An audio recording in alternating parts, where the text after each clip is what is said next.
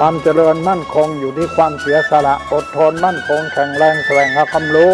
ต่อสู้กับศักดิ์กำจัดสิ่งเสพติดเสริมสร้างชีวิตพอมีพอเพียงพระบาทสมเด็จพระเจ้าอยู่หัวท่านรับสั่งให้ใช้ชีวิตพอมีพอเพียงเราก็อยู่กันได้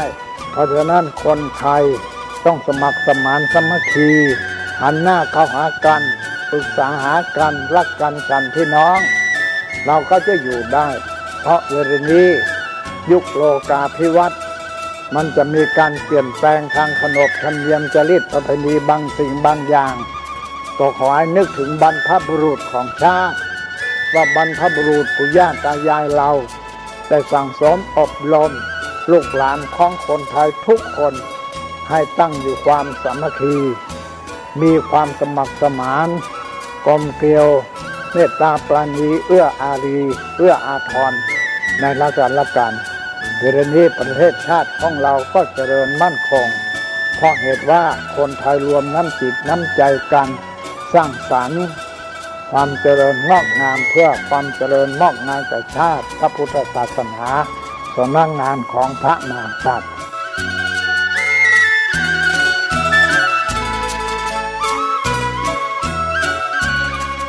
ธรรมะข้อคิดจากพระเดชพระคุณท่านเจ้าคุณพระเทพวิสุทธิคุณด้วยความปรารถนาดีจากสถานีวิทยุพระพุทธศาสนาคลื่นธรรมะเพื่อประชาชน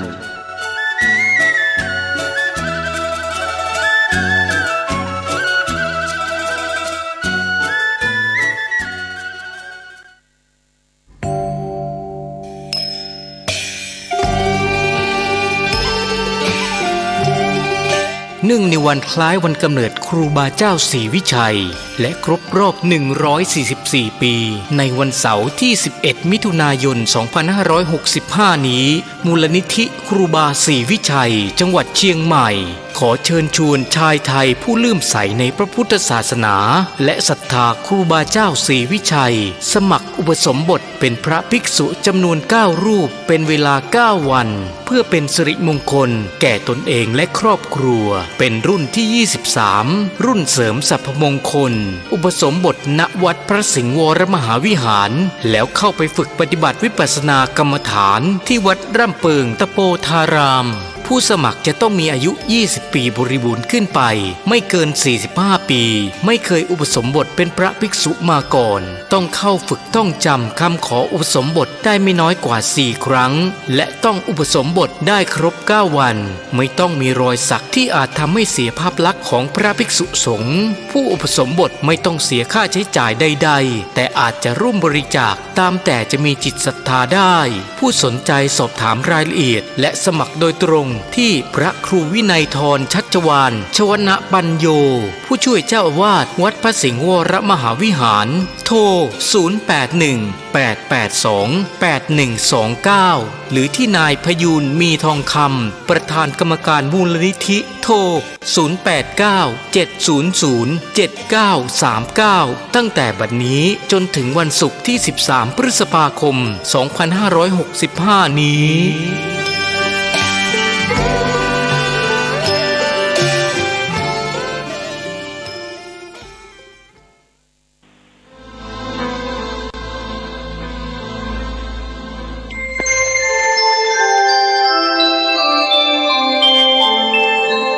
ขณะนี้ท่านกำลังฟังสถานีวิทยุกระจายเสียง FM 104.5 เมกะเฮิรตซ์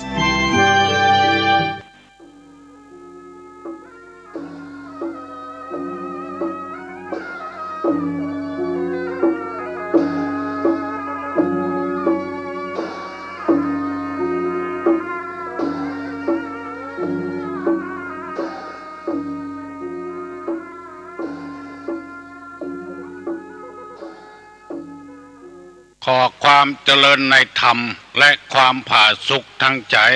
จงได้มาบังเกิดมีกับท่านสาธุชนคนดีผู้รับฟังรายการเมื่อเจ้าวันนี้ทุกท่านพร้อมกันนี้ขอยกมือ10 นิ้วกราบอาราธนาเอากุลพระแก้วเจ้าทั้ง3บุญศีลบุญทานที่ได้กระทำบำเพ็ญมาแต่อดีตเสื้อวัดเสื้อวาเสื้อบ้านเสื้อเมือง พระสยามเทวาธิราชกุลพ่อกุลแม่กุลครูบาอาจารย์และสิ่งศักดิ์สิทธิ์ทั้งหลายได้มาบังเกิดมีกับพ่อแม่พี่น้องลูกเต้าหลานเหลนวงศาคณาญาติปู่ป้านาอาคุณตาคุณยายคุณปู่คุณย่าและท่านผู้มีเกียรติทุกขอให้มีความสุขกายสุขใจตลอดถึงพระสงฆ์พระเจ้าผู้รับฟังรายการนี้ขอให้ได้เอาตนเอาตัวกำจูบวรพระพุทธศาสนาเจริญรุ่งเรืองตลาบต่อเต้า5 ปันพวสาสิ่งศักดิ์สิทธิ์ทั้งหลายอันมีพระธาตุเจ้าโดยสุเทพและครูบาเจ้าศรีวิจัยนักบุญแห่งล้านนาไทยได้มาอวบฟักรักษาคืออยู่ดีมีสุขเหมือนกันทุกคนก่อนที่จะได้ดำเนินรายการนี้ขอเชิญชวนท่านสาธุชนพุทธบริษัทผู้รับฟังรายการทุกคนได้ปากันไหว้พระเพื่อเป็นสิริมงคลว่าโดยตุลุงเนอบางคนก็เก่งแล้วว่าตัวได้หมดบางคนก็ยังคุกคักอยู่จะใดก็จะพยายามฮือตั้นทั้งหลายได้ไหว้พระเป็นเหมือนกันกูคนบอกว่าละเอกละอ่อนคนเฒ่าคนแก่อะระหังสัมมาสัมพุทโธภควาพุทธังภควันตังอภิวาเทมิกราบสวากขาโตภควตาธัมโมธัมมังนัมมัสสามิกราบสุปฏิปันโนภควโตสาวกสังโฆสังฆังนะมามิกราบหันทมยังพุทธัสสะภควโตบุพาภะคณะมะกะลังกะโลมาเสนะโมตัสสะภะคะวะโตอะระหะโตสัมมาสัมพุทธัสสะนะโมตัสสะภะคะวะโตอะระหะโตสัมมาสัมพุทธัสสะนะโมตัสสะภะคะวะโตอะระหะโตสัมมาสัมพุทธัสสะพุทธังสรณังกัจฉามิธัมมังสรณังกัจฉามิสังฆังสรณังกัจฉามิตุติยัมปิพุทธังสรณังกัจฉามิตุติยัมปิธัมมังสรณังกัจฉามิตุติยัมปิสังฆังสรณังกัจฉามิตติยัมปิพุทธังสรณังกัจฉามิตติยัมปิธัมมังสรณังกัจฉามิตติยัมปิสังฆังสรณังกัจฉามิอิติปิโสภะคะวาอะระหังสัมมาสัมพุทโธวิชชาจารณะสัมปันโนสุขโตโลกาวิโทอนุตตะโลปุริสะธรรมสารถิสัทธาเทวะมนุษย์สานังพุทโธภควาติสวากขาโตภควตาธัมโมสันติติโกอากาลิโกเอหิปัสสิโกโอปนะยิโกปัจจัตตังเวทิตโพวินโยหิติสุปฏิปันโนภควโตสาวกสังโฆอุจุปฏิปันโนภควโตสาวกสังโฆญาญาปฏิปันโนภควโตสาวกสังโฆสามิจิปฏิปันโนภควโตสาวกสังโฆญาติตังจัตตาลิ ปุริสายุคานิอัฏฐาปุริสาปุคลาเอสะภะคะวะโตสาวกสังโฆอาหุไนโยปาหุไนโยทักขิไนโยอัญจลิกาลนิโยอนุตตรังปุญญเขตังโรกัสสติกราบหนึ่งกราบสองกราบสามต่อไปท่านผู้ฟังท่านสาธุชนทั้งหลายจะได้รับฟังธรรมะในทางพระพุทธศาสนาเพื่อเป็นคติเตือนอกเตือนใจยินดีกับพี่น้องกุคนที่รับฟังรายการนี้บ่ฮู้ว่าจะเอาอย่างมาตอบแทนบุญคุณท่านทั้งหลายบางคนจนว่าถ้าบ่ได้ฟังแล้วบ่ม่วนใจงุดหงิดยินดีกับพี่น้องทั้งหลายกุคนที่รับฟังรายการวันนี้จะเอากรรมบักเก่ามาเสนอให้ท่านทั้งหลายได้ฟังเพื่อจะได้สืบของเก่าของแก่ไว้กรรมบักเก่ามีอยู่ว่าแดดขี้ฝนคนขี้เหล้าคนเท่าเก้าผมกิ้วสามอย่างนี้มีความขิวเหมือนกันแดดขี้ฝนคนขี้เหล้าคนเท่าเก้าผมกิ้วสามอย่างนี้คิวเหมือนกันคำว่าคิวเป็นกรรมเมืองของเฮาบักขูดนี่มันคิวเข้าหูดังเข้าตาน้ำตาออกเข้าหูดังก็แกนหูดังอันนี้พวกห้องว่าคิวแมงดาคิวแมงดานายน่ะตัวปูน่ะคิวคำว่าคิวนี่ก็คือลองดมบักขูดก็เถอะดมแมงดาก็เถอะมันเตะหูดังวุ่นวายมันคิวจามไปก็มีคำว่าแดดขี้ฝนคนขี้เหล้าคนเท่าเก้าผมกิ้วนี่มันคิวอย่างเดียวกันก่อนฝนตกแล้วกำเดียวแดดออกเนี่ยมันไหม้มันเจ็บมันแสบบอกบุทุกนะฝนตกแล้วแดดออกยามฮ้อนนี่เปิ้นถึงว่าลงฝนตกแดดออกเจ้าวันนอกเป่าปีเจ้าวันในเป่าคุย มันคิวแดดขี้ฝนคนขี้เหล้านี่ก็คิวเหมือนกันนะเพื่อนั่งเต้ทำอยู่แซวนี่คนคิวคนเท่าเก้าผมคิวอันนี้สำเร็จเพียงแต่ได้ยินตายังมาหารเรื่องเอาละแม่นบ่ว่าแบมวันค่ำหันหน้าก็จมหันหน้าก็แซมยี่อย่างบ่มวนใจก็ด่าก็เดือดแซมเอาใจตัวเองว่าขนาดด่าเพียหมอเป็นด่าเพียพยาบาลปุ่นคนเท่าเก้าผมคิว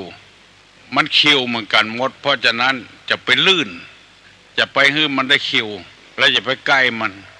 อันนี้ความคิวของแดดขี้ฝนคนขี้เหล้าคนเท่าเก้าผมคิวมันคิวเหมือนกันหมดนำมาเสนอให้พี่น้องทั้งหลายได้ฟังว่าสิ่งเหล่านี้อันใดที่เป็นพิษเป็นภัยเป็นอันตรายเฮาจะไปใกล้มันจะเข็บน้อยแมงป่องน้อยเจ้าน้อยบ่ดีไปใกล้มีกรรมโบราณเป็นว่าลื่นต้นไม้ลื่นไข้ห่มตายลื่นเจ้าลื่นนายบัดตายก็เขี้ยนลื่นควักลื่นเหลาลื่นหนามลื่นเสี้ยนจังหุ่มบุญเวียนสอดร้อยลื่นโตดโตสาลื่นกรรมเล็กน้อยจังเป็นถ้อยไปลุนอันนี้เป็นกรรมเปิ้นว่าจะไปลื่นมันของนี้ลื่นต้นไม้ก็ตกลื่นไข้ก็ตาย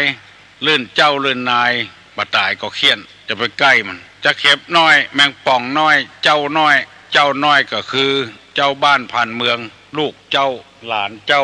บ้านเจ้าเมืองลูกคนมั่งมีสีสุขลูกคนมียศถาบรรดาศักดิ์จะไปลื่นไปเล่นเปิ้นเฮาเป็นคนทุกคนยากไปคบหาสมาคมกับเปิ้นบ่ได้วันนี้จะนำเอาธรรมะในทางพระพุทธศาสนามาเสนอให้พี่น้องทั้งหลายกรรมที่ว่าลักษณะของโจรลักษณะของคนที่บัดหน้าฮักมีพฤติกรรมที่เลวร้าย และไผ่มีนิสัยจะอี้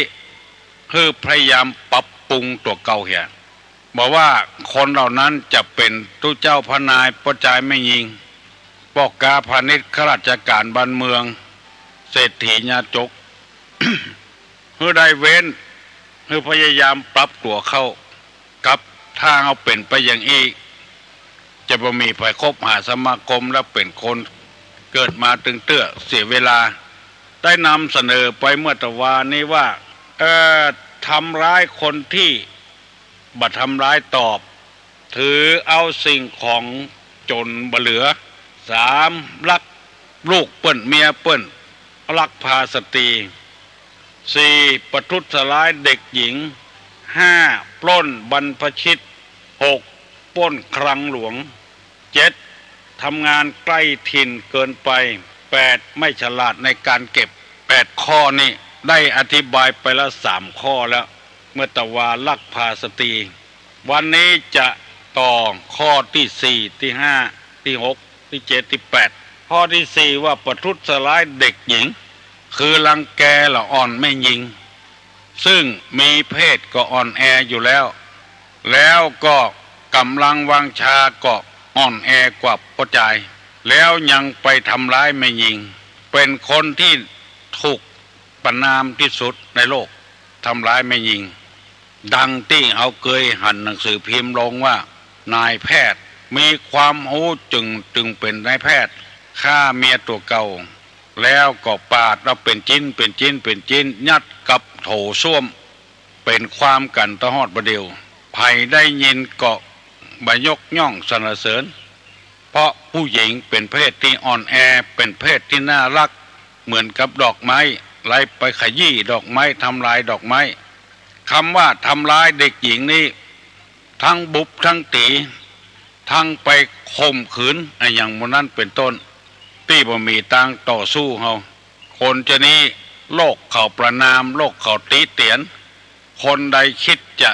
บุบจะตีจะฆ่าไม่ย่าไม่ยิงนี่ก็คือย่างเนี่ยไผ่บ่อวดบ่อ้างไผ่บ่ยกย่องสรรเสริญมีแต่คนจะติถินนินทากล่าวร้ายป้ายสีบอกว่าคนนั่นจะเป็นไผ่ที่เป็นไม่ยิงแล้วทำร้ายร่างกายทำร้ายอย่างอื่นเพื่อคนเฮาบ่ได้ถูกประนามบ่ได้ถูกไผ่ด่าไผ่ว่าแม่ยิงที่ว่านี่คือแม่ยิงจริงๆแม่ยิงอย่างที่เฮาเคยเล่าให้ฟังว่าลักษณะของแม่ยิงเนี่ยแม่ยิงแม่ยังแม่กลางไก่หัวแม่หัวไก่คมแม่จมภาวนาแม่กะลาก้นหัวคำว่าแม่ยิงนี่คือแม่ยิงแต่ถ้าไม่ยิงหาเรื่องนี่ก็ไปทำอย่างอันนั้นบ่ใช่ไม่ยิงแต่สุภาพสตรีจริงๆอันนี้นำมาเสนอให้พี่น้องทั้งหลายได้ฟังว่าเป็นคนที่เลวคนใดทำร้ายผู้หญิงนี่ประทุษร้ายเด็กหญิงข้อที่5ปล้นบรรพชิตคือปล้นพระเจ้าปล้นนักบวชอย่าเป็นนักบวชศาสนาไหนก็ตามอันนี้เป็นคนที่เอาผ้ามาหุ้มบ่ได้แต่จิตใจบ่ใจบรรพชิตอันนั้นก็ไปทำอย่างเพราะว่าสะสมเงินไว้นักลำไปหันล่อหูล่อตาเกินไปตามความคิดของคนทั่วไปขโมยคนใดปล้นทุเจ้านี่เพิ่นจะเลือกหรอ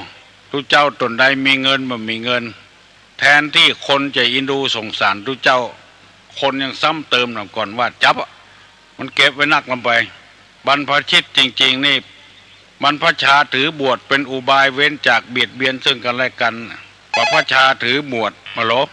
สวัสดีครับนักการครับครับใครอยากถามตุ๊กนะครับจะถามว่าแต่ก่อนเปิ้ลเขาไม่มีผ้าอะไรครับเปิ้ลเอาผ้าเหลืองอันผ้าจริงแล้วก็จะทำยิงซีดแล้วเปิ้ลเอาไว้ย้อมเนี่ยเอาเขามินย้อมครับครับกับเดียวก็ถาม6 โมงเกินวะเนาะ6 โมงเกินก็ถามเพราะว่าเวลานี้กำลังอธิบายเรื่องธรรมะอยู่ปล้นบรรพชิตคือผู้ถือบวชเป็นอุบายเว้นจากเบียดเบียนซึ่งกันและกันอันนี้เปิ้นก็ว่าเป็นคนที่น่าประณามที่สุดตัวเจ้าก็มีอาชีพ บิณฑบาตนุ่งห่มผ้าบางสุกุลอยู่คนไม้ฉันยาดองแล้วในมูดเน่าปะเก็บหอมรอมริบอย่างแล้วไปปล้นประแถมก็เสี่ยงคิดอะเป็นคนที่บอกบ่ถูกละปล้นบรรพชิตข้อที่6ปล้นคลังหลวงธนาคารหลวงหมายความว่าหลวงนี่เป็นของคนทั่วไปตึงประเทศ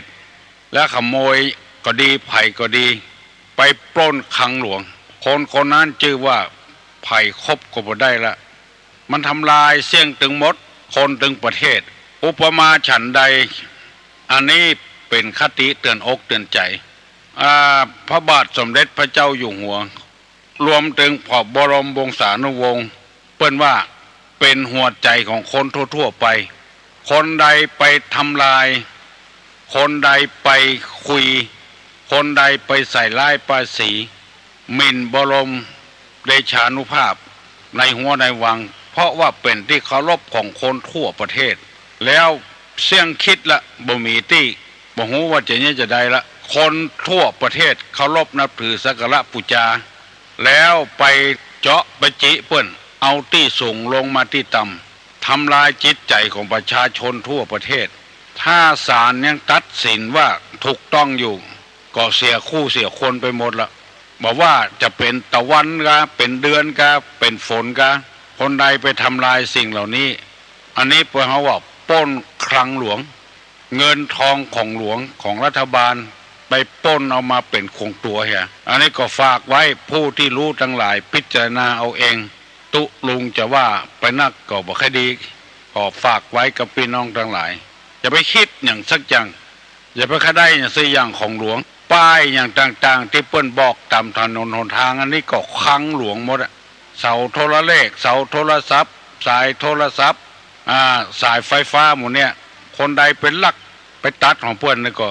แสดงว่าหิบ่มากะบ่ขึ้นไปหวังล่ำหวังรวยเด้อของที่อยู่ตามหิมถนนหนทางกะตามที่ต้าน้ำกะเป็นเล็กเป็นหลวงของหลวงของรัฐบาลเนี่ยไปลักไปจกเอาลองทำไปเด้อมันจะหู้ตัวเก่ามันเผาสถานที่ราชการหมดเนี่ยปล้นหมดมันเป็นของคนตึงหมู่แล้วไปเผาของเพิ่นโคตรหรือคนแบบนี้คือคนไปเนี่ยของที่ราชการเดือดร้อนหมดวุ่นวายหมดบ้านหั่นเมืองหั่นหาความสุขไม่ได้ปล้นคลังหลวงก็เหมือนกันแล้วข้อที่7ว่าทำงานใกล้ถิ่นเกินไปคือเนี่ยการใกล้ถิ่น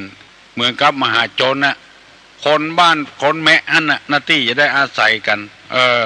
ไปเอากันเห็นแล้วคนบ้านใกล้เฮือนเคียงกันหน้าที่จะทนุถนอมน้ำจิตน้ำใจกันไว้ไปผิดเพิ่นเหียบ่ถูกก็เพิ่นเหีย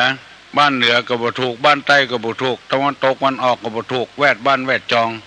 อันเนี้ยคือบัดใจว่าเนี่ยการ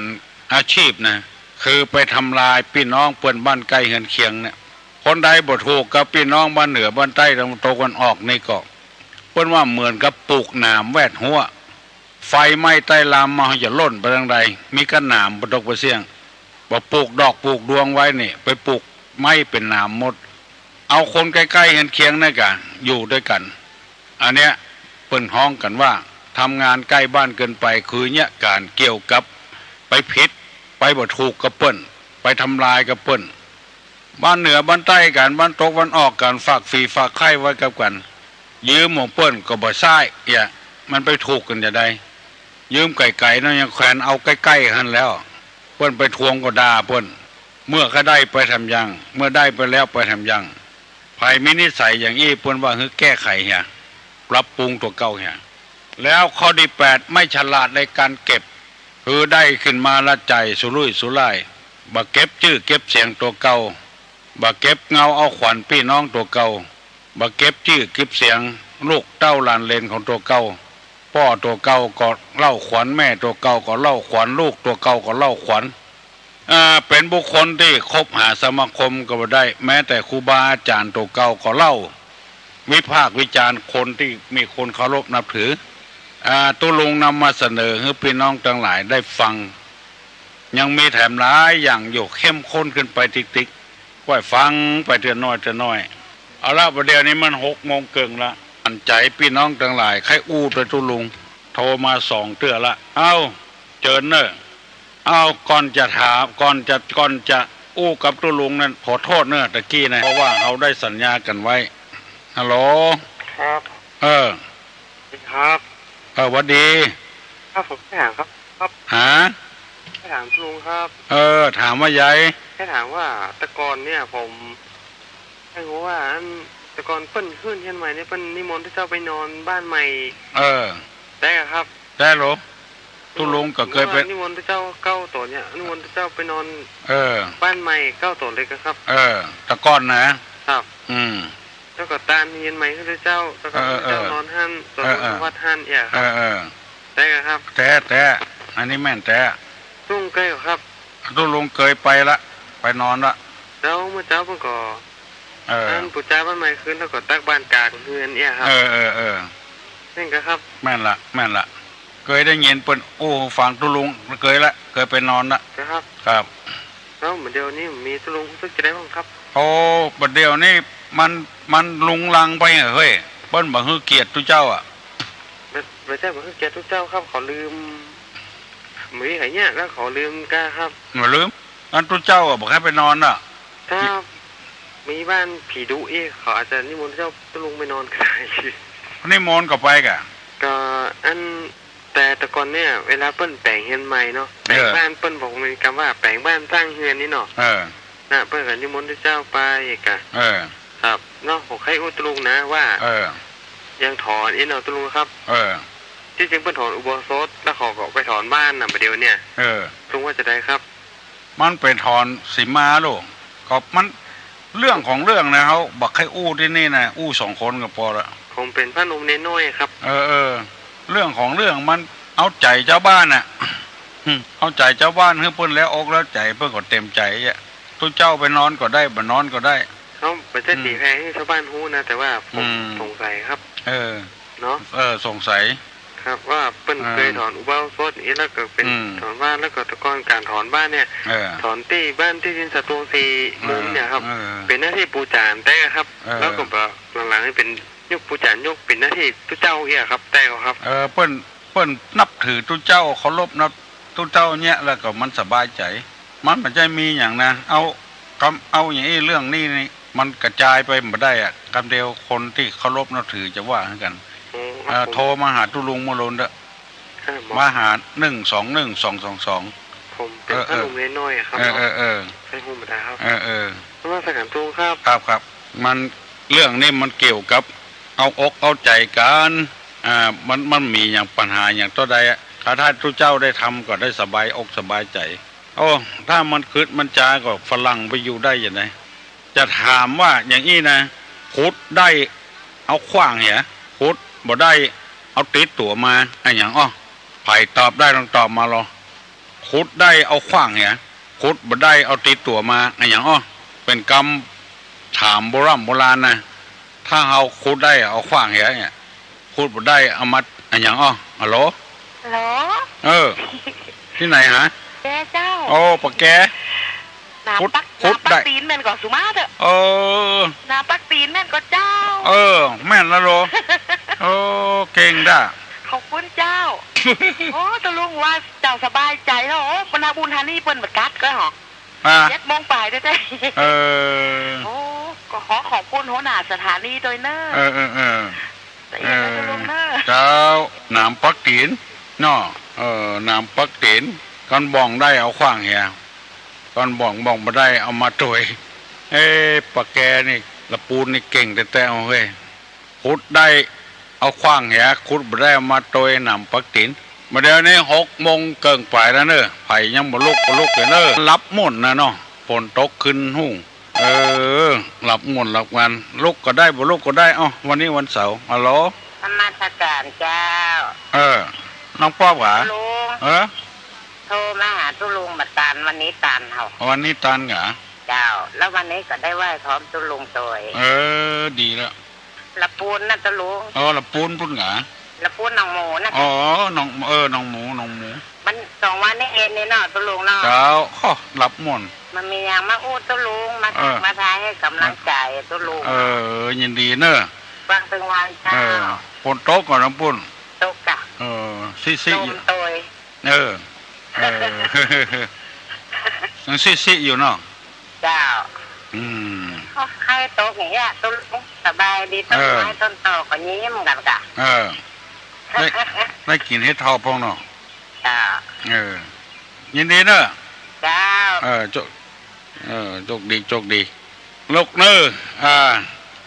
ถ้าบนลูกกลมเป็นอย่างวันเสาร์เนาะถามว่าจะได้หาอัลโหลมันได้ยินออกเลยเจ้าอย่างนั้นเนาะตามเพจได้ยินเนาะโทรศัพท์ได้ยินวิทยุมันอย่างดังโอ้วิทยุโอ้ทำนี้ได้ยินเหรออีได้ยินแล้วนี่โทรศัพท์การเจ้าอันแต่ว่าจะโทรมาแต่ว่าก็ได้ว่าไม่ได้ฟังดับหมดฟ้าบ้านนี้ดับหมดฟังประกำแต่ว่าเขาโทรมาได้ก็บัดติดเขาฝ่ายมาก็ฝ่ายบอกว่าเนี่ยแต่วันคืนไปเอาพระไปไว้หั่นยังพระที่จิกพูดจ้าน่าค่ะเขาพูดว่าเอาไว้ไปไว้วัดเลยก็เลยไปวันนั้นเอาผ้าอย่างไปก็ลวดไปค่ะผ้าก็เอามาเจ้ายินดีเนี่ย3 กล่องเลยนั่นนะแต่ว่าไผเอาพระเจ้ามาตานนี่เจ้าพระเจ้าประทานไปไว้หั่นเหี่ยหน่อมันเสียโอกาสไปหน่อยดักเป็นข้าวปูนนะเนาะตัวบ่ขึ้นได้ว่าจะเจอตุลุงเหมือนจะเจอสกรรมนะถ้าฝั่งเนาะฝั่งไปว่าจะสิ่งอย่างนั้นไปเดี๋ยวพูดแฟนมองไปแล้วโหพอออกมองไปรถออกมาแล้วอ่ะก็เจ้าของดีปะหมีตัวความมีอะไรที่หาหนุ่มหมีตู้น้องบ้านว่าพวกมันได้ร้อยนี่ร้อยไว้มันได้บอกให้เขาได้บอกให้หน่อยอยู่ในพออบทองเหลืองเป็นยังของร่างได้ซึ่งหนีหายไปไหนก่อนไปเอาเนาะแต่นั้นไว้เนาะแล้วตู้ลุงอยากออกไม่ได้เดี๋ยวออกไม่ได้น่ะอย่างโซนน่ะผมตู้ลุงผมมันต้องมีหั่นน่ะหรอนะโอ้นั่นตัวนั่นเพื่อชอบหาอย่างเหมือนหันเลยมันได้บอกให้เขาไว้ลืมไปก็น่าบอกเนอะเอาใส่ถุงไว้บดีค่ะเขียนทิศไว้ว่าวันหน้าถ้ามาบาดเจอตู้ลุงใส่ได้เอาเนาะได้บอกให้เขาไว้เจ้ากับ4 วันที่แจกนั่นนะก็ได้นะวางแล้วของนี้ยังแค่ได้ลูกของดีก็มาเอาลูกเพราะว่าเอาไปกู้ครูบาศรีวิจัยน่ะดีอันนี้ตู้ลุงก็เป็นคณะขององค์ที่2แล้วกันไปเตรียมป่ะเนี่ยเพียบพุ่นหมดอันหนึ่งมันปฏิวัติและอันหนึ่งสร้างเนาะก็เหมือนกันนั่นน่ะคนละอย่างเจ้านะเจ้ามัสการเจ้าโอ้ยินดีเนอะสุกในดินกินมาได้อย่างไม่ใช่สุกในเตาไฟนะสุกในดินแล้วกินมาได้อย่างอะไรตอบมาเนอะฮัลโหลอันครูบาเจ้าขอถามเลยแล้วอะไรแป๊บเข้าไปดูข้างกลางไม่รู้ข้างๆมีขนนิดหน่อยอย่างเลยอันนี้มันได้ยาเนอะครูบาเจ้าเนอะนี่ว่าอย่างนะว่ากรรมเดียวแล้วก็บัดนั้นได้ยินทีสักกรรมตามที่หูมานี่ก็คือใบหูงัวตรงกลางมีรูตั้งริมมีขนรูดไปเห็นแล้วที่ถามเมื่อกี้นะคือหูงัวเหมือนใบปูตั้งกลางมีหูตั้งหิมมีขนคือหูงัวตอบไปแล้วเนอะคนอื่นไม่ต้องตอบตัวลุงตอบไปแล้วฮัลโหลสวัสดีนมัสการตัวลุงครับถามปัญหานะครับมาอะไรมันนุ่มมันแน่นมันหนาแกลงมามันหลวมโลดเละถามทั่วไปครับตัวลุงถามก่อนตัวถ้าตัวลุงตอบได้ก็ตอบเลยครับบะขามถูกต้องครับบังอาจวันนี้มันอย่างตัวมันแรงเนาะแมงเม่าแมงมันนักนะอันนี้ก็เก็บได้ของเนาะอันนี้มันบาปนะเนาะไม่เป็นบาปนะมัน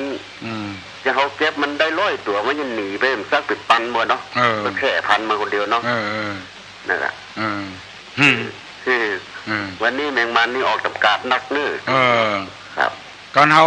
ออกจำกัดนี่ก็ไม่แค่บาปเท่าไหร่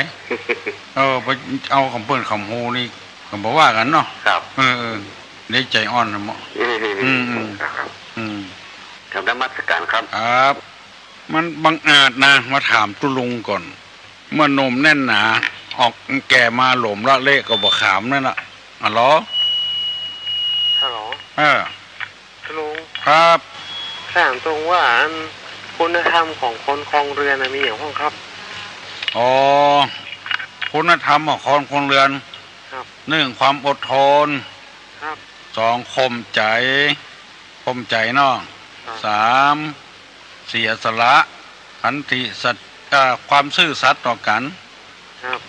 สี่ข้อหนึ่งความอดทนสองความข่มใจสามเสียสละสี่สัจจะซื่อสัตย์ต่อกันอดทนข่มใจเสียสละแล้วก็สัจจะซื่อสัตย์ต่อกันเยี่ยมมันก่อนตุลุงโอ้เยี่ยมกันเยี่ยมแน่นอนมันก่อนตุลุงเยี่ยมแน่นอนมันก่อนแล้วเขาเนี่ยเหมือนเฮาอ่ะครับลุงเขาเนี่ยเหมือนเฮาอ่ะเนี่ยเหมือนเฮาถ้าเขาเหมือนเฮาอ่ะก็น่าจะมันเปิ้ลคือมันเหมือนกันน่าจะโอ้อันนี้เหมือนความลุงเหมือนของมันไงอ่ะทั้งผู้หญิงผู้ชายมันก็ถึงไม่ยิงได้ผู้ชายหมดกับคลองเรือนอ่ะโอ้ก็ครับเปิ้ลคือมีเหมือนกันถ้ามีเหมือนกันมันก็ยุ่งอย่างนี้กันถ้าเขาอดเขาบ่อดก็ยุ่งอ่ะถ้าเขาซื่อสัตย์เขาบ่ซื่อสัตย์เขาก็ยุ่งอ่ะเขาเสียสละช่วยเขาบ่ช่วยเขาก็ยุ่งอะไรกันนั่นแหละต้องเขาขี้ค้านแล้วครับเขาขี้บ่ลุงว่าดีกว่าได้เหรอบ่เอาใจว่าเอาใจว่าเลยโอ้ตุ้งวุ้ยกะใจอ่อนขนาดนี้ตุ้งวุ้ยอ่ะตัดกรรมตัดเวรกันโลเขามาได้อยู่ด้วยกันน่ะผมไปถึงขยมตุ้งดีกับไอ้วุ้ยอ่ะมากินยังมาอยู่ตัวตุ้งอ่ะตุ้งกินอย่างผมกินเนี่ยค่ะตุ้งกินอย่างผมกินเป็นอย่างนั้นไปเหรอให้ผมปรึกษาตุ้งลูกควายเหรอขี้ค้านเนี่ยเห็นก็ครับลูกควายเหรอขี้ค้านเนี่ยดาวอู้เพื่อมเลยครับทำคลองเรือนมันเป็ดไปอย่างเงี้ยนี่กับเพื่อนสอนกูคนไม่ใช่ว่าสอนกับปัจจัยต้องมีความอดทนกับกันมันอยู่กับกันแล้วไปละไปขว้างกันอย่างใดต้องข่มอกข่มใจไปฟังด่าฟังอย่างกันต้องมั่นขยันฮัลโหลครับลุงเจ้าสวัสดีเจ้าสวัสดีเนอะอันนี้ใหม่นะเจ้ามาใหม่กะแม่วางคนนะเจ้าแม่วางลุงถามหน่อยเนอะเราตั้งใจทำดีเนี่ยมันต้องได้ดีมาก่อนตุลุงไม่น่ะจิตใจเราดีนี่มันต้องดีมาก่อนเจ้าทำดีได้ดีทำชั่วได้ชั่วแต่ถ้าคนทำดีแล้วมันไม่ได้ไงตุลุงเขาได้หันพูดได้กะได้เนาะได้กะคืออันนี้นะเฮาไปฮื้อเปิ้นพ่อเฮาอ่ะเฮาทำดีฮื้อดีของเฮาอ่ะอย่างที่เปิ้นว่าทองคำนั่นนะทองคำนั่นนะมันบ่ฮ้องไผมาพ่อสักเตื้อคนก็ลู่ไปซื้อคำในตู้อ่ะน่ะคนดีนะบัดถ้าอ่อนหาไผว่าฮื้อไผมาหันความดีมันดีคนเดียวมันน่ะอย่างใส่สร้อยใส่คออยู่ในตู้น่ะคนถึงล่นไปซื้อคนเดียวมันบัดทีขี้เปอะเบอเขาก็ไปซื้อจำมาไว้เนอะจำมาไว้เนอะจะไปหวังว่าให้คนอื่นหันความดีของเขาจะไปหวังคือเขาดีใจคนเดียวเขาม่วนใจคนเดียวเขาทำดีได้ดีเป็นอย่างเงี้ยก็ทำคนที่บดีก็ไปถูกข้อเขาก็ไม่ได้ไปถูกแล้วเขาเอะถ้าเขาไปถูกข้อเขาก็ถูกด้วยเขาเอะเขาถูกคนเดียวคนใดทำบดีก็ถูกข้อคนเดียวเอะมันอย่างอี้โลกคนใดเอารถไปโจรเปิ้นคนนั้นก็ซ่อมรถตัวเก่าอ่ะกะไปหวังไว้คือเปิ้นมาซ่อมไปใจไงจำไว้เนอะขอฟังพี่น้องทั้งหลายเนอะโอ้ทำดีจะคือเปิ้นหูเปิ้นหันมันยากหันคนเดียวเด้อพ่อเอาคนเดียวทำดีได้ดีฮัลโหลสวัสดีครับครับตุลุงไปถามตุลุงอ่ะอยู่บ้านไหนอ่ะลองของเขาลองของเขาอ่ะไม่เฮิร์นเก่ามาลองของแกมาแปลงโลดิเหรอฮะโอ้เป็นยังเป็นยังไงไม่เฮิร์นเก่านะครับเอามาแปลงโลครับหนึ่งเข้าสำดีกะก็รู้เต้นถามว่าปัญหาที่ใต้เจ้าผู้แต่ควางไงมันเต้นเพื่อนเอาปากแกโยงอ่ะเหมือนตันปากแกโยงนะครับ บ้านปากแกละปูนมันใจปากแกโยงครับผมมันใจดีนะครับไม่ลองกับแกมนะครับดีเอาเก็บเผาด้วยครับอันมันดีๆก็เก็บไว้ฮะเอาแปลงอย่างอื่นได้อยู่ครับผมมันปีหยังได้อยู่นะครับจกนี้นะครับผมอาจจะไปหวังว่าจะให้คนอื่นหารคือคนอื่นหูทำดีก็มันถึงได้ดีของมันมะม่วงกาลำไยกามันคนถึงอันบดีมันถึงตัดอันถึงดีมันถึงดีคนเดียวมันคนถึงเอาไปปลูกไปฝังขอให้เกิดใจอย่าไปคิดผิดว่าทำดีให้คนอื่นหูหันทำดีคนเดียวเฮาก็ได้คนเดียวเฮาเจ้ามาแล้วเนอะหลานสาวมาหลานสาวมาแล้วตะกี้ตุลุงถามคำถามซุกในดินกินบ่ได้เป็นซุกขำดินบุญในดินพื้นดินบุญเขามีหรือเปล่า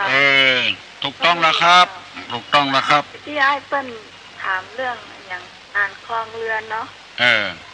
ถ้าเป็นภาษาบาลีนั่นก็จะเป็นขันติสัจจะเนาะขันติสัจจะธรรมะจาคะขันติจาคะถามได้ตัวขันติสัจจะธรรมะมันจะขึ้นต้นว่าสัจจะธรรมะขันติจาคะเนาะธรรมะคือความข่มใจ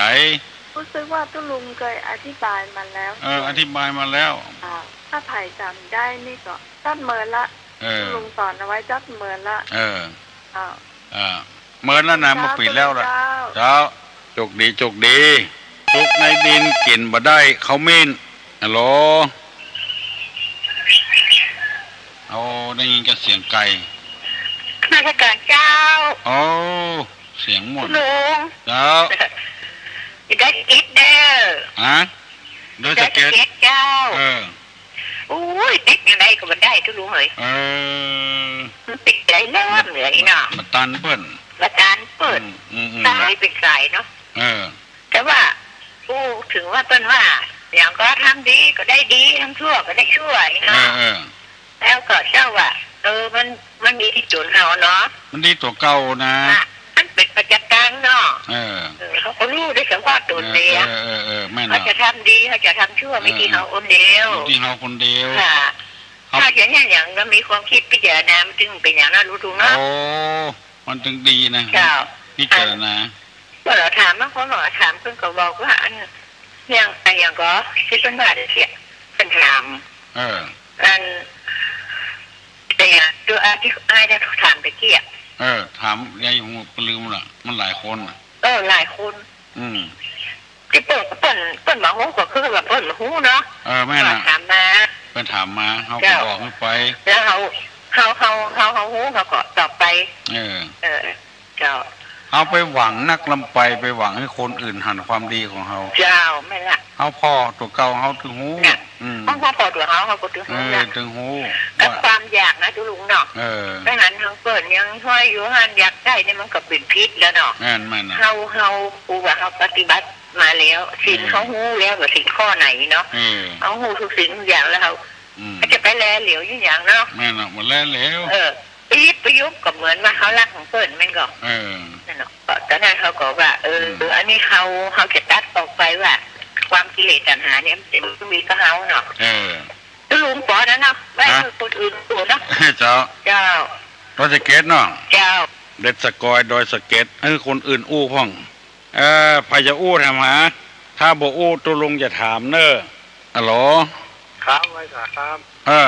ยันวันนี้อุบัติเหตุลืมห้องลูกเนาะครับห้องแล้วตะกี้แล้วมาตอนนั้นยินกันไม่ได้ถ่ายรับมาใครจืดเนาะครับที่ถามดูตะกี้เนาะเป็นถ่ายรับมาใครจืดดีก็ว่าเมาอยู่มั้งเนาะมันก็เป็นเรื่องครอบครัวเนาะครับเรื่องครอบครัวอย่างตู้จะบอกละเตอมันก็ว่ามันได้เนาะครับมันจะเป็นบาปเป็นกรรมเนาะครับแม่เนาะของอีก็อยู่ที่ประจาเตยก็มันยิงเนาะครับ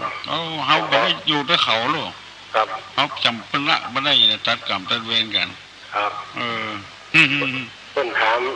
นาทีก็ว่าถ้ามันดีเขาก็พักนู้ในครอบครัวมันดีนะครับก็ถามกันเนาะครับมันอยู่ที่เฮานะครับควายยังเอาใส่ไถนาได้คนอู้กันได้เลยครับควายนี่ปีหนึ่งเนาะครับไถนาเปียหนึ่งเนาะครับควายนั้นยังเอาใจกินได้ค ครับงูใส่ล้อได้ครับคนเรามันอยู่ที่เฮาอะเราจ้างเตาะจ้างตอมจ้างอู้จ้างจ่ามันลายมันมีหรอครับก็ยังรู้ว่าเนาะครับยังผัวกินเหล้ามาเราลองก็เอ็กแต่ว่ามันได้กระทิดกันเนาะครับไม่เนาะลองก็พอมันปิ๊กบ้านก็เดียวมันดึงมาเนาะครับอย่างทุกวันเนาะครับแต่อย่างปีคนทานเมื่อกี้เนาะปีคนว่าเขาทำดีจะได้มันได้ดีมันเหมือนกับเขานี่เขาเป็นรักของคนมาเนาะถ้าคนมาหันนี่กระโปนไปเนาะครับแต่คนโหถ้าเป็นจับได้เขามาได้รักที่มันอยู่ดีใจเขาเนาะอยู่ที่ใจเขาก็เขารักของคนมาแล้วเนาะมันรักมันได้อยู่ที่ครับมันไปคนใดเนี่ยคนนั้นได้นะครับอย่างว่าเขารักของเพื่อนเนาะแล้วก็ตำรวจจับจะเอาไปใส่คอกไปใจเลยเนาะคนละคนเนาะคนได้ทำคนนั้นได้ครับผมก็ฝากไว้ได้ปีตะกี้เนาะพ่อแม่ผมก็สอนมาเป็นว่ายังไปวัดที่เราไปทำบุญเนี่ยคนใดไปก็คนนั้นได้บุญเนาะครับคนใดกำขันไว้วัดคนนั้นได้บุญอย่างคนว่าบางคำตู้เจ้าได้กี่เข้ากันน้ำพริกดำผมว่าเปลี่ยนใหม่ด้วยเนาะคนใดได้ฟังคำตู้คำผ้านี่ที่คนเป็นคนดีนี่จะได้หันทางดีเนาะครับแม่เนาะครับพริกดำก็เข้าเลยครับฟังคำคิดเล่ากินแล้วหลับทั้งวันนี่ไอ้มันเปลี่ยนใหม่ด้วยเนาะเปลี่ยนใหม่คนใดฟังคำตู้เจ้าได้หันโลกมันแสงสีหันตีว่ามันดีมันงามเนาะครับคนได้หันริมฟังคำก็แล้วไปเนาะครับบัดเดียวซ้ำดีเพื่อนง่ายของที่มันคว่ำไว้มาเมินละเปิดถึงมดเดี๋ยวตู้เจ้าพนายเขาอย่างครับที่ที่ว่าเจ้าเนี่ยโอ้มันถึงแม่นแต่เนาะครับแม่นเนาะที่กำมาเก่านั่นนะครับมันคิวกระดมมาแต่แมงดาครับฝากไว้ดีนะครับโชคดีเนอะโชคดีโอ้แน่นหนาแต่ฮัลโหลลุงคนเดิมคนเดิมจะถามคำกำบัดให้ติ๊กเกี้ยที่เป็นว่าเรื่องผัวไม่มีนะคือว่าเนี่ยอย่างอดทนเอาเนาะทนเอาน้อยเนาะน่ากะถ้าเกิดมันทนมาได้สุดขีดแล้วหรอลุงยังไงมันทนมาได้มันสุดขีดแล้วก็ทนต่อไปแถมทนต่อไปก็จ้าเนาะมันอยู่ที่เฮาหมดนะลายมันมีนะโอ้ปัญหามีให้แก้ไม่ใช่ปัญหามีให้แล้วเฮาต้องแก้ด้วยตัวเฮาเองแก้ปัญหามีให้แก้แก้ได้กะแก้ได้ลุงแล้วว่ามันสู้ขีดมันสู้แต่จะสู้มันหลายชุดอีเนาะหลายชุดละต่างคนต่างไปดีกว่าสบายเลยลุงอันนั้นก็ว่าคนเดียวได้ทุลุงมาแนะนำใช่แต่ว่ามันสู้ขีดแล้วมันก็ต่างคนต่างไปนะมันก็เรียกไปนะมันอยู่บนได้แล้วลูกเนาะก็มันเกินแล้วมันเพราะว่าเท่าแล้วเขาวัดภาวาแล้วปฏิบัติธรรมแล้วคนต่างไปโอ้อยู่สุขสบายตัวเอ๋ยแน่พระพุทธเจ้าบนออกบวชครับอย่างเงี้ยจ้ามันมีปัญหามันกิเลสตัณหาอย่างนั้นมันแบบจ้างละเนาะมันบละบอกว่าคนหนึ่งมันอยากละคนหนึ่งมันไม่อยากละเนี่ยมันลำบากอยู่ด้วยกันนะทุลุงเนี่ยมันเป็นอย่างเงี้ยก็มาอันก็ห้องเปิดมาฆ่ามาแกงมันก็มีเนาะเจ้าในหนังสือพิมพ์ลงเปิดมาเอาก็ห้องมาปรึกษาหารือเอาน้ำกดน้ำหยั่งสาดหน้ามันก็มีไปคือว่าไปแล้วไปสุดขีดเลยบอกว่าหน้าเขาเลยนะเห็นสบายเดี๋ยวทุลุงโอ้ทำงานทำการไปข้างหน้าเนี่ยไปเข้าวัดเข้าว่าตลอดเวลาโอ้ยความสุขประเดี๋ยวนี้นะความสุขนะอยู่กับลูกกับเจ้าฟังเทศฟังธรรมไปกูคืนเนี่ยมันต้องรวยเนาะมันต้องรวยมันต้องหวังทุลุงเลยเขาเฮ็ดได้มาเป็นกฎเป็นกองเขาก็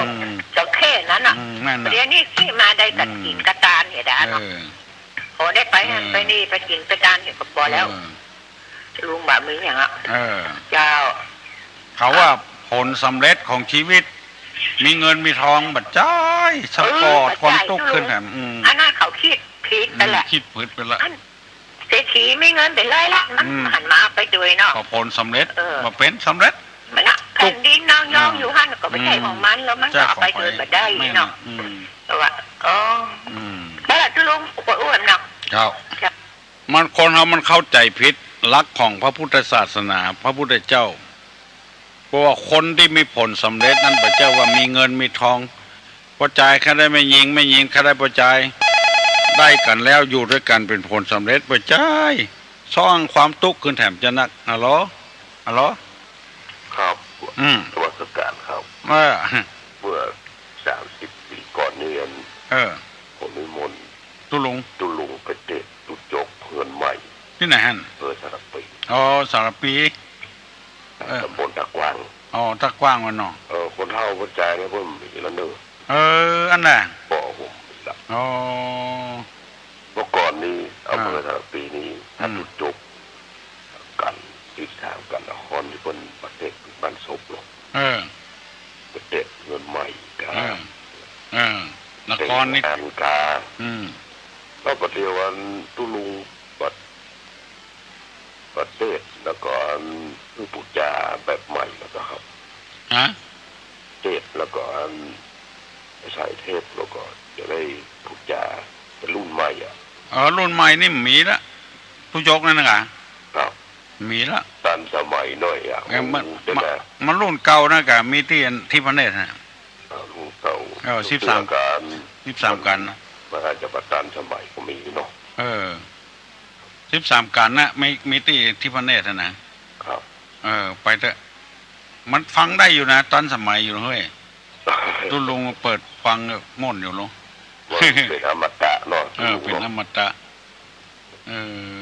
อยู่ผมมีผู้อันกับกอกออกซ้อนกันแหนถ้าบอกโอสองแคมีใต้ตะกว้างผมเมื่อก่อนนี่คนนั้นตัวนั้นเจ็ดนิมนต์ตุลุงไปเทศนี้เนี่ยงานขึ้นบ้านใหม่นี่ผมฟังนักเนอะแล้วคนนิยมเทศงานมงคลนะมงคลขึ้นบ้านใหม่นี่เอาทำหนักกรตอนที่ฝน5 แก้วตกลงมานะมหาราชผู้โจกนี่งานศพงานซากอย่างงานได้กูยังตอนนั้นตอนผมเป็นละอ่อนอยู่ไงเปิด30 กว่าปีแล้ว30 กว่าปีแล้วกันเนาะเมื่อคนเฒ่าเสียไปละแล้วก็ลูนเดี๋ยวก็ตุลุงแล้วก็บางต้นก็มีแล้วเนอะนั่นกันเสียไปแล้วเนาะ50 ปลายแล้วครับบอกนี่พ่อก็มีละคนเฒ่าก็มีละตุลุงสบายดีเนาะครับก็พอดีเลยเนาะพอดีเสียงบะโต๊กเนอะเสียงดีอยู่กันตัวเก่าเสียงดังฟังชัดอยู่เนาะครับสุขสบายอายุมันยินดีเนอะยินดีปั่นปอนให้ตุลุงขอบใจนักๆเด้อกูคนที่หวังดีกับตุลุงจะถามปัญหากับละอ่อนก็บ่ได้ถามมัน7 โมงประมาณนี้นะฮัลโหลครับจะถามปัญหาครับ10 ขา6 ตา6 หู3 ปากเดี๋ยวแต่4 ขาครับ10 ขา6 ตา6 หู3 ปากเดี๋ยวแต่อย่างหูมันรุดไปเห็นละ6 ขาฮัลโหลตุลุงเหรอตุลุงแหวะฮัลโหลครับผมตุลุงไหมครับครับตุลุงครับแม่ละครับสุมานะครับตุลุงครับยังผมเป็นพระนิสิตจากมหาจุฬาครับแหละแค่ถามตุลุงครับเกี่ยวกับขึ้นเงินใหม่ตะเกียครับเกี่ยวกับขึ้นเงินใหม่ตะเกียเพราะว่าตุลุงเท่าแล้วถ้าถามตุลุงหมูไปถามใครแล้วนะตุลุงก็บอกนี่ผมครับว่าแต่ก่อนเปิ้ลอย่างนี้ครับไปหาตุลุงกันมาครับครับเนาะว่าเปิ้ลขึ้นเงินใหม่อย่างไรแต่ก่อนเนี่ยครับตุลุงตุลุงใจกันเนี่ยแม่นเนาะนะแม่นกว่าตะเกียเนาะครับอายุมันก่อนยืนนะครับตุลุงผมสุมานะครับสุมานะครับผมแค่ถามเรื่องขึ้นใหม่มาได้ครับสุมาแล้วครับขอให้ท่านผู้ฟังกุคนท่านสาธุชนคนดีมีความสุขความเจริญรุ่งเรืองเนอะ เอาปอนเนอะลุงจะปอนให้อยู่ดีมีสุขสัพปิติโยวิวัชชันตุสัพพะโรโควินัสสตุมาเตภวะตวนตะราโยสุขีทีขายุโกภวะอภิวาทนะสีลิสนิจังวุธาปจายโนยัตตาโลธรรมาวัฏันติอายุวันโนสุขังปลัง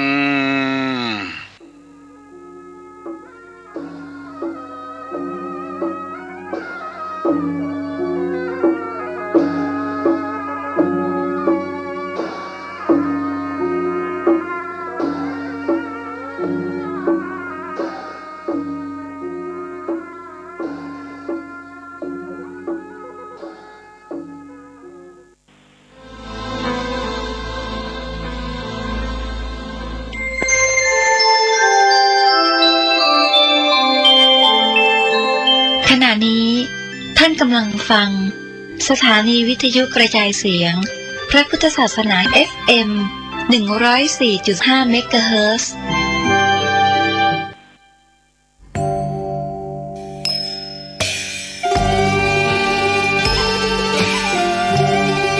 เนื่องในวันคล้ายวันกำเนิดครูบาเจ้าศรีวิชัยและครบรอบ144 ปีในวันเสาร์ที่ 11 มิถุนายน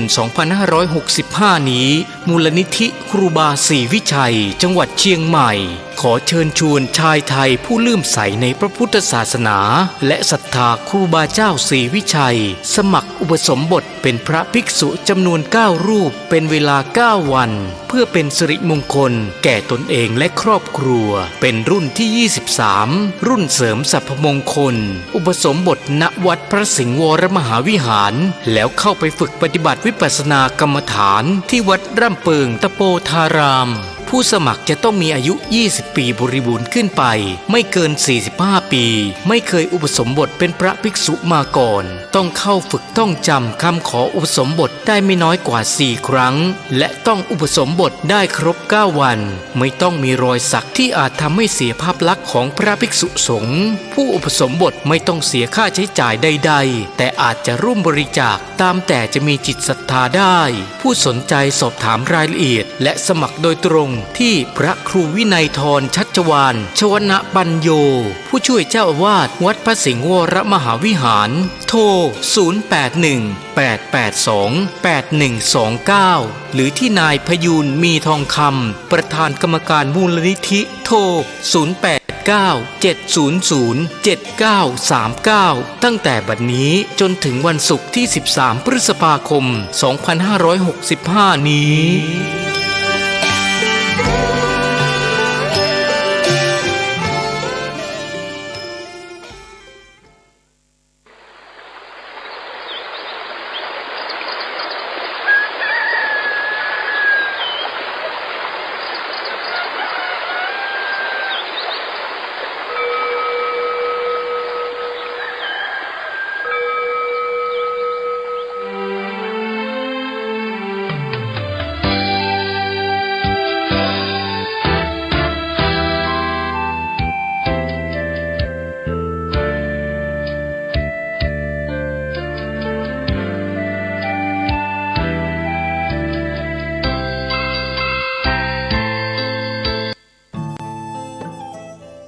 ท่านกำลังติดตามรับฟังสถานีวิทยุกระจายเสียงพระพุทธศาสนาแห่งชาติและสังคม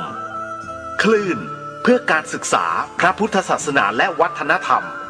ระบบ FM 104.5 เมกะเฮิรตซ์รายการต่อไปเป็นรายการธุรธรรมนำผลดำเนินรายการโดยหยกธรรม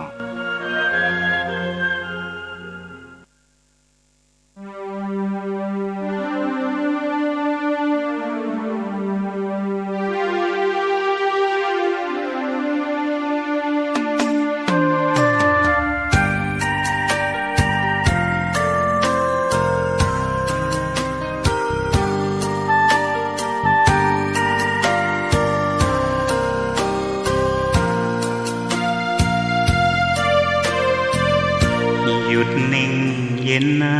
ไม่มีโต้ตอบสอบผ่านสบายฝึกจิตภายในได้มรรคองธรรม สมบารมีมิให้ตกต่ำสภาวะธรรมสองนำชีวิตหยุดโลภโกรธหลงปลงอนิจจังวางลงทุกสิ่ง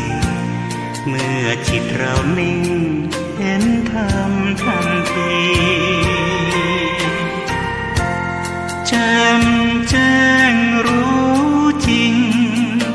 พร้อมวิหารสี่จุดหมายเรามีอยู่ที่นิพพานทุรธรรมนำพ้น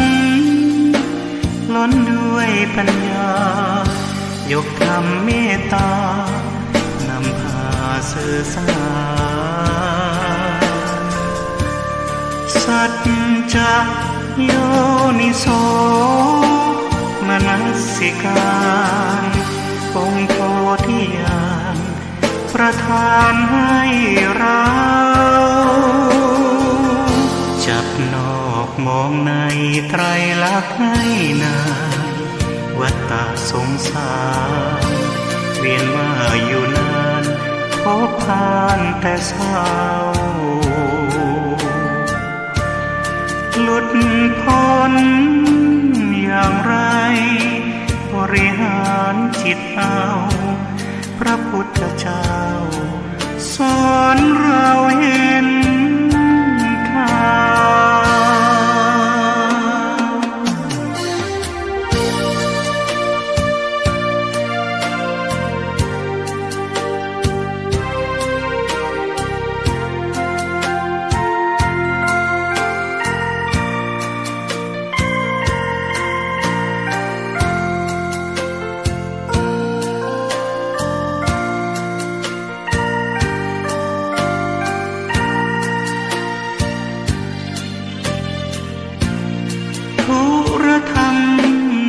พ้น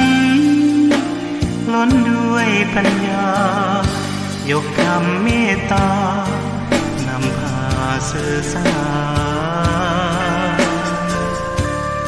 สัจจะโยนิโสมนสิการองค์โพธิญาณประทานให้เราจับนอกมองในไตรลักษณ์ให้นานวัฏฏะสงสารเวียนว่าอยู่นานพบผ่านแต่เศร้าหลุดพ้นอย่างไรบริหารจิตเอาพระพุทธเจ้าสอนเราเห็นท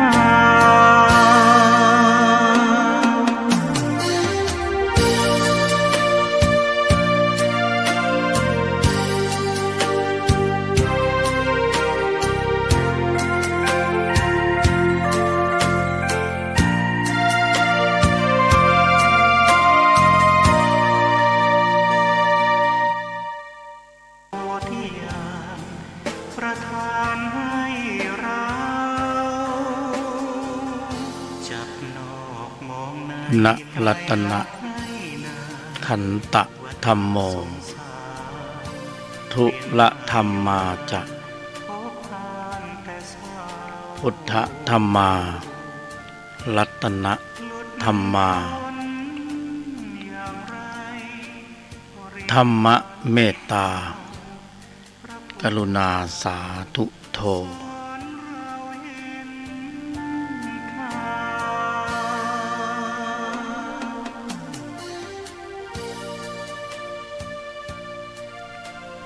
ขอต้อนรับทุกท่านสู่ช่วงเวลาของทุละธรรมนำพ้นโดยผู้ดำเนินรายการยกธรรม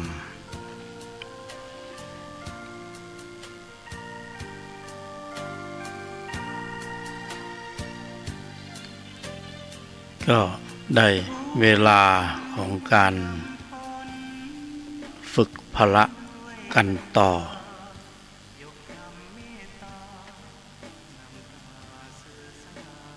ได้เวลาของการฝึกฝนพละ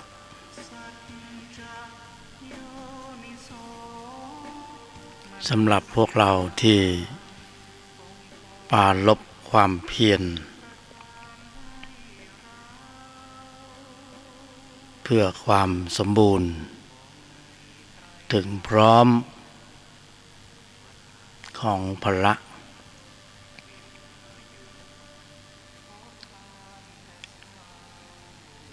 พวกเราโชคดี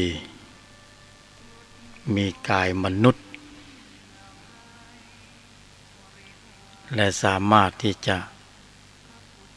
ฝึกพละได้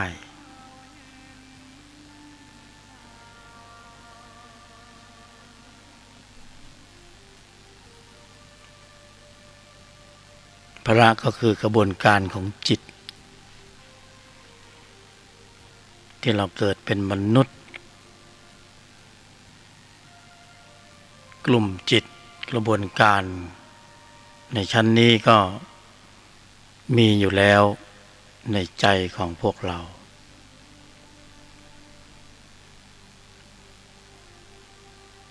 แต่เราต้องมาฝึกให้พละนั้นมีกำลังมากขึ้น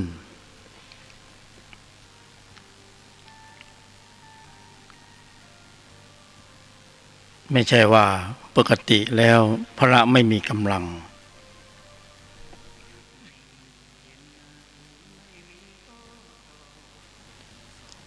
พละก็มีกำลังอยู่โดยปกติแต่ที่เราต้องปราลบความเพียรฝึกพละ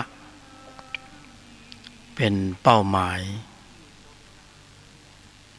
เราต้องการที่จะให้พละในใจของเรามีความสมบูรณ์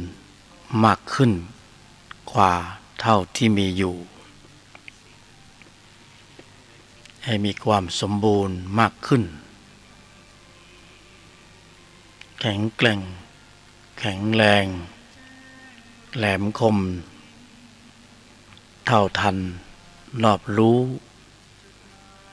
แยกแยะเช็ดล้างล้วงลึกถอดถอนอนุสัยคือเราต้องการให้มีกำลังมากขึ้นนั่นเองเพราะนั้นต้องมาฝึก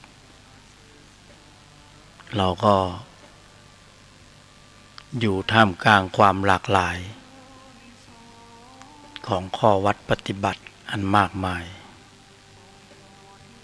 แต่ตอนนี้เราก็มากรอบเรากำหนดกรอบ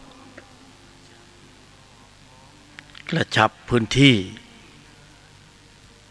กระชับพื้นที่ให้แคบลงให้เหลือแค่องค์ความรู้ความเข้าใจเล็กๆแล้วเราก็เดินให้ตรงเป้าหมายให้ชัดเจนว่าถ้าเราจะฝึกพละเราก็ฝึกมามากต่อมากแล้วแต่ถ้าจะให้ได้ผลสอดคล้องสอดคล้องกับระยะเวลาที่เรามีน้อยนิดแล้วได้พละมีกำลังเป็นที่น่าพอใจ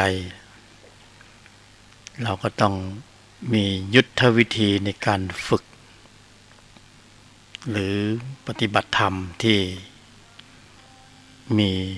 มาตรฐานสำหรับใจเราที่พอที่จะปฏิบัติได้ เราก็กรอบให้แคบลงเพื่อที่เราจะได้ปฏิบัติได้ตรงจุด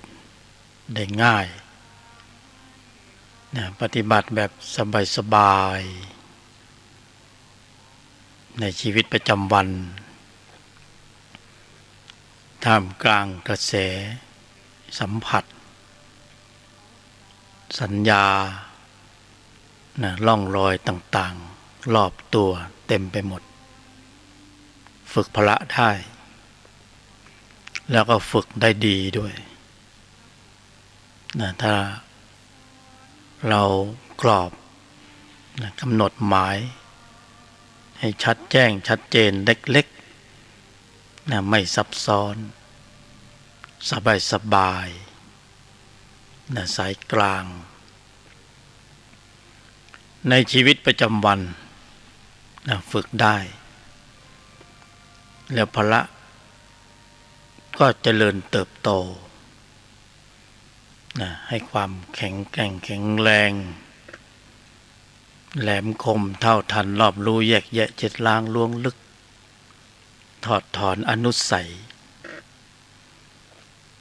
อันนี้เราสามารถที่จะปฏิบัติได้ง่ายๆในชีวิตประจำวันพวกเราโชคดีที่มีกายมนุษย์โอกาสดีมากโอกาสมาถึงแล้วแนวความคิดเปลี่ยนจริตลิดรอนกรรมตามคำสอนเราก็กำหนดหมายในแต่ละวันแล้วก็ฝึกใจของตนเองด้วยตนเอง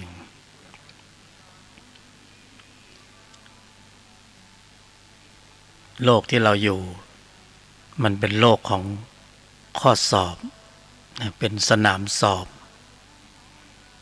เป็นสนามทดลองเป็นสนามสอบที่ชั้นภูมิเขากำหนดหมายให้จิตวิญญาณได้มีโอกาสมาเชื่อมโยงกับกายมนุษย์แล้วจะได้ทำธุระให้สมบูรณ์ในขณะเดียวกันท่านก็ให้ธุระโลกให้เราได้ดำเนินในขณะพร้อมกันนี้ก็ใครที่ปรารภความเพียรก็จะได้อีกหนึ่งธุระคือธุรธรรมในภายในถ้าเราเข้าถึงธุรธรรมในภายในเราก็จะเข้าใจความหมายความหมายของชีวิตว่าชีวิตเกิดมาแล้วมันมีความหมายหรือบางคนก็ถามกันบอกว่าเกิดมาทำไมเกิดมาเพื่ออะไรธุลธรรมมีคำตอบเราจะเข้าใจความหมายของการเกิดเป็นมนุษย์วัตถุประสงค์แล้วก็ไม่สับสนแต่บางคนที่มีแต่ธุระโลกมีแต่ธุระโลกก็พอชีวิตถึงทางตันมันก็หาคำตอบไม่เจอเจอแรงกดดันทางธุระโลกต่างๆมากมายเศรษฐกิจสังคมการเมืองกฎบัตรกฎหมายความอยุติธรรมที่มนุษย์มันเล่นกันสนุกสนาน คือมันเบียดเบียนกันอย่างสนุกสนาน แต่คนมีแต่ธุระโลกมันก็จะสับสนบางคนก็เบื่อหน่ายแล้วก็ไปปิดชีพตัวเองเสียให้เรียบร้อยไม่ฆ่าตัวตายพอชีวิตถึงทางตันมันจนไม่มีกินลำบากแต่ถ้าในใจมีธุระธรรมนี่ยังพอมีคำตอบ คือไม่ถึงทางตันยังพอมีคำตอบมีเหตุผลมาคอยเยียวยาความรู้สึกเยียวยาใจของตัวเองด้วยตนเอง เวลาเจอความทุกข์ก็เข้าใจในสภาวะทุกข์นะเวลาเจอก็กำหนดรู้นะพระบรมศาสดาองค์สมเด็จสัมมาสัมพุทธเจ้าสอนให้เรากำหนดรู้นะทำความเข้าใจเสียทำความเข้าใจในสภาวะทุกข์ ทุกกายทุกใจแล้วก็ยอมรับความเป็นจริงนะแล้วก็บอกสอนตนเองด้วยทุลธรรมว่า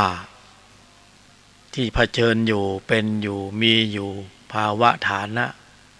ในปัจจุบันขณะนี้มันบีบคั้นมันอึดอัดมันขัดเคืองมันเบื่อหน่าย มันกลุ่มมันเซ็งก็อย่าพึ่งไปฆ่าตัวตายมันเป็นธุลธรรมก็จะบอกมีเหตุผลมาบอกมาสอนว่ามันเป็นข้อสอบมันเป็นสนามฝึกมันเป็นขั้นตอนที่เราจะต้องผ่านต้องเจอตามแต่เหตุผลภูมิภายในที่เราสร้างสรรค์ไว้แล้วจึงต้องมาเจอผลแบบนี้มันคือกระบวนการนะ มันคือกระบวนการในการฝึกหนักนะฝึกความเป็นอริยะเนี่ยต้องฝึกแบบนี้ เพราะนั้นถ้าเรามีแต่ธุระโลกเราจะไม่มีคำตอบว่าเยียวยาความรู้สึกเมื่อเราเจอความทุกข์หรือความผิดหวังใดๆในโลกนะเพราะธุลธรรมจะบอกจะสอนมาโลกมันไม่เที่ยงจะมีเหตุผลมารองรับนะมีก๊อกสองจะเรียกมีก๊อกสองมันคือมีเหตุผลให้เราได้เยียวยาความรู้สึกที่มันสาหัสสากันนะบางคนก็ทนไม่ไหวก็ฆ่าตัวตายตีอกชกตัวโมโหร้ายนะเครียดหรือบางคนไม่ตายแต่ก็เป็นโรคซึมเศร้าโรคประสาท ก็ต้องหายาเม็ดนะตามโรงพยาบาลสวนปรุงคอยเยียวยากันไปนะระบบคิดระบบพูดระบบทำมันเริ่มปั่นป่วนข้อมูลมันเออร์เลอร์นะเบลอก็ปั่นป่วนก็เลยนะอย่างที่เราเคยเห็นกันว่าอ๋อเป็นโรคจิตอ๋อเป็นโรคประสาทนะเป็นโรคเป็นเรื่องของโรคของข้อมูลนะข้อมูลที่มีมากเกินไปเครื่องมันแฮงก์สภาวะจิตมันรับไม่ได้เพราะเรามีแต่ทุละธรรมเราประทานโทษเพราะเรามีแต่ทุละโลกมีแต่ทุละธรรมเท่านั้นที่จะมา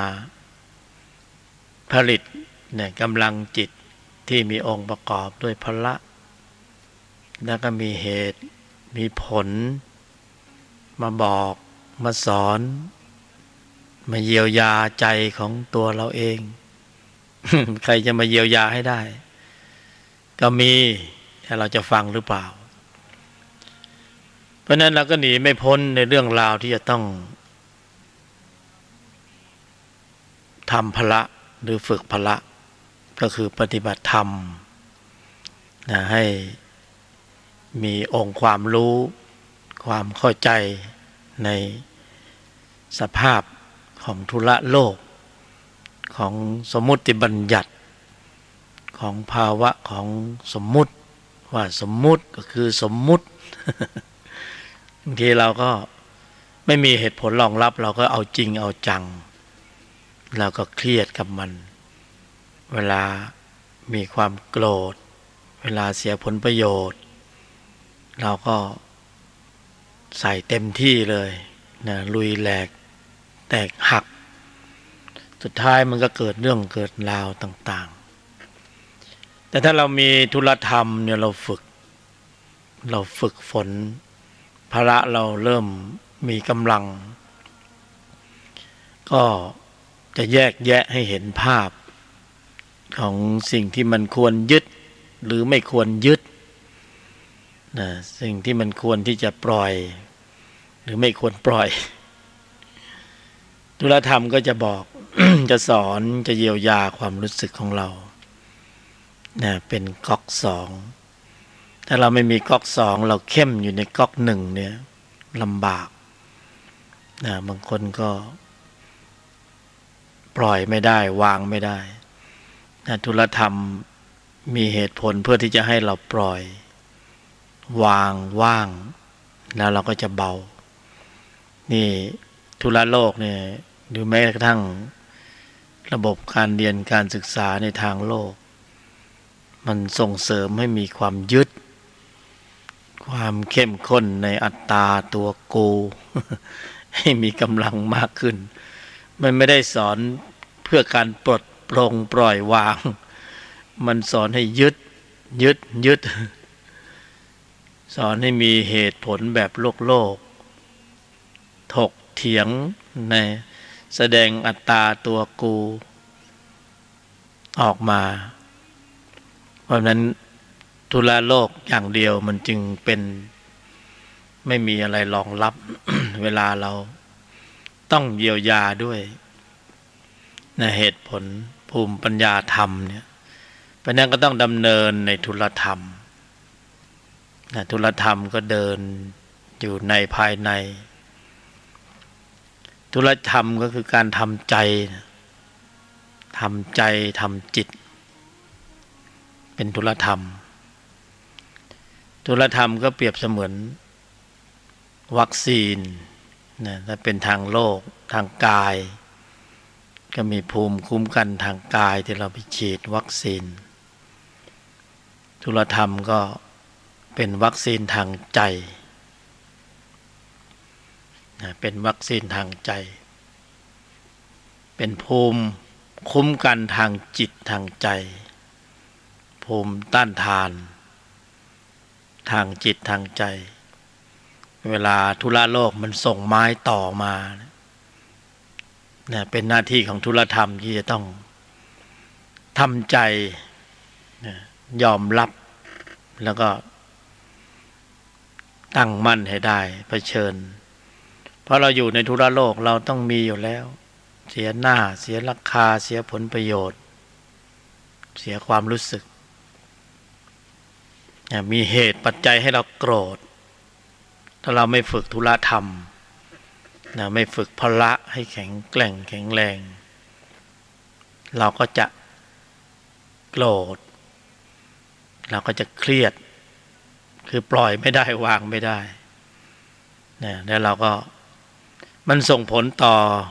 การแสดงออกต่อเนื่องจากณจุดนี้ไปเนี่ยมันก็จะเป็นการแสดงออกที่ล้มเหลว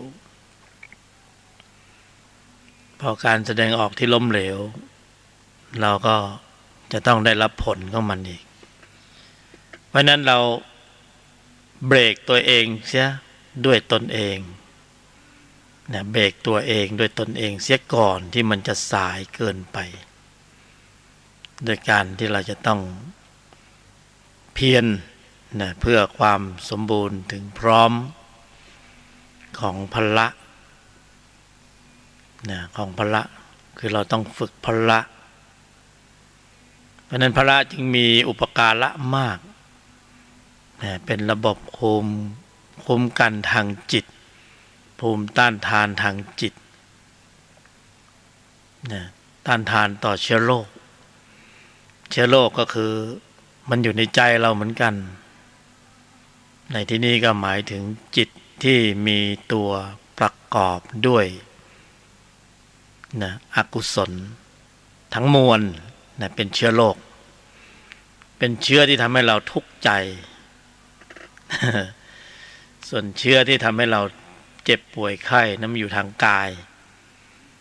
อันนั้นก็มีภูมิต้านทานอยู่แล้วนะเป็นหน้าที่ของเขาเรียกว่าแอนติบอดีหรือเม็ดเลือดขาวทางแพทย์ก็ว่าอย่างนั้นเป็นระบบป้องกันทางกายเวลาเรามีบาดแผลนะ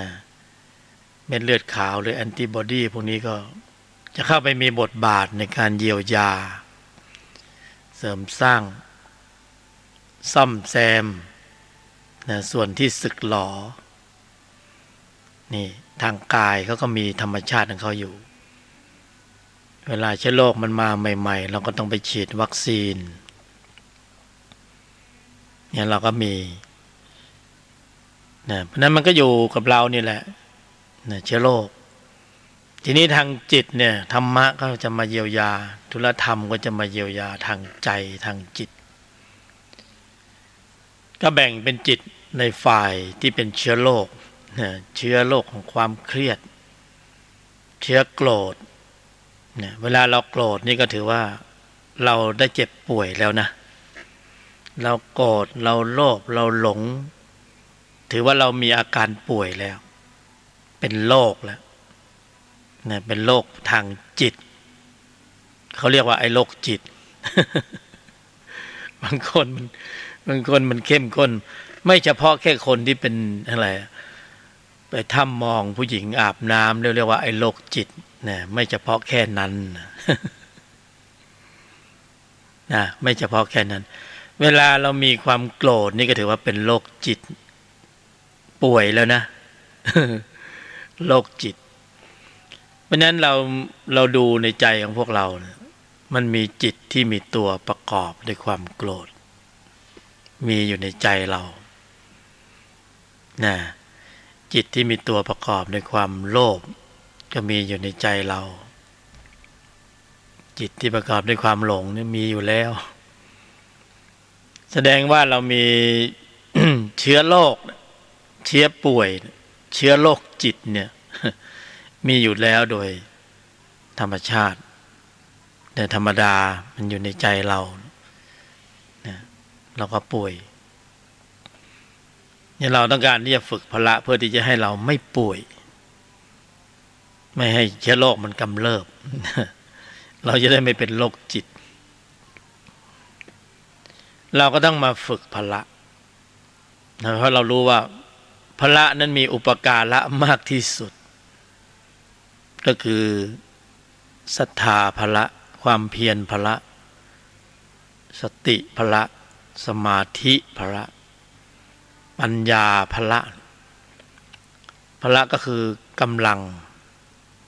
เนี่ยให้มีกำลังแข็งแกร่งแข็งแรงแหลมคม เท่าทันรอบรู้แยกแยะเช็ดล้างล้วงลึกถอดถอนอำนาจการของเชื้อโรคถ้าพละเราสมบูรณ์เนี่ยเหมือนพระอรหันต์นะพระอนาคาพระสกิทาคามีพระโสดาบันเนี่ยท่านมีความสมบูรณ์ถึงพร้อมด้วยพละนะแต่อย่างพวกเรานี่สักนิดสักหน่อยก็ยังดี คือพละสมบูรณ์เนี่ยก็จะไม่เปิดโอกาสให้การแสดงออกนั้นนะรั่วไหลนะรั่วซึมการแสดงออกก็จะต้องเป็นกุศลนะระบบความคิดการกระทำคำพูดก็จะมาตรฐานมากขึ้นถ้าพละไม่สมบูรณ์ก็ต่ำกว่ามาตรฐานนะต่ำกว่ามาตรฐานก็มีจุดรองรับของมาตรฐานของสัตว์เดรัจฉานนะมาตรฐานแบบนรก มาตรฐานแบบเปรตนะจนเฉียวเกลี้ยวกล่อมขาดความเมตตาอันนี้ก็คือต่ำกว่ามาตรฐานคือต่ำกว่ามนุษย์ลงไปถ้ามีข้อมูลเหล่านี้มาก นะธรรมชาติก็ไม่สามารถที่จะจัดสรรให้มาเกิดเป็นมนุษย์ได้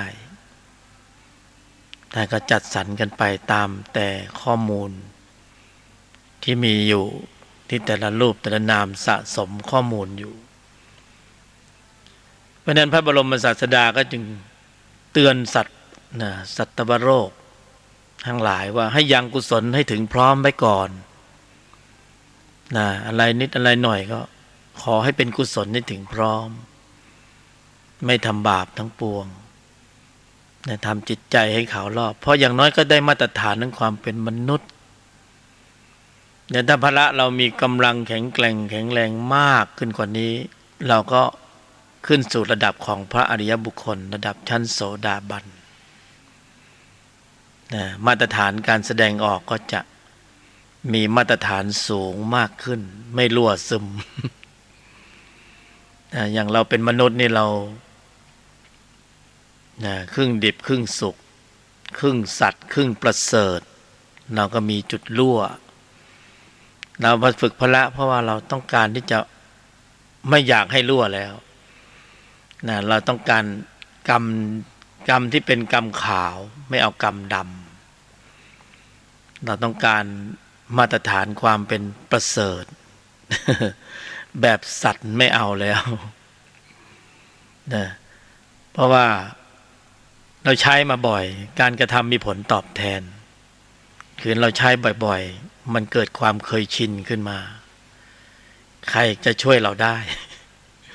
เมื่อเราจะต้องไปอยู่ในภาวะฐานะเนี่ยของนรกของเปรตของสัตว์เดรัจฉานเนี่ย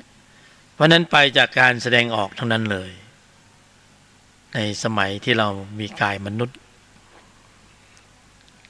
ที่เรามาฝึกพละนี้เราต้องการที่จะให้มาตรฐานสูงขึ้นโดยการเข้าสู่ธุลธรรมในภายในมีคนน้อยคนที่สนใจแบบนี้น้อยมากคนส่วนมากก็ไปธุระโลกเสียเป็นส่วนมากเขาไม่มาสนใจมานั่งฟังธุลธรรมหรอก มันไม่เกิดการไม่เกิดรายได้ไม่ได้เงินเสียเวลาเขาว่างั้นนะเพราะนั้นก็มีคนน้อยมากที่มันสนใจศึกษาเอาจริงเอาจังกับธุลธรรมในภายในเป็นคำพูดที่เพราะสำหรับมนุษย์ผู้ต้องการจะอัปเกรดมาตรฐานของความเป็นมนุษย์สูงขึ้นเกินกว่าความเป็นมนุษย์ขึ้นไปก็คือต้องเพิ่มปริมาณข้อมูลจิตที่มีองค์ประกอบด้วยกุศลคือพละนี่เองนี่เพราะฉะนั้นการเพิ่มปริมาณข้อมูลจิตที่มีองค์ประกอบด้วยกุศลในระดับชั้นนี้เนี่ยเป็นผลเราก็ต้องทำเหตุไม่ปรุงเหตุถ้าจะเอาผลมันก็ไม่ได้เหตุของการปรุงการบริหารการบริหารการปฏิบัติธรรมนี่มีเหตุก็จะมีหลักการในการปฏิบัติเล็ก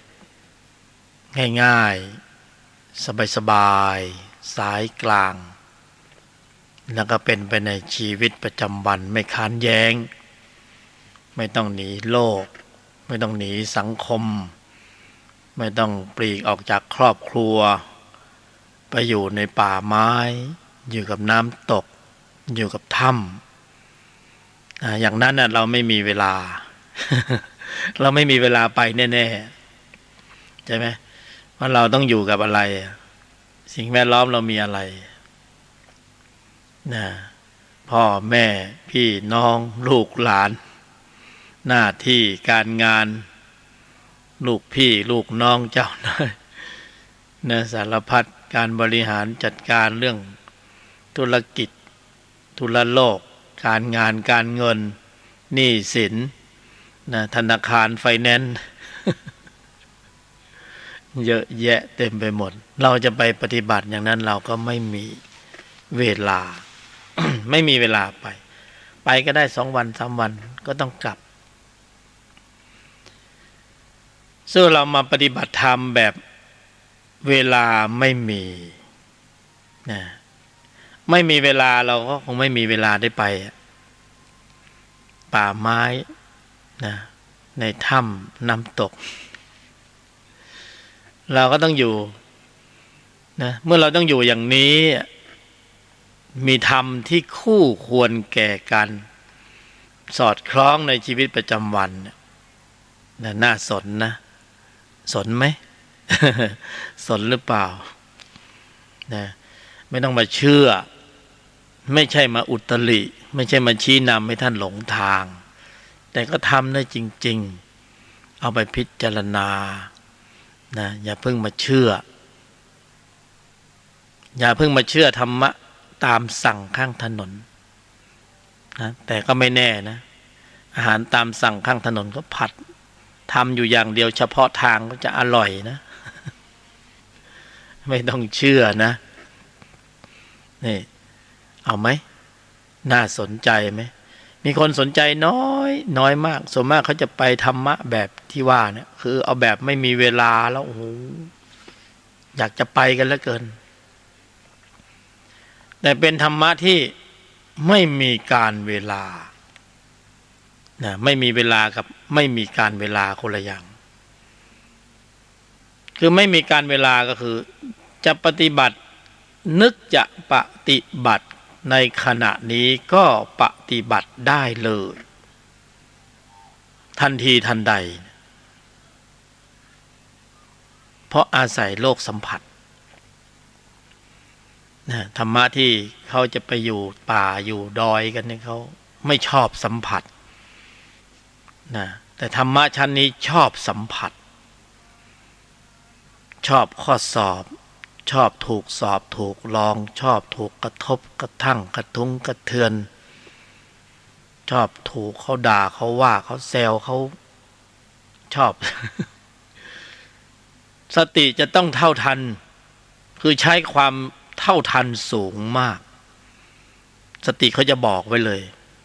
ถ้าอยู่ในธุลธรรมแนวทางนี้นะเขาจะบอกเลยเขาบอกว่าข้อสอบมาแล้วเขาจะบอกตรงนี้ก่อนเพราะถ้าเราไม่มีสติระลึกขึ้นได้บอกว่าข้อสอบมาแล้วเนี่ยเราจะอินเข้าไปในธุระโลกนะเราอินเข้าไปแล้วเราก็จะบอกว่ากูถูกกระทบกูเสียหน้ากูเสียราคากูเสียผลประโยชน์กูต้องโต้ต้องตอบต้องเครียดต้องแค้นต้อง ปะทะต้องลุยแหลกต้องแตกหักเงี้ยอันนี้คือวัฒนธรรมของจิตเดิมจิตที่แบบมีแบบธุระโลก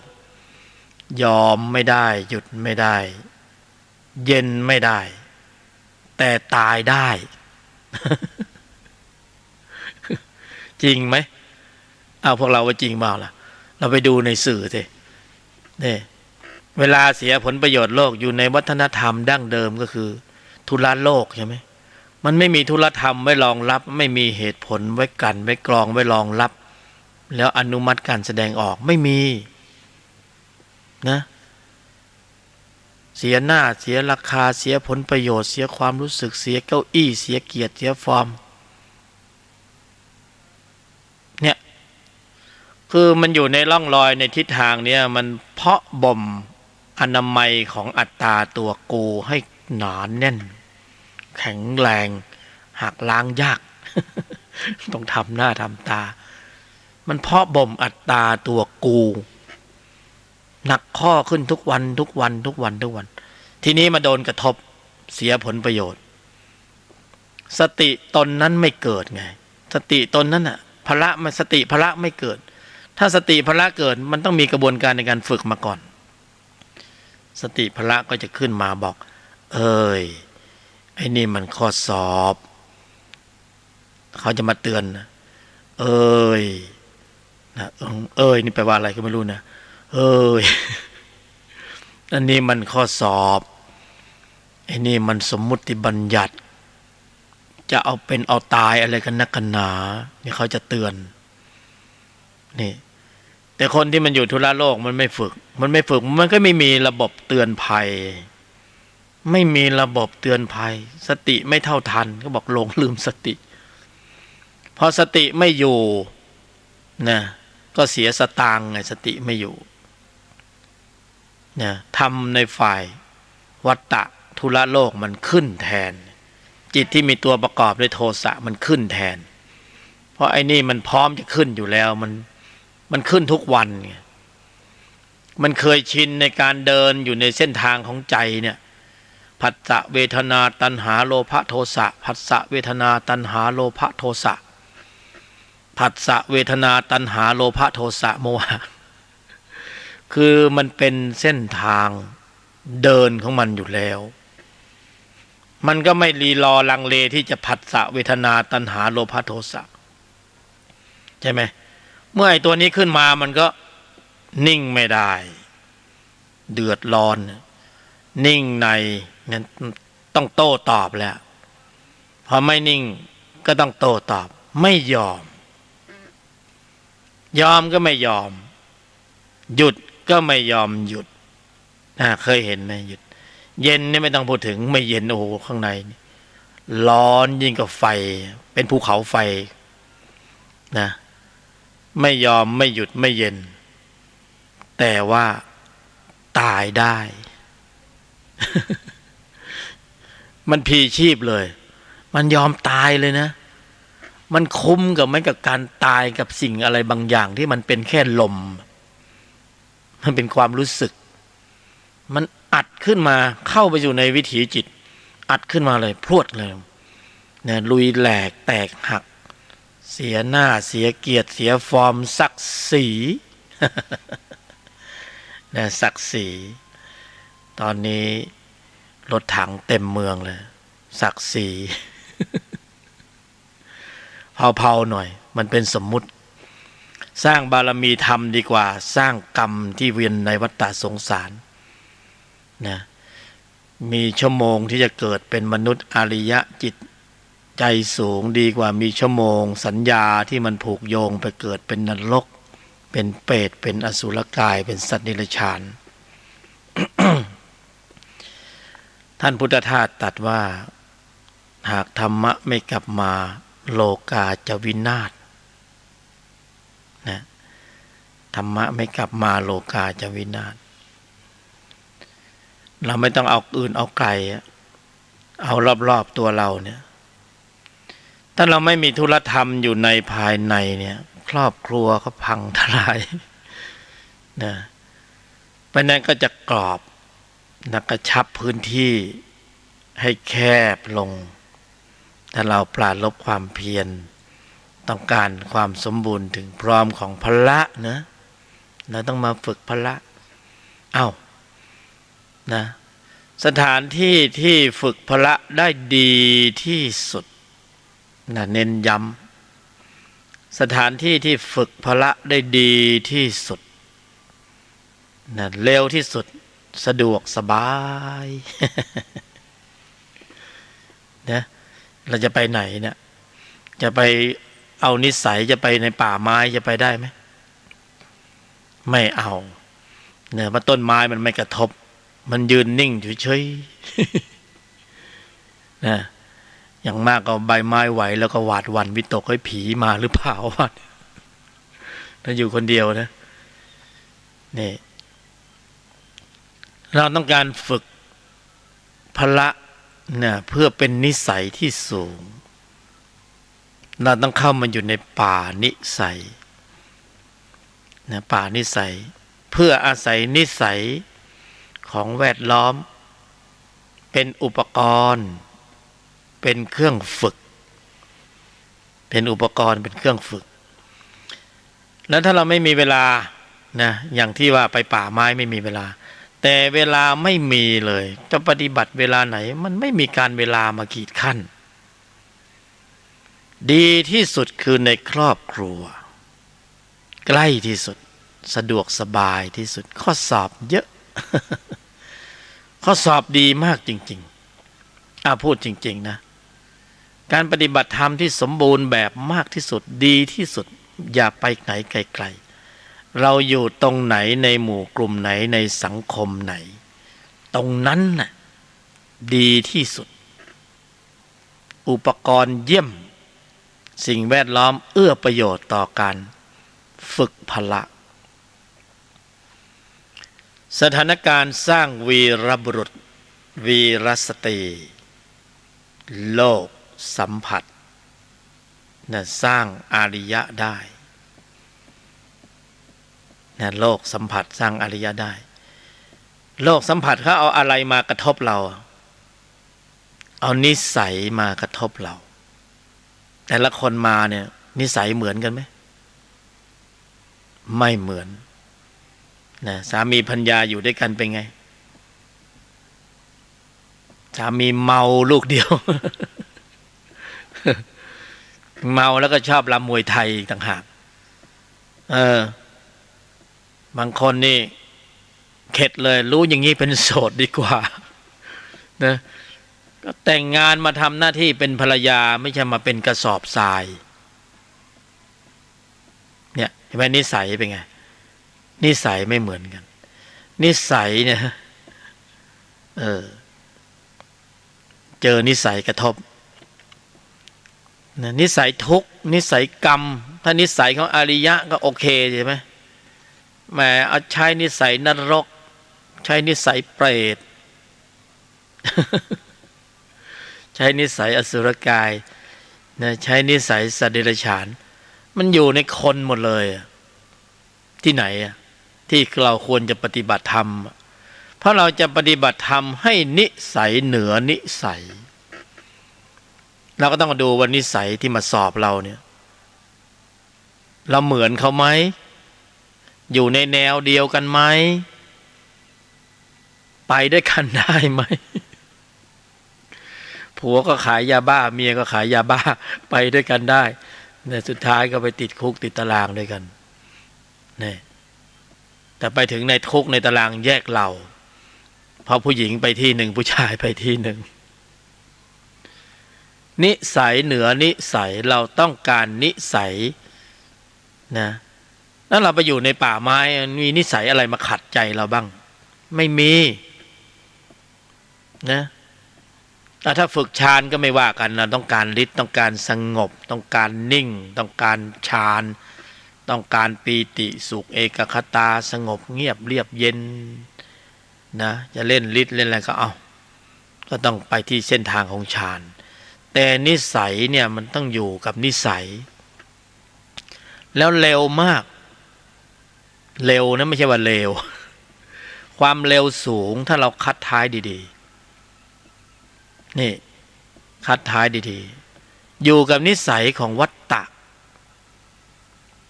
ถ้าวันหนึ่งเรารู้สึกว่าเขาโกรธเก่งเหลือเกินเขาเข้มข้นในความเข้มข้นของความโกรธมีปริมาณความเข้มข้นสูงแล้วเราก็ยังโต้ตอบปะทะคารมด้วยโต้ไปโต้มาเราก็แสดงความโกรธมันก็พันเดียวกันอีกแต่วันใดที่เรากระทบกระทั่งกระทบกระเทือนแล้วเรารู้สึกเฉย สงบตื่นรู้เท่าทันนะพอเสียงกระทบหูเราสติเขาควบคุมสถานการณ์ทั้งใจเลยขึ้นสู่วิถีจิตนิ่งในไม่โต้ตอบปล่อยมันพร่ำของมันไป เช้ายันเย็นปล่อยมันพร่ำมันไปมันจะบ่นไปทั้งวันก็จะด่าไปทั้งวันให้มันด่าไปนะพร่ำไปของเราก็เรากรอบแล้วนี่เรากรอบเรากระชับพื้นที่เราควบคุมพื้นที่ของใจเราแค่นั้นเองเราก็นิ่งในไม่โต้ตอบเวลาหนักข้อเข้าเราก็ยอมหยุดเย็นนะนิ่งในไม่โต้ตอบเราจะแลกแล้วไงบางทีต้องเสียผลประโยชน์โลกเพื่อต้องการผลบารมีนะกระทบกระทั่งกระทุ้งกระเทือนบางทีอาจจะต้องเจ็บเนื้อเจ็บตัวบ้างเราก็ต้องทนเพื่อต้องการผลบารมีนะเราคงไม่ไปบำเพ็ญแบบทุกขกิริยาแบบพระบรมศาสดาแต่ว่าเราก็โดนตบซ้ายตบขวาก็บำเพ็ญเหมือนกันนะพอมันผัดสะเพี้ยเอาให้ เวทนาอุเบกขาอยู่ ข้างในก็สั่นปับนะผัสสะเวทนาเวทนาอุเบกขาจะสวนอยู่แล้วนะขึ้นพวดพาดบวกมาบางทีมันมาแบบปัจจุบันทันด่วนไม่ทันตั้งหลักสติไม่เท่าทันสวนไปหลายคำเหมือนกันใช่ไหมเนี่ยเขาว่าเราถ้าสติระลึกนึกขึ้นได้ข้อสอบขอบคุณเจ้เนี่ยยกมือไหว้มาเลยขอบคุณมากที่ช่วยมาสอบมาลองถ้าเธอไม่กระทบฉันแบบนี้ฉันจะไม่รู้เลยว่าในใจฉันนั้นน่ะหยาบขนาดไหนนะมาสอบมาลองก็ดีแล้วเราจะได้รู้อุณหภูมิของกิเลสในใจว่าโอ้โหนะแต่ถ้ามันกระทบแล้วเราโต้ตอบทันทีพรวดพลาดนะโอ้อาการหนักนะมันไม่ใช่มีจิตที่มีตัวประกอบด้วยโทสะโลภะโมหะอย่างเดียวมันมีอัตตามีมานะมีทิฏฐิมีเห็นผิดเพ่งโทษมีเข้มข้นแบบนี้นี่ไม่เป็นผลดีนะเตือนตนเตือนซะก่อนว่าโอ้นี่คือวาระแห่งชีวิตเลยการมาเกิดเป็นมนุษย์เนี่ยก็ถึงบอกว่าพวกเราโชคดีโอกาสดีมากที่มีกายมนุษย์ก็คือโอกาสที่จะได้สะเดาะที่จะได้เลาะเอานิสัยบางอย่างให้มันเบาบางโอกาสมาแล้วนะเราก็ไม่ได้ไปสะเดาะไปเลาะมันตรงๆนะ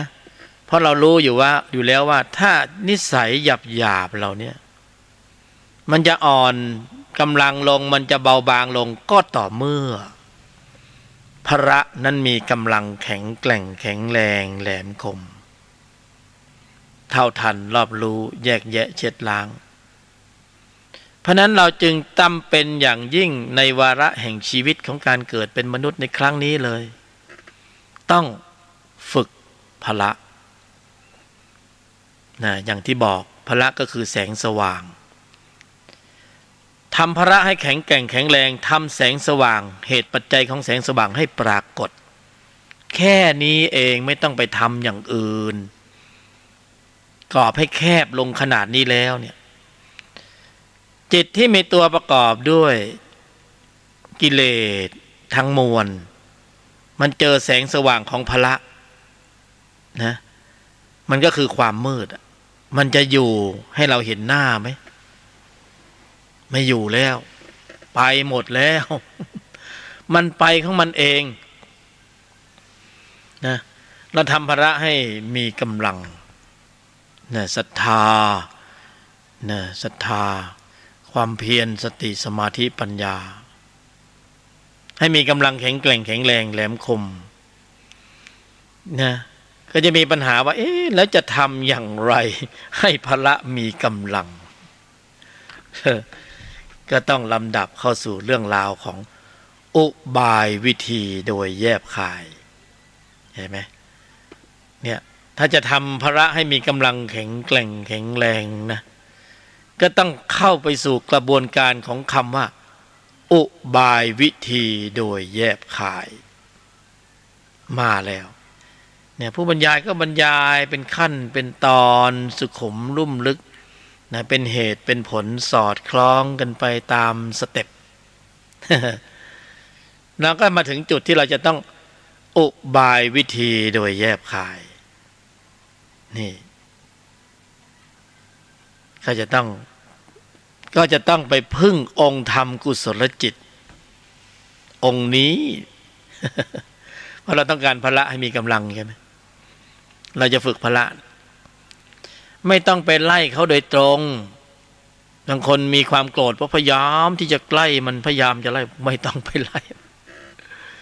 นะทำแสงสว่างให้ปรากฏความมืดมันจะอยู่ไหมทำพละให้มีกำลังโลภะโทสะโมหะเขาก็ไม่เพ่นแนบไปเลยไม่อยู่เหมือนกันเมื่อต้องการให้พระมีกำลังก็ต้องมาขอที่พึ่งจากองค์ธรรมกุศลจิตที่พระบรมศาสดาทรงสรรเสริญองค์ธรรมองค์นี้มาก ในหลายที่หลายแห่งที่พระองค์เสด็จไปโปรดเวนยสัตว์ในภูมิต่างๆทรงสรรเสริญองค์ธรรมกุศลจิตองค์นี้เพราะเป็นบทนำสำคัญเป็นเหตุเป็นปัจจัยสำคัญที่จะทำให้พระนั้นขับเคลื่อนกำลังถ้าไม่มีองค์ธรรมกุศลจิตองค์นี้นะไม่รู้นะว่าพวกเราปฏิบัติอะไรกันอยู่นะอย่าเพิ่งเชื่อฟังก่อน ไม่ฟังก็ไม่ได้ไม่เป็นไรนะไม่ต้องมาสนใจหรอกผู้บรรยายเป็นฆราวาสไม่ใช่พระ ไม่ได้อยู่ในสีสันพระเหลืองแต่เคยบวชเคยอยู่วัดอุโมงค์สวนพุทธธรรมหอสมุดธรรมโคตรนะอ่านฟังมาเกือบหมดแต่ได้มาแค่นี้นะอย่าเพิ่งเชื่อเอาไปพิจารณาก่อนนะไม่ใช่อาจารย์ไม่ใช่มาสอนอะไรเป็นกัลยาณมิตรเป็นเพื่อนนี่พระบรมศาสดาสรรเสริญองค์ธรรมกุศลจิตองค์นี้มากที่สุดเมื่อก่อนเราก็ศึกษาธรรมะแล้วเราก็ผ่านไปผ่านมาไม่ได้สนใจนะเราไม่สนใจองค์ธรรมกุศลเพราะเราก็เข้าไม่ถึงว่าคืออะไรพระบรมศาสดาตรัสว่ามีอุปการะมากที่สุดถ้าไม่ขึ้นต้นด้วยองค์ธรรมกุศลจิตองค์นี้องค์อื่นๆก็ท่าทางจะไม่ขยับอยู่นิ่งๆเฉยๆองค์นี้เหมือนบัตรเชิญเหมือนเทียบเชิญนะสำคัญมากจะสอดคล้องกับอุบายวิธีโดยแยบคายนะองค์ธรรมกุศลจิตองค์นี้คือโยนิโสมนสิการนะแต่ก็ต้องมีดีเทลหน่อยหนึ่งโยนิโสมนสิการก็มีอยู่แล้วในชีวิตประจำวันของเราเนี่ยเราทำหน้าที่การงานต่างๆมีนโยบายนู่นนโยบายนี่เราก็ต้องมีการระลึกถึงนโยบายใช่ไหมเพื่อให้เป็นไปตามเป้าหมายโยนิโสมนสิการก็มีบทบาทไม่งั้นเราก็ลืมพอไม่ระลึกขึ้นไม่กระทำไว้ในใจขึ้นองค์ธรรมอื่นก็ไม่ขึ้นเพราะนั้นก็จะต้องมีกรอบกำหนดกรอบของโยนิโสมนสิการว่าโยนิโสมนสิการรับชอบในกรอบไหนในความกว้างความยาวความหนาความลึกในกรอบเนี่ยอยู่ในกรอบไหนนะเพื่อที่จะให้เล็งผลไปสู่เป้าหมายคือพละห้าปกติชีวิตประจำวันพวกเราทำหน้าที่การงานพละก็ทำหน้าที่อยู่แล้วแต่นะเราต้องการเฉพาะทางนะหมอเราต้องการหมอเฉพาะทางโรคหัวใจโรคศัลยกรรมประสาทนะเฉพาะทางโรคผิวหนังอะไรก็ว่าไปเราไม่คงจะไม่ปรูพรมนะบางทีเราก็ไปหาหมอไม่ตรงโรคเพราะนั้นเฉพาะทางการปฏิบัติธรรมก็เช่นเดียวกันเรากรอบให้แคบลงอยู่ในเฉพาะทางนะในเรื่องของการเฉพาะทางเรื่องการกำหนดควบคุมระบบแสดงออกอันนี้คือถ้าเรากำหนดในกรอบของการควบคุมการแสดงออกเริ่มแล้วนะเริ่มนะเมื่อก่อนนี่เราไม่ได้อยู่ในเส้นทางของมรรคหรอกเราอยู่ในเส้นทางของมั่ว นะเส้นทางไหนมาเป็นสิ่งเรายั่วยวนให้เราไปเราก็ไปหมดใช่ไหมเรามั่วนิ่มนะภาษาเหนือเขาเรียกแกงโฮะนะแกงโฮะมั่วแต่นี้เรากำลังกรอบเพื่อจะปรับเส้นทางเข้าสู่แนวทางของอริยมรรคมีองค์8เราเริ่มเบนเข็มทิศแล้วละหมุนเข็มทิศของเราตั้งลำเข้าสู่แนวทางของอริยมรรคมีองค์8โอ้พูดถึงตรงนี้ขนลุกเลย ตั้งโยนิโสมนสิการในกรอบของการกำหนดหมายเพื่อควบคุมระบบแสดงออกเรากำลังปรับทิศทางญาณของเราเนี่ยเข้าสู่แนวทางของอริยมรรคมีองค์8เพราะแต่เดิมเนี่ยเราไม่ได้ปรับทิศทางเข้าทิศทางนี้นะเราไม่ได้อยู่ในกรอบของการควบคุมระบบแสดงออกเนี่ยเรามั่วไปหมดเลยนะเส้นทางของจิตวิญญาณของเราในใจที่มันเดินอยู่เราสังเกตดูสิเดี๋ยวขึ้นเดี๋ยวลงเดี๋ยวสูงเดี๋ยวต่ำเดี๋ยวดำเดี๋ยวขาวเดี๋ยวโต๊ดเดี๋ยวเต็งไม่ใช่นะสูงต่ำดำขาวซ้ายขวานี่โต๊ดเต็งอย่างนั้นน่ะมันไปทั่วเลย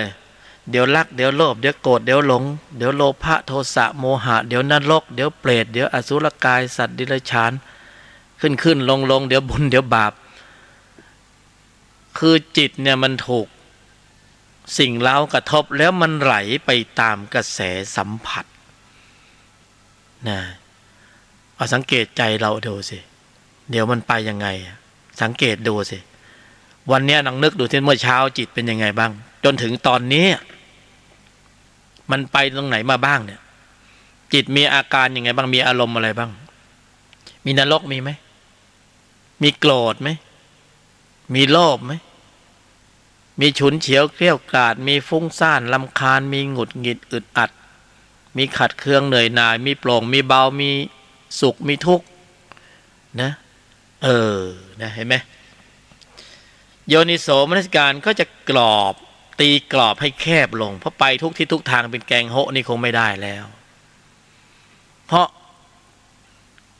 มันไม่มีจุดหมายปลายทางมันเบลอหมดเลยมันเบลอหมดมันก็เลยวนเข้าอยู่ในวัฏฏะสงสาร31ภูมิใช่ไหมสัตว์ตวโลกอ่ะสัตว์เวียนตายเวียนเกิดในที่ต่างๆเห็นไหมทีนี้เราจะไปภูมิเดียวโลกุตตรภูมิต้องตั้งเข็มทิศเลยพอตั้งเข็มทิศก็ต้องเริ่มที่โยนิโสมนสิการนะไปกันจริงๆนะไม่ใช่พูดเล่นนะเนี่ยไปกันจริงๆนะไม่ใช่พูดเล่นนะเนี่ยจะไปกันไหมหรืออยากจะวนเวียนอยู่ในวัฏสงสารอยู่ก็ปิดวิทยุเลยไม่ต้องฟังนะน่าจะไปโลกุตระกันเนี่ยไปด้วยความรู้สึกไปด้วยข้อมูลของจิตจะไปกันไหมปริมาณข้อมูลจิตหรืออริยจิตเนี่ยจะเป็นบทนำล่องข้อมูลจิตเนี่ยจะเป็นบทนำล่องเนี่ยนำล่องให้เราสายตรงเพราะฉะนั้นการกรอบให้แคบลงด้วยการอยู่ในกรอบของการกำหนดเพื่อควบคุมระบบแสดงออกจากการที่แต่เดิมมาการแสดงออกของเรานั้นไร้ทิศทางนะไร้จุดหมายปลายทางไร้ทิศทางไปไหนก็ไม่รู้วันจิตมันท่องเที่ยวไปในทุกข์จะเป็นส่วนมากนี่เราก็จะปรับทิศทางไม่ใช่ไปบังคับเขานะเป็นไปแต่ทำตามแต่คันลองครองธรรมนะด้วยเหตุด้วยปัจจัยเพราะถ้ามีลักษณะบังคับมันก็เป็นอัตตาตัวกูอีกแล้วเห็นไหมเป็นไปแต่อัตโนมัติธรรมด้วยการกำหนดหมายด้วยสภาวธรรมที่บริสุทธิ์ทำด้วยความบริสุทธิ์ใจกำหนดควบคุมระบบแสดงออกในกรอบนี้นี่แล้วองค์ธรรมกุศลจิตที่ชื่อว่าพละก็จะเริ่มเข้ามาทำหน้าที่เพื่อเป็นไปตามวัตถุประสงค์คือกำหนดหมายเพื่อควบคุมระบบแสดงออกก่อนหน้านี้เราไม่เคยมีการกำหนดหมายเพื่อควบคุมระบบแสดงออกเลยใช่ไหมใช่เราไม่เคยที่จะมากำหนดหมายเพื่อควบคุมระบบแสดงออกเลยเราปล่อยการแสดงออกไปตามกระแสสัมผัส ไหลไปตามกระแสสัมผัสนะเพราะนั้นจิตเรามันจึงมีความหลากหลายขึ้นลงนรกบ้างเปรตบ้างอสุรกายสัตว์เดรัจฉานมนุษย์บ้างอะไรหมุนเวียนอยู่ในเนี้ยเขาเรียกว่าโลกมันไปตามทิศทางนั้นเพราะนั้นพอเรากำหนดหมายเพื่อควบคุมระบบแสดงออกองค์ธรรมกุศลจิตองค์ธรรมที่มีอุปการะมากที่สุดคือโยนิโสมนสิการเนี่ยอันนี้ของจริงเลยนะมีอยู่ในใจอย่างพวกเรานะถ้าเรากำหนดหมายเยี่ยงอย่างนี้เนี่ยเป็นเหตุเป็นปัจจัยเชื้อเชิญให้พละเคลื่อนกำลังออกมานะพละมีรถถังกี่คันก็เคลื่อนออกมาเลยตอนนี้จะต้องทำพละให้แข็งแรงศัตรูเห็นก็ตกใจมันก็อ่อนแอไปเองนะถ้าพละไม่แข็งแรงเป็นยังไง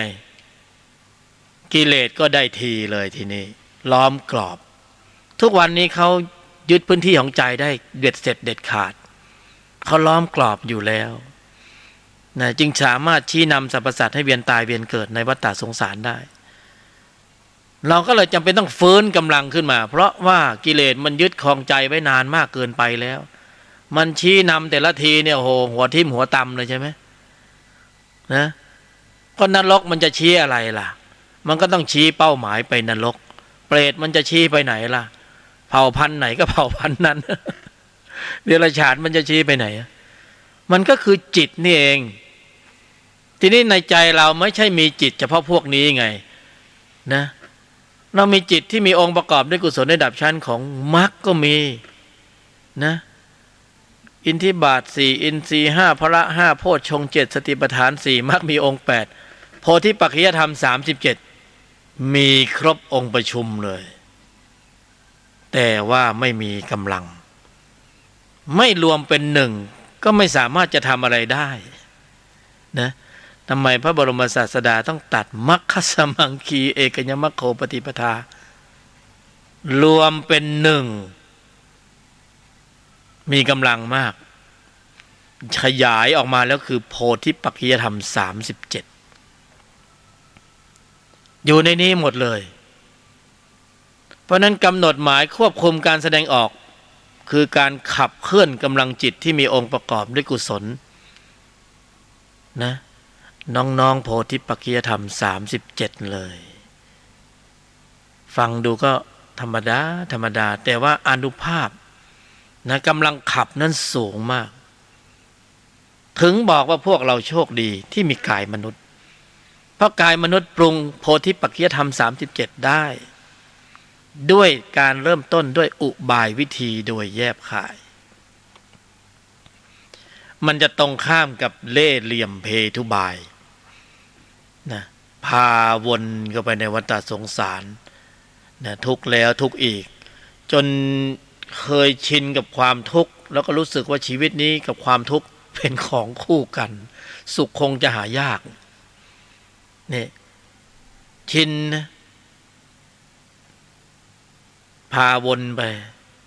ได้เล่ห์เหลี่ยมเพทุบายนี่จะออกจากวังวนตรงนั้นได้ด้วยอุบายวิธีโดยแยบคายกำหนดหมาย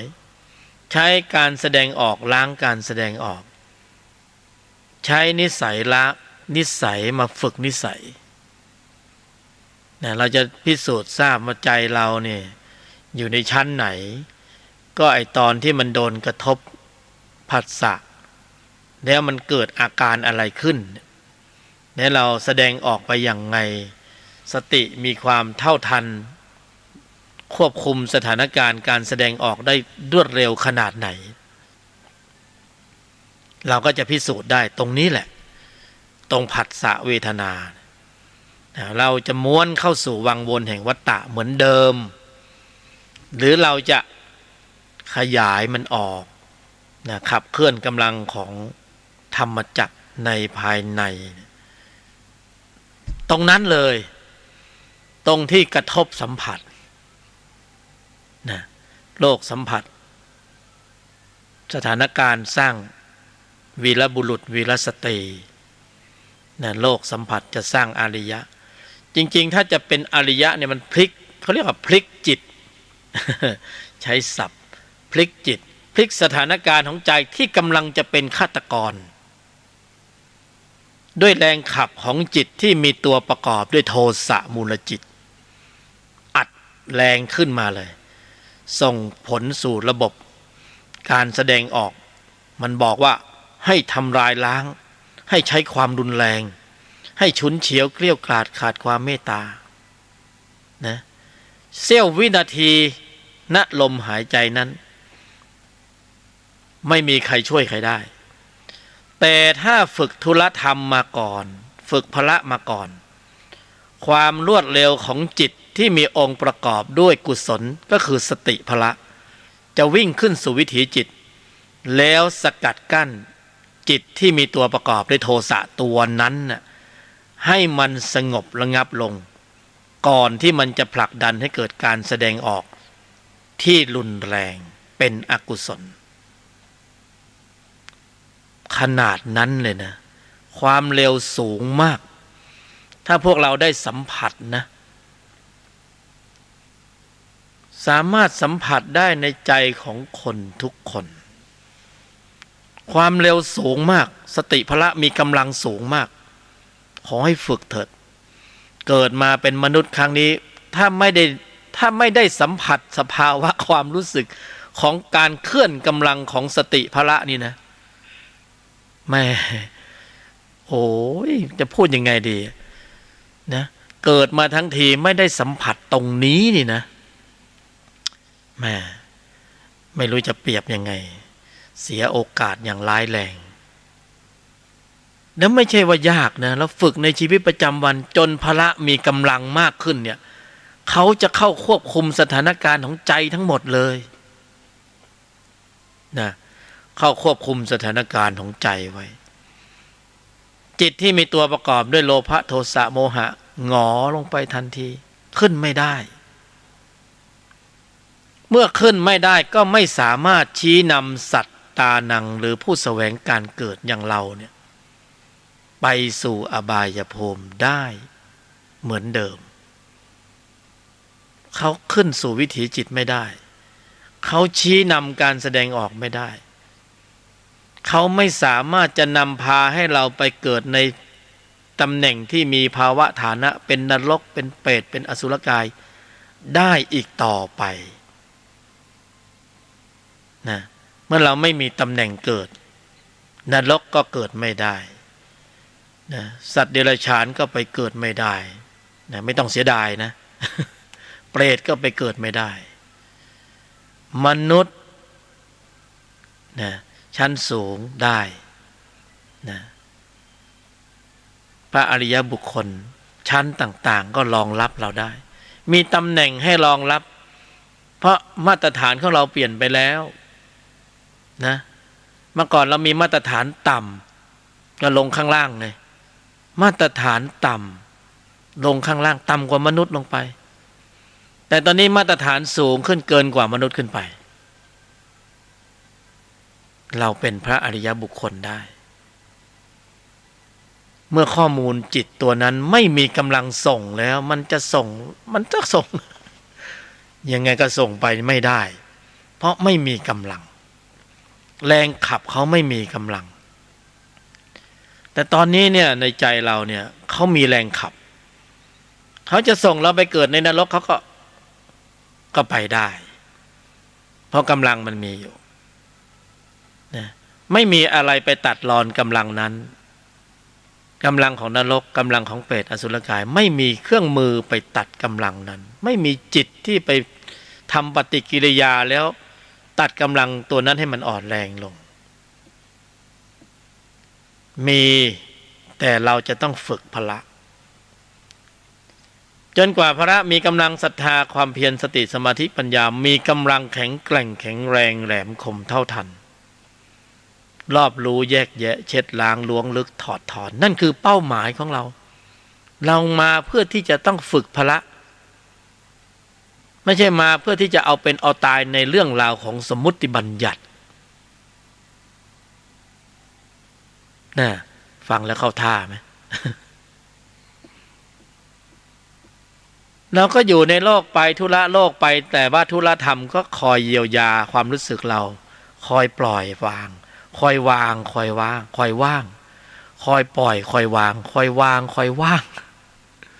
นะ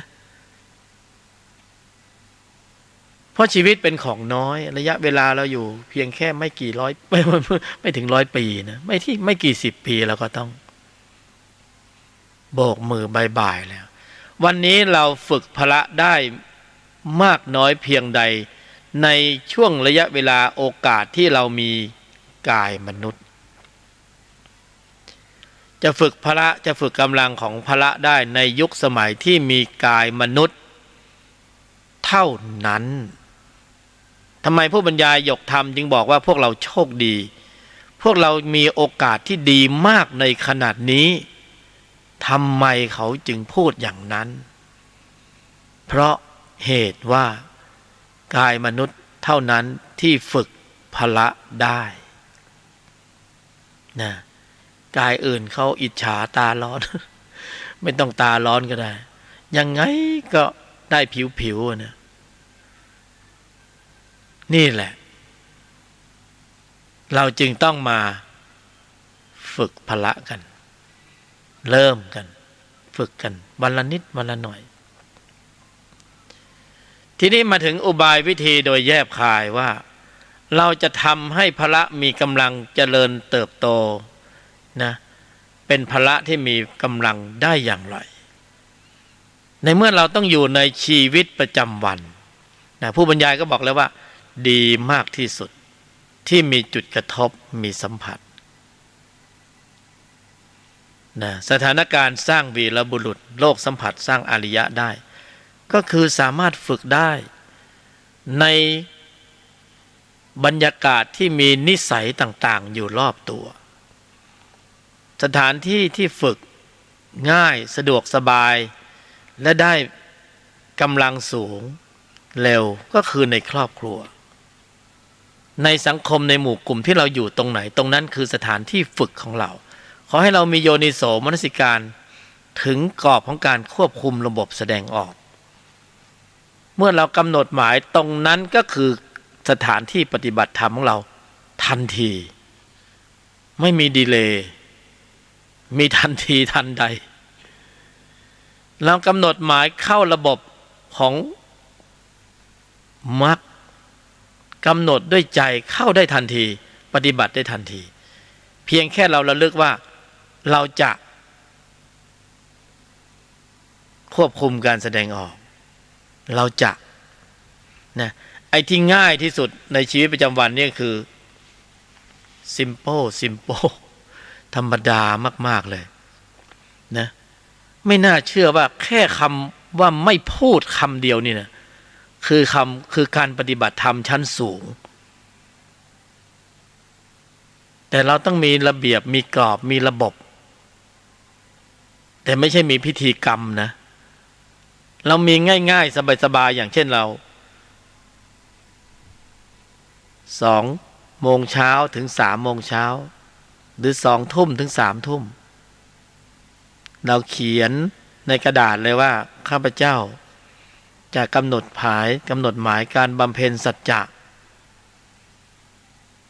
โดยการบำเพ็ญไม่พูดเป็นเวลา1 ชั่วโมงทุกวัน3 ปีเริ่มตั้งแต่วันนี้เป็นต้นไปเริ่มเวลา2 ทุ่มถึง3 ทุ่มพอถึงเวลา2 ทุ่มศีลใบ้เลยปิดเลยศีลสมาธิปัญญาอยู่ในนี้หมดแล้วไม่ต้องหลีกหนีสังคมให้ปะปนสัตว์อนุมัติตนอยู่ในตำแหน่งต่างๆหมุนเวียนเข้าไปเลยนะเวลาจะต้องสื่อสารเดี๋ยวนี้มันมีไลน์ส่งไลน์แต่สติจะต้องระลึกรู้อยู่ตลอดเวลาว่าเราอยู่ในวินัยของการบำเพ็ญเพียรสัจจะไม่พูดนะเตือนตัวเองด้วยตนเองนี่แค่นี้เองวันละ1 ชั่วโมง3 เดือนได้90 ชั่วโมงง่ายๆสบายๆนะ ยืนเดินนั่งนอนกินข้าวไปไหนมาไหนขับรถนะได้หมดนะแม้กระทั่งเข้าไปในผับในบาร์เข้าไปเถอะเข้าไปเลยนะแต่ในใจคุณขออย่างเดียวคือไม่พูดมีเหตุกระทบกระทั่งกระทุ้งกระเทือนที่มันจะต้องพูดมันจะต้องโต้มันจะต้องตอบมันจะต้องแสดงเหตุผลมันจะต้องแสดงอัตตาเฉยอยู่ไอตัวเบรกนั่นน่ะต้นเบรกน่ะเฉยอยู่นั่นน่ะกระบวนการของพละทั้งนั้นเลยที่จะเบรกอาการของวัฏจักรจิตไม่ให้ไหลต่อไปศรัทธาความเพียรสติสมาธิปัญญาจะเข้ามาทำหน้าที่โยนิโสมนสิการจะกำกับอยู่ตลอดเวลาว่าไม่พูดนะจริงๆสำนักธรรมต่างๆเขาก็ปฏิบัติกันอยู่แต่ว่าสถานการณ์สร้างวีรบุรุษถ้าเราฝึกในสำนักปฏิบัติทุกคนนั้นคนซ้ายคนขวาเขาก็ปฏิบัติเหมือนเรานะก็ได้ขอเพียงแค่ระลึกว่าเราจะควบคุมระบบแสดงออกในปัจจุบันขณะนี้ขณะนั้นขอแค่ระลึกแค่นั้นสติขึ้นแล้วนะเอาคะแนนความยากไป5 แต้มแต่ถ้าจะเอายากกว่านี้เรากำหนดหมายไม่โกรธ1 ชั่วโมงสบายๆนะกำหนดหมายไปเลยฟิกเวลาไว้เราไม่ได้มองว่าเราจะโกรธหรือไม่โกรธเราต้องการใช้อุบายโดยแยบคายเยี่ยงอย่างนี้เป็นบทนำล่องเพื่อให้สติพละศรัทธาพละความเพียรพละสมาธิพละปัญญาพละเคลื่อนกำลังออกมาเอารถถังออกมานะเคลื่อนกำลังออกมาเพราะพละก็คือกำลังอยู่แล้วเอากำลังออกมาเพื่อที่จะควบคุมสถานการณ์ของใจขณะที่มีจุดกระทบที่มันยั่วให้พูดยั่วให้โกรธยั่วให้เห็นผิดแล้วให้เบรกอาการตรงนั้นให้ได้ก็เรียกว่าควันขึ้นเลยล่ะเบรกนะเบรกอย่างแรงอะสติจะเท่าทันทีละนิดทีละหน่อยใหม่ๆก็จะหลงลืมสติบ้างหลุดบ้างก็ตั้งลำใหม่แล้วก็ค่อยเริ่มฝึกไปทีละนิดทีละหน่อยในครอบครัวเดี๋ยวภรรยากระทบสามีกระทบลูกกระทบพ่อกระทบแม่กระทบนี่เพราะแต่ละคนอยู่ด้วยกันนานๆความเกรงใจมันน้อยลงมันก็มาแบบไม่ทันได้คิดแหละแต่ละคนรอบตัวใช่ไหมจะนึกอะไรจะพูดอะไรได้มันก็หลุดปากออกมาเลยบางทีก็หยาบบ้างไม่หยาบบ้างก็นะกระทบเบื้องกระทบสูงบ้างต่ำบ้างนะเหมือนกับให้เกียรติบ้างไม่ให้เกียรติบ้างคำพูดคำจาต่างๆเราจะต้องนิ่งในไม่โต้ตอบอย่างเดียวฝึกไปวันละ1 ชั่วโมงฝึกอย่างเนี้ยสนุกเขาเรียกว่าทุลธรรมในภายในนะถ้าเราฝึกแบบสมถะมันยังก็ไม่มีจุดกระทบไงอันนั้นก็ได้พละเหมือนกันแต่พละในระดับของการหนีสัมผัสแต่เราต้องการพละในระดับกระทบสัมผัสไอ้หนีสัมผัสเราก็ทำได้นะแล้วก็ฝึกพละเหมือนกันนะก็วิตกวิจารปีติสุขเอกคตาเหมือนกันแต่ขณะกระทบสัมผัสก็มีวิตกวิจารปีติสุขเหมือนกันจะฝึกแบบเปิดตาหรือจะฝึกแบบปิดตานะจะฝึกกับป่าไม้หรือจะฝึกกับนิสัยเรากำหนดหมายตัวเราเองได้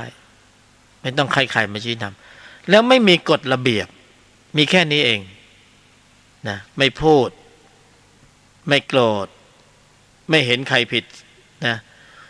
ข้อ1ข้อ2เราก็อ่วมแล้วข้อไม่เห็นใครผิดนี่ยิ่งทำยากเข้าไปใหญ่เวลาเสียผลประโยชน์เนี่ยโอ้โหมันยอมไม่ได้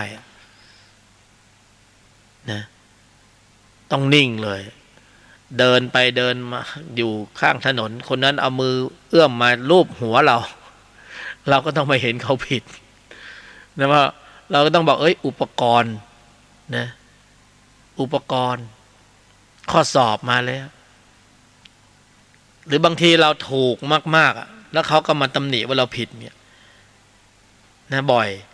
เราก็อดไม่ได้ที่จะต้องอธิบายความด้วยเหตุผล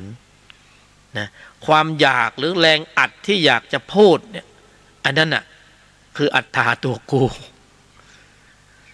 นะอยากพูดเสียจนถึงที่สุดไม่มีเหตุผลเพราะตอนที่เราพูดเรามีเหตุมีผลเห็นไหมเห็นเขาพูดในสภาใช่ไหมมีเหตุมีผลยกเมฆบ้างถูกบ้างผิดบ้างโกหกบ้างไม่หกบ้างแต่ผู้ปฏิบัติธรรมในชั้นนี้ต้องจนเหตุผลไม่มีว่างเปล่าถ้าว่างเปล่าก็แสดงว่าอัตตามันไม่มีแล้วมันว่างเปล่านะฝ่ายตรงข้ามจะใส่มาข้อมูลขนาดไหนได้ยินได้ฟังอยู่แต่ไม่มีเหตุผลไม่มีนะแต่ยิ่งถกยิ่งเถียงยิ่งแสดงอัตตามานะทิฏฐินะอยากจะแสดงให้เห็นว่าอย่างนั้นอย่างนี้เพราะนั้นข้อสอบเนี่ยมันจะมีอยู่รอบตัวเราต้องตั้งหลักนะเขาเรียกตั้งการปฏิบัติการในเชิงลุกนะเราไม่ได้ตั้งรับแล้วถ้าธรรมะปฏิบัติลักษณะนี้คือปฏิบัติการเชิงลุกเราพร้อมที่จะลุกพื้นที่เพื่อที่จะได้พื้นที่ของใจคืนมาจากพยามารต้องการที่จะให้ได้ชั่วโมงของธรรมะให้พละมีกำลังแข็งแกร่งแข็งแรงแหลมคมเท่าทันรอบรู้แยกแยะเช็ดล้างล้วงลึกถอดถอนเพื่อแย่งชิงพื้นที่ของใจคืนมาจากโทสะโลภะโมหะอวิชชาเพราะตอนนี้เขาควบคุมพื้นที่ของใจไว้เบ็ดเสร็จเด็ดขาดมาหลายภพหลายชาติแล้วนะถ้าเรายังปล่อยให้เขาครอบครองพื้นที่อยู่อย่างนี้อยู่เนี่ยเราไม่เป็นตนของตนเองเราก็ถูกตัวมันชี้นำให้ไปตัวนรกตัวเปรตตัวอสุรกายตัวสัตว์เดรัจฉานชี้นำให้เราไปอยู่มีภาวะฐานะในนรกภูมิบ้างเปรตภูมิบ้างอสุรกายภูมิบ้างสัตว์เดรัจฉานบ้างมนุษย์บ้างแต่วันนี้การเกิดเป็นมนุษย์ของเรามีโอกาสดีมากที่สุดในการที่จะฝึกกำลังของพละนะฝึกพละด้วยการขับเคลื่อนกำลังของมรรคเพื่อออกจากวังวนแห่งวัฏสงสารเรามีทางสายเอกสายเดียวที่พระบรมศาสดาตรัสรู้เป็นเส้นทางนี้เมื่อเราปฏิบัติได้มีสภาวะเราก็ยกสภาวะเข้าไปในบัญญัติเราจะตีบัญญัติแตกว่านี่คือมีบัญญัติรับรองว่าสภาวธรรมเป็นอย่างนี้นะบัญญัติก็มีรับรองเพียงแค่เราเดินชั่วโมงได้สักระยะเวลาหนึ่งไม่กี่ชั่วโมงเราก็จะเริ่มสัมผัสกำลังของพละนะเคยสัมผัสหรือยังกำลังของพละเราเคยสัมผัสกำลังของจิตที่มีตัวประกอบด้วยโทสะบ่อยมากเลยใช่ไหมบ่อยๆเนืองๆแล้วเราก็เคยชินเคยใช้กับมันเคยร่วมวงไพบูลย์กับมันนะเคยเข้ากวนเดียวกับจิตที่มีตัวประกอบด้วยโทสะแล้วเราก็เห็นเพื่อนมนุษย์เราตกเป็นเหยื่อของมันนะทางสื่อต่างๆเป็นผลงานของจิตที่มีตัวประกอบด้วยโทสะ เสียเป็นส่วนมากที่เป็นความรุนแรงทั้งหลายสุดท้ายเราเห็นเส้นทางชีวิตของรูปนั้นนามนั้นคนคนนั้นเป็นยังไงล้มเหลวเราล้มเหลวด้วยระบบการแสดงออกที่เป็นอกุศลภายใต้การชี้นำนะของจิตที่มีตัวประกอบด้วยนรกจิตเปรตจิตอสุรกายจิตสัตว์เดรัจฉานจิตเป็นยังไงพอใช้จิตตัวนี้แล้วเป็นยังไงนะพังเป็นแถบๆเลยใช่ไหมนะนอกจากตัวเราจะพังแล้วเราจะพาคนอื่นพังไปด้วยนะพาเอาครอบครัวพังไปตระกูลเราพังไปนามสกุลเราเละเลยใช่ไหมเพราะจิตที่มีตัวประกอบด้วยเป็นแรงขับเป็นแรงขับมันมีกำลังมากนะถ้ามันไม่แน่จริงมันไม่สามารถจะนำพาสรรพสัตว์ให้เวียนตายเวียนเกิดในวัฏสงสารทีนี้โลกก็ยังให้โอกาสให้สรรพสัตว์ได้เข้าถึงธรรมที่มีไว้สำหรับแก้กันนะธรรมที่มีไว้สำหรับแก้กันเราก็ได้มีโอกาสได้มาฝึกพละนะและเราจะฝึกพละได้ในยุคสมัยที่เรามีกายมนุษย์โอกาสนี้จึงเป็นโอกาสที่ดีมากที่สุดนะเราเป็นผู้ที่โชคดี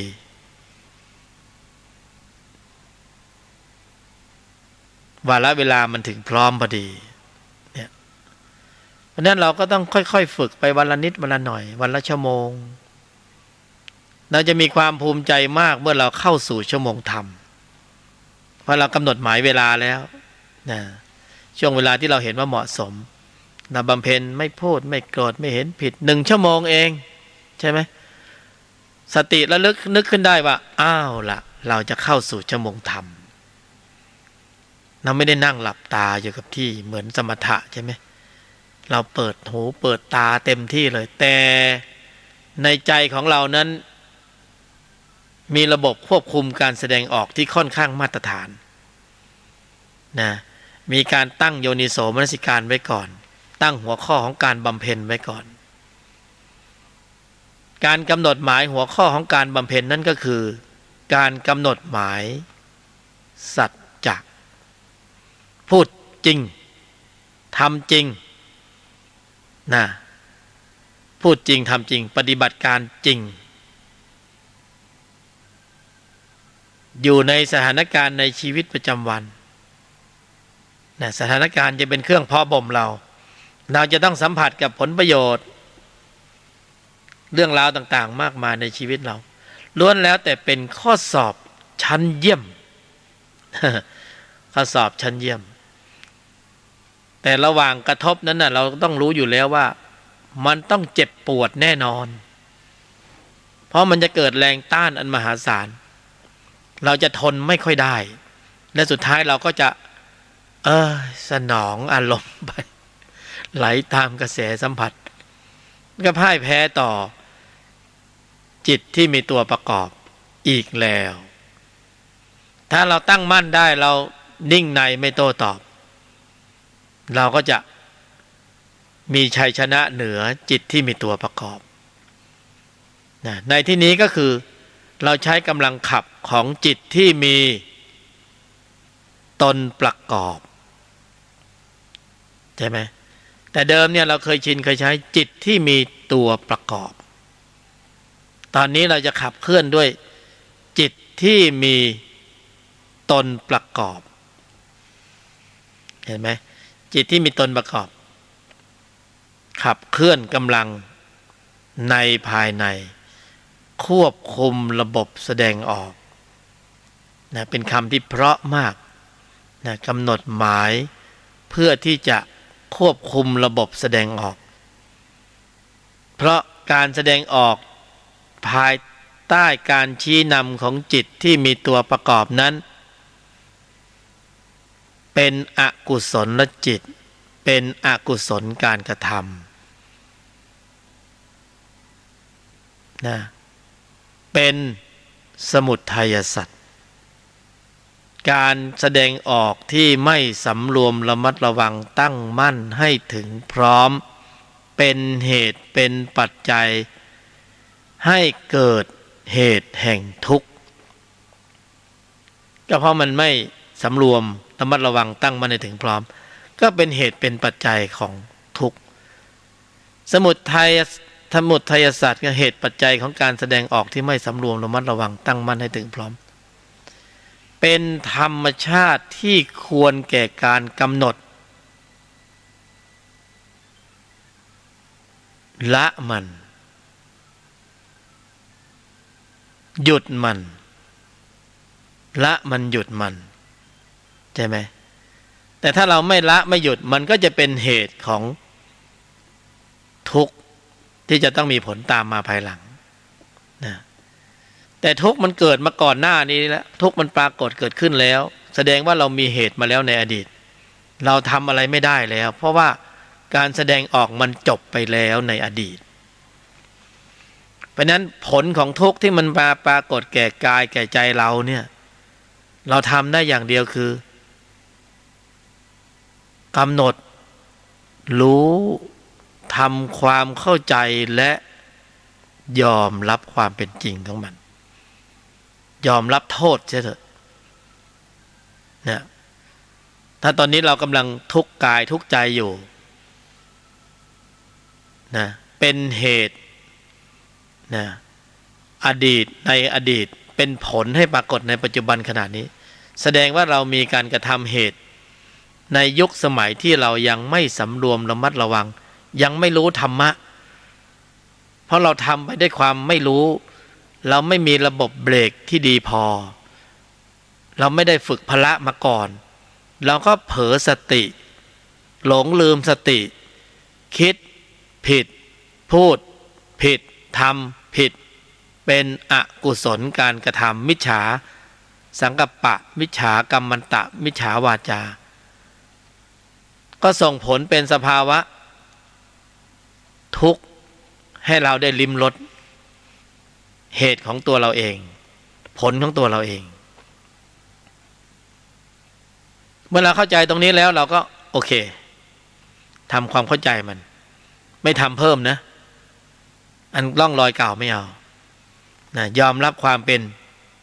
จริงเนี่ยเพราะนั้นเหตุใหม่เราก็ไม่สร้างแล้วไม่ทำแล้วเป็นสัมมาประธานสี่เราจะไม่สร้างเหตุใหม่แล้วเราก็ปรับระบบคิดพูดทำของเราเข้าสู่แนวทางของอริยมรรคมีองค์8จากที่เคยเป็นมิจฉาให้เป็นสัมมาใช้การกระทำล้างการกระทำเราเข้าสู่วังวนแห่งวัฏจักรการเกิดแก่เจ็บตายด้วยอาการของการไม่สำรวมระมัดระวังตั้งมั่นให้ถึงพร้อมเราจะออกจากวังวนแห่งวัฏสงสารด้วยการสำรวมระมัดระวังตั้งมั่นให้ถึงพร้อมนี่คือเหตุผลว่าทำไมพระบรมศาสดาจึงตรัสสอนเราว่ายังกุศลให้ถึงพร้อมไม่ทำบาปทั้งปวงทำจิตใจให้ขาวลอกเพราะพระองค์ทรงเมตตาแล้วว่าถ้าเราเข้าสู่คันลองธรรมนี้เราก็จะไม่สร้างเหตุแห่งทุกข์เราก็จะได้สัมผัสสภาวะของธรรมที่ควรแก่การทำให้แจ้งคือนิพพานคือไม่มีสภาวะทุกข์นะทำให้แจ้งและพระองค์ยังเมตตาตรัสสอนให้พวกเราว่าธรรมที่ควรแก่การดำเนินไปสู่ความแจ้งนั้นคืออริยมรรคมีองค์8เป็นธรรมที่ต้องกำหนดเจริญเนี่ยกลับมาที่ต้องกำหนดเจริญเมื่อเราต้องกำหนดเจริญเราก็ต้องอาศัยองค์ธรรมกุศลจิตที่พระบรมศาสดาทรงสรรเสริญมากที่สุดคือโยนิโสมนสิการเมื่อมาถึงโยนิโสมนสิการโยนิโสมนสิการก็ต้องรับนโยบายของสัจจะในการกรอบความคิดให้แคบลงด้วยการกำหนดควบคุมระบบแสดงออกเห็นไหม เมื่อกำหนดหมายควบคุมระบบแสดงออกได้โยนิโสมนสิการได้ทำหน้าที่แล้วเป็นเหตุเป็นปัจจัยให้องค์ธรรมกุศลจิตคือพละห้านั้นอินทรีย์ห้านั้นเคลื่อนกำลังออกมาควบคุมสถานการณ์ของใจก่อนที่จะมีการกระทบสัมผัสทางทวารต่างๆขณะกระทบสัมผัสทางทวารต่างๆและภายหลังจากที่มีการกระทบสัมผัสทางทวารต่างๆเอาทหารชั้นเยี่ยมเข้ามาควบคุมสถานการณ์ของใจไว้เรียบร้อยก่อนที่จะมีการกระทบสัมผัสแต่เดิมเราไม่มีองค์ธรรมกุศลจิตพละห้าเหล่านี้คอยควบคุมประตูใจเลยแม้แต่องค์เดียวเราปล่อยให้การกระทบสัมผัสไหลไปตามกระแสสัมผัสแล้วแสดงออกไปโดยที่เราไม่มีโอกาสที่จะเซฟตัวเองรักษาใจของตัวเองได้เลยเพราะการแสดงออกที่เมื่อแสดงออกไปแล้วมีผลตอบแทนทันทีจิตจะบันทึกข้อมูลลงไปทันทีทันใดในปัจจุบันขณะนั้นๆเราหนีไม่ออกเลยใช่ไหมเมื่อมีเหตุแห่งทุกข์เราได้กระทำแล้วที่สุดท้ายวิบากจิตผลแห่งทุกข์ก็จะย้อนกลับมาเล่นงานเราหนีไม่ได้จิตคือธรรมชาติที่ยุติธรรมที่สุดไม่ใช่ศาลพระภูมิจิตคือธรรมชาติที่ยุติธรรมที่สุดเพราะนั้นการแสดงออกของมนุษย์จะถูกเก็บข้อมูลหมดเลยคุณจะมีไถยจิตคุณจะมีลักษณะเล่ห์เหลี่ยมเพทุบายหรือจะมีอะไรต่างๆไม่ได้สนใจตรงนั้นเลยกรรมก็คือกรรมจิตเขาบันทึกหมดเลยแล้วคุณจะหนีไปไหนถ้าเราฉลาดเพียงพอณวันนี้เราจะต้องตั้งหลักใหม่แล้วว่าเฮ้ยจิตไม่ธรรมดาสั่งเขาไม่ได้นะเขาจะบันทึกข้อมูลหมดเลยสู้เราป้อนข้อมูลจิตที่มีองค์ประกอบด้วยกุศลในระดับชั้นของมรรคให้จิตบันทึกไม่ดีกว่าหรือเขาบันทึกแล้วบันทึกเลยเรามีโอกาสในการสร้างสรรค์การแสดงออกที่เป็นการแสดงออกระดับของอาริยะได้เราทำไมไม่ทำเรามีโอกาสสร้างสรรค์การแสดงออกในระดับชั้นของอาริยะได้อาริยะจิตได้แล้วจิตก็จะบันทึกข้อมูลเหล่านี้เราทำไมไม่ทำเมื่อมีโอกาสมาถึงแล้วก็ไม่เข้าใจเหมือนกันแล้วเราจะมาร้องอดควรมาทุกข์อย่างนั้นทุกข์อย่างนี้พระบรมศาสดาตรัสไว้ชัดเจนแล้วทางสายเอกสายเดียวที่เราจะพ้นจากวังวนแห่งวัฏจักรกองทุกข์นี้ได้เราทำไมเพิกเฉยอยู่และเราปฏิบัติอะไรอยู่อันนี้มันน่าคิดตรงนี้เก็บเกี่ยวไปเก็บชั่วโมงทำไปเก็บชั่วโมงควบคุมระบบแสดงออกไปคือได้แล้วได้เลยเขาเที่ยงเพราะว่าเป็นสัจธรรมเที่ยงได้แล้วได้เลยไม่มีตกพละห้าเมื่อมีกำลังสูงถึงระดับหนึ่งนั้นเมื่อควบคุมระบบแสดงออกได้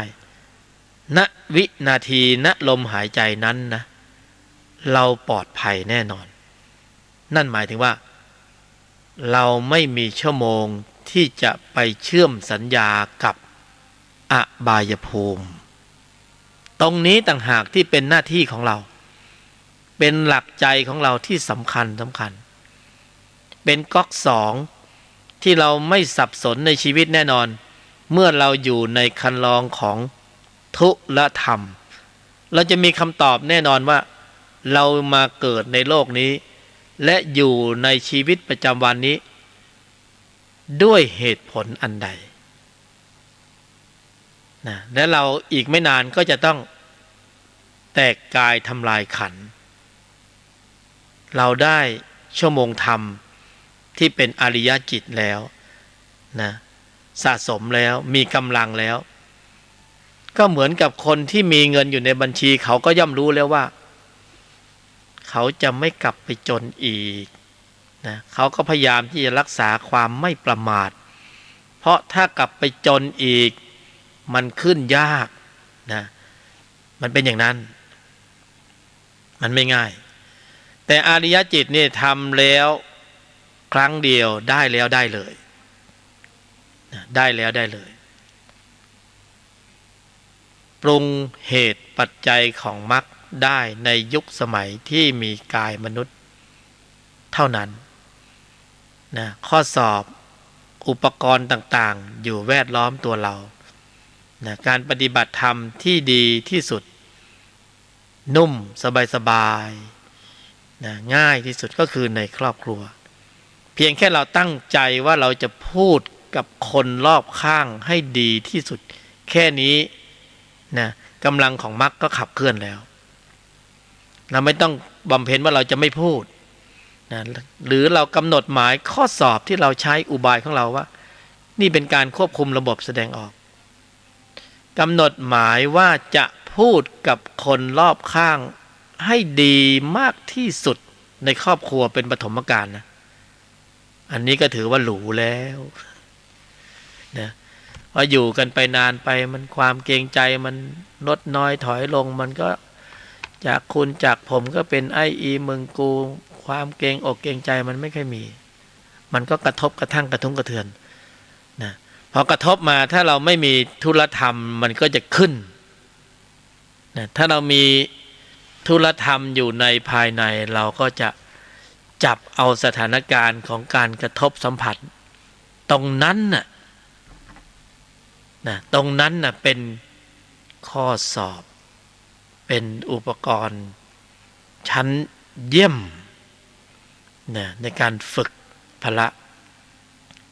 ในสถานการณ์ที่จะหล่อหลอมทุกที่ทุกแห่งนะทุกที่ทุกแห่ง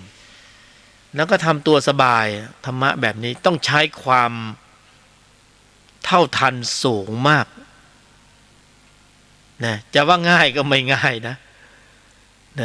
ต้องใช้ความเท่าทันสูงมากใช้สติรอบในสมาธิรอบในปัญญารอบใน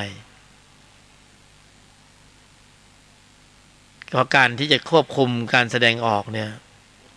มันเจอแน่นอนไอแรงต้านนี่ก็คือจิตเก่าที่เราเคยชินเคยใช้จิตตัวนั้นมันจะไม่ยอมนะก็คือ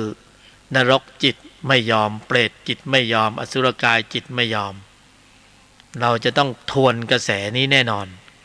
นะข้อสอบวิชาบังคับของ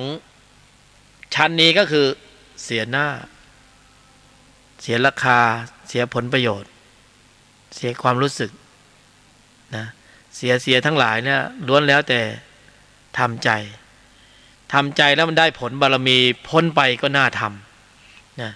ทำใจแล้วไม่พ้นมันก็ไม่น่าทำใจแล้วได้ผลบารมีเป็นกำลังที่สุดท้ายก็จะสรุปลงที่กำลังของจิตที่มีองค์ประกอบด้วยพละห้าศรัทธาความเพียรสติสมาธิและปัญญามีกำลังแข็งแกร่งแข็งแรงแหลมคมเท่าทันรอบรู้แยกแยะเช็ดล้างล้วงลึกและถอดถอนกำลังของพละมีกำลังมากถอดถอนอนุสัยกิเลสโดยอัตโนมัติที่สุดท้ายธรรมจะเข้าสู่ระดับของความเป็นออโต้อัตโนมัติธรรม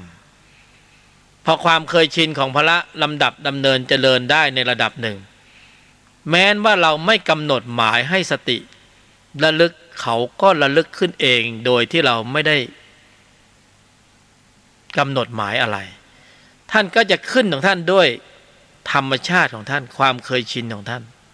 นะอยู่เหนือความคาดหมายเวลามีเหตุที่จะต้องแก้ไขสถานการณ์หนัก หรือมันยั่วยวนให้จิตที่มีตัวประกอบด้วยโทสะขึ้นสติพละจะขึ้นสู่วิถีจิตก่อนแล้วก็ทำหน้าที่ในการควบคุมสถานการณ์ของใจคือเบรกอาการของจิตที่มีตัวประกอบด้วยโทสะตรงนี้เป็นความมหัศจรรย์อย่างหาที่สุดประมาณการไม่ได้สุดยอดจริงๆกำลังขับเน้นรวดเร็วและรุนแรงหนักหน่วงนะเรามองว่าจิตที่มีตัวประกอบด้วยโทสะว่ามันฉุนเฉียวเกี้ยวกราดขาดความเมตตาหนักหน่วงรุนแรงเป็นที่น่าหวาดหวั่นน่ากลัวของนรกจิตเปรตจิตอสุรกายจิตสัญชาตญาณดิบโหดดูว่ามันหนักหน่วงน่ากลัวขนาดไหนนะ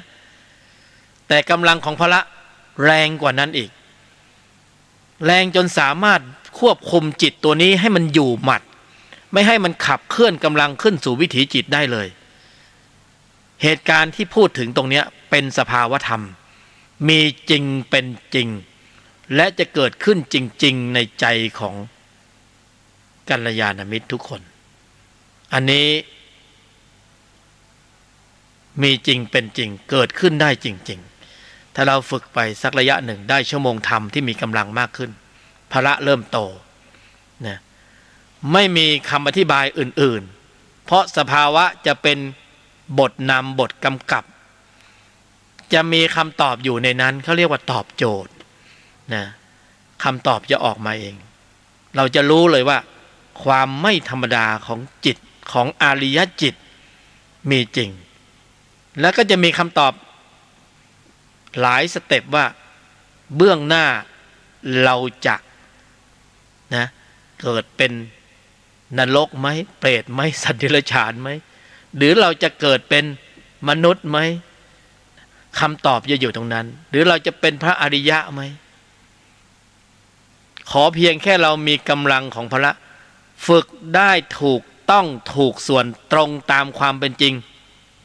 เป็นสัจธรรมเที่ยงนะไม่ใช่ธรรมเทียมเป็นของจริงที่มีจริงเป็นจริงมีปรากฏการณ์พิเศษอย่างนี้เกิดขึ้นได้จริงๆในใจของเราเนี่ยเมื่อเราเจอของจริงแล้วเราก็วินิจฉัยธรรมวิจัยได้ว่าข้อวัดปฏิบัตินะเหตุผลภูมิปัญญาอื่นๆที่เราได้สัมผัสสัมพันธ์นั้นมีคำตอบว่าคืออะไรนะเราจะบอกกับตัวเราเองว่าเราไม่ได้หลงทางอีกต่อไปเพราะสภาวธรรมนั้นมันลักษณะแบบนี้คือล็อกเป้ามันดิ้นไม่ออกมีจริงเป็นจริงนะหลังจากที่ได้นิสัยเหนือนิสัยแล้วเราจะสนุกสนานกับการไปเล่นฌานเล่นฤทธิ์ก็เชิญได้ตามสบาย สำหรับวันนี้ก็ผู้บรรยายยกธรรมก็ขอนำรายการอำลากัลยาณมิตรไปก่อนรัตนะมหันทโยสุขโสรัตนะหันตะละสาธุตัง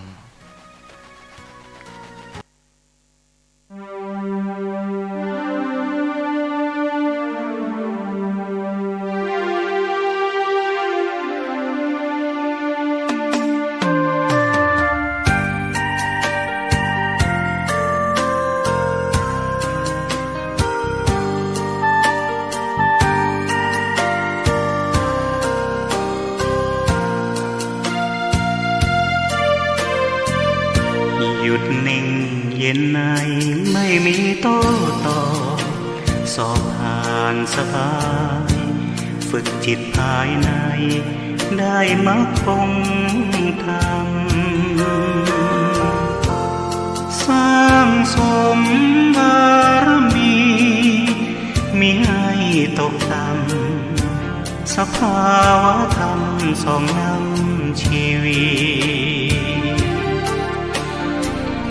หยุดโลภโกรธหลงปลงอนิจจังวางลงทุกสิ่งเมื่อจิตเรานิ่งเห็นธรรมทันทีแจ่มแจ้งรู้จริงพรหมวิหา สี่จุดหมายเรามีอยู่ที่นิพพานทุรธรรมนำพ้น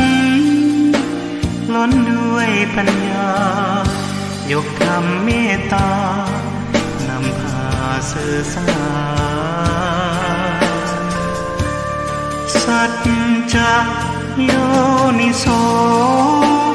มนสิการองค์โพธิญาณประทานให้เราจับนอกมองในไตรลักษณ์ให้นานวัฏฏะสงสารเวียนว่าอยู่นานพบผ่านแต่เศร้าหลุดพ้นอย่างไรบริหารจิตเอาพระพุทธเจ้าสอนเราเห็นท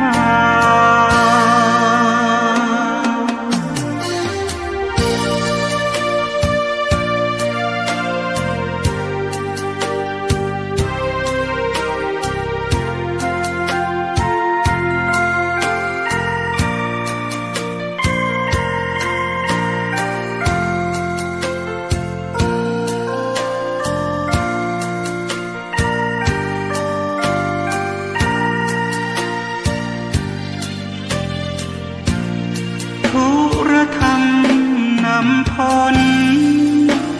ล้นด้วยปัญญายกธรรมเมตตานำพาสื่อสารสัจจะโยนิโสมนสิการองค์โพธิญาณประทานให้เรา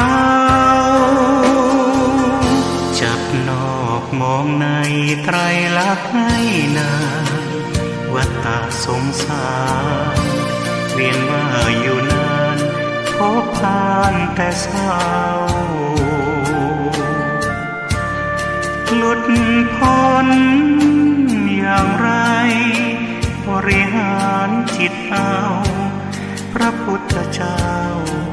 สอนเราเห็นทาง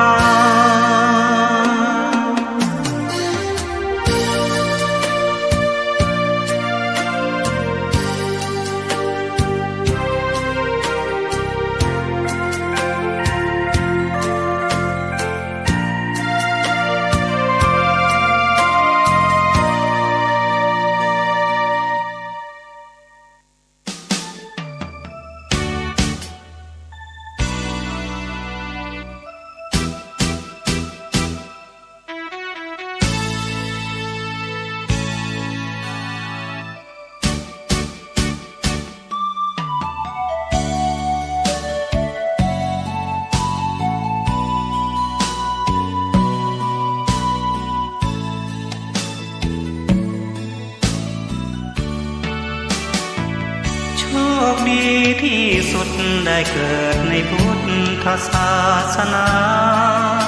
เรามีองค์พระสัมมาเป็นศาสดาแห่งการหลุดพ้นเวียนว่ายตายเกิดภพภูมิกำเนิดเกิดกายวกมนเป็นเดรัจฉานเปรต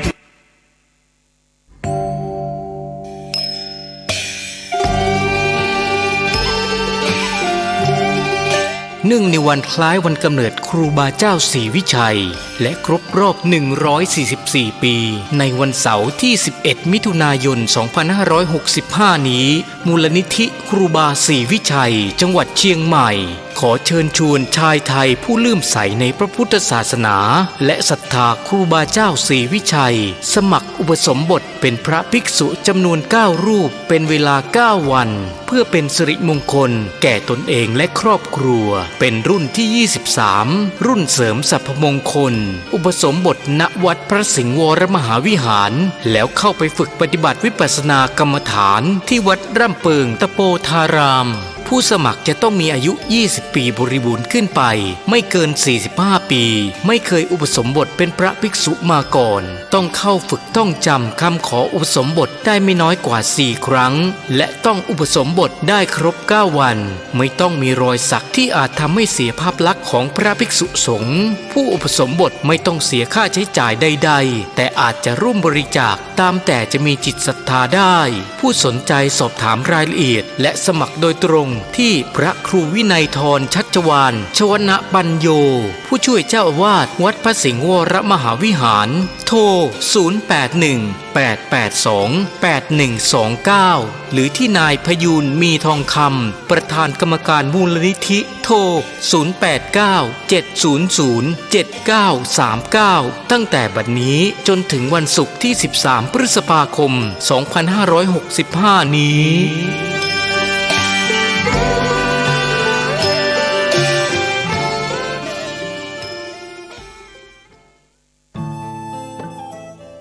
ท่านกำลังติดตามรับฟังสถานีวิทยุกระจายเสียงพระพุทธศาสนาแห่งชาติและสังคมคลื่นเพื่อการศึกษาพระพุทธศาสนาและวัฒนธรรมระบบ FM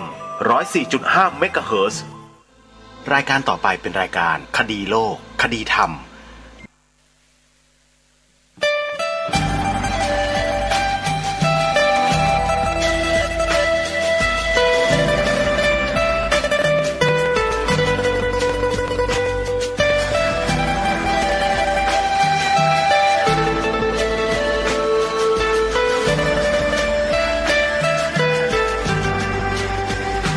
กล้าคิดก็ต้องกล้าทำอย่ากลัวถ้าทำความดีเป็นศึกษาปัญหาให้ทันท่วงทีเมืองไทยจะพัฒนากว่านี้รายการดีคดีโลกคดีธรรมขอรำพันบรรยายความคิดเครื่องหมายแห่งสีทั้งสามงามถนัด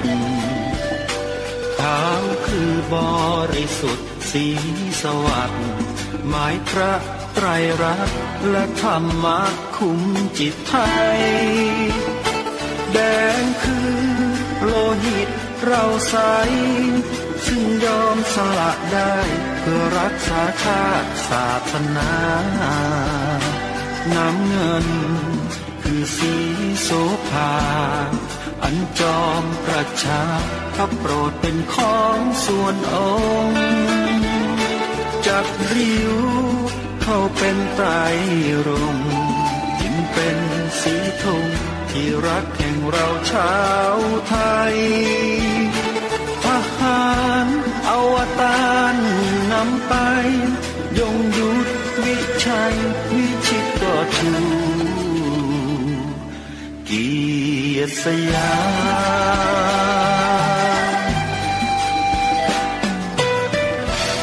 ประเทศไทยที่เจริญมั่นคงมาได้จนถึงทุกวันนี้มิได้เกิดขึ้นจากความหวาดกลัวอย่างบาดเขลาแต่บรรพบุรุษไทยของเราทุกยุคทุกสมัยล้วนแต่มีความกล้าหาญและชาญฉลาดปกป้องเอกราชสร้างชาติให้เกิดความมั่นคงโดยมีธงแห่งพระไตรรัตน์เป็นเครื่องนำชัยจึงเป็นที่มาที่ไปของรายการคดีโลกคดีธรรมกล้าคิดก็ต้องกล้าทำอย่ากลัวถ้าทำความดีเป็นศึกษาปัญหาให้ทันท่วงทีเมืองไทยจะพัฒนากว่านี้รายการดีคดีโลกคดี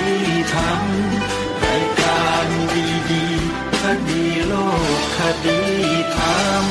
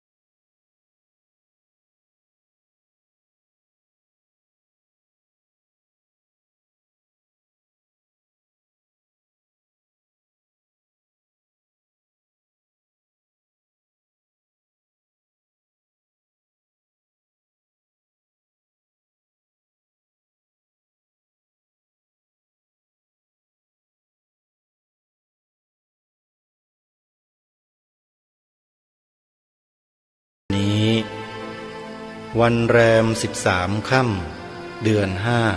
5วันนี้ตรงกับวันศุกร์ที่29 เมษายนพระพุทธศักราช2565รายการคดีโลกคดีธรรมมาพบกับท่านผู้ฟังเป็นปกติทุกวันจันทร์ถึงวันศุกร์และวันเสาร์อาทิตย์ทางสถานีวิทยุแห่งนี้ท่านผู้ฟังสามารถดาวน์โหลดแอปพลิเคชันเพื่อติดตามรับฟังรายการนี้ได้ทุกวันแอปพลิเคชันมีชื่อว่าวิทยุพุทธศาสนาทั่วไทยวิทยุพุทธศาสนาทั่วไทยเป็นแอปพลิเคชันที่รวบรวมสถานีวิทยุพระพุทธศาสนาแห่งชาติคลื่นต่างๆไว้ในที่เดียวกันเพื่ออำนวยความสะดวกให้กับสาธุชนผู้สนใจใคร่จะฟังธรรมสามารถเลือกเปิดรับฟังธรรมะได้หลากหลายมากมายตลอด24 ชั่วโมงใครก็ตามที่บอกให้ผู้อื่นดาวน์โหลดผู้นั้นจะได้บุญขอเรียนเชิญสาธุชนได้ร่วมกันสร้างบุญกุศลให้ขจรกระจายขยายไปทั่วถึงกันรายการคดีโลกคดีธรรมวันนี้จะนำการเสวนาขององค์การศาสนาพุทธโลกที่นำมาเปิดให้ฟังต่อเนื่องจากเมื่อวานซึ่งคณะกรรมการบริหารองค์การศาสนาพุทธโลกได้จัดเวทีเสวนาพูดคุยกันเมื่อวันที่14 เมษายน 2565ที่ผ่านมาที่วัดสามชุกรายการคดีโลกคดีธรรมโดยอาตมาภาพได้เป็นพิธีกรบนเวทีในวันนั้นแล้วก็ได้นำวิทยากรแต่ละท่านได้พูดถึงองค์การศาสนาพุทธโลกเพื่อให้เราได้มองเห็นภาพที่ชัดเจนว่าองค์การนี้เกิดขึ้นมาเพื่ออะไรโดยเฉพาะในวันนั้นวิทยากรที่รู้เรื่องข้อกฎหมายก็ได้นำบอกกับเราท่านทั้งหลายว่าการที่องค์การศาสนาพุทธโลกก่อตั้งขึ้นมานี้ก็เพื่อที่จะเข้าไปดูแลวัดวาอารามต่างๆที่ยังมีข้อบกพร่องในเรื่องความรู้ความเข้าใจในข้อกฎหมายบางอย่างแล้วไม่สามารถดำเนินกิจการของวัดให้มีความก้าวหน้าไปได้ติดขัดอยู่ในหลายๆอย่างทางองค์การก็จะช่วยเหลือวัดเหล่านั้นนี่คือสิ่งที่ปรารภและพูดคุยกันในวันนั้นรายละเอียดจะเป็นอย่างไรเดี๋ยวสักครู่หนึ่งเรามาติดตามรับฟังกันต่อเนื่องซึ่งเมื่อวานนี้เราได้ฟังมาถึงท่านประธานองค์การศาสนาพุทธโลกรองศาสตราจารย์นายแพทย์สำเร็จรุ่งเรืองกำลังกล่าวถึงองค์การศาสนาพุทธโลกอยู่เดี๋ยวสักครู่หนึ่งเรามาติดตามรับฟังพร้อมๆกันก่อนที่เราจะฟังเนื้อหาสาระต่อเนื่องจากเมื่อวานก็ขอเกริ่นนำสักเล็กน้อยเพื่อทำความเข้าใจกับท่านผู้ฟังที่เพิ่งจะหมุนคลื่นมารับฟังกันในวันนี้ว่าในช่วงนี้รายการคดีโลกคดีธรรมกำลังนำเทปบันทึกเสียงการเสวนาในหัวข้อเรื่องการจัดตั้งองค์การศาสนาพุทธโลกประเทศไทยมีผลต่อสังคมโลกอย่างไรวิทยากรบนเวทีเป็นคณะกรรมการผู้บริหารองค์การศาสนาพุทธโลกที่มาร่วมเสวนาแล้วก็ได้ พูดกันถึงเรื่องดังกล่าวซึ่งวันนี้เราได้ฟังมาถึงท่านประธานบริหารองค์การศาสนาพุทธโลกรองศาสตราจารย์นายแพทย์สำเร็จรุ่งเรืองซึ่งเป็นเจ้าของตึก8 ชั้นที่ได้ยกมอบให้กับองค์การศาสนาพุทธโลกใช้สอย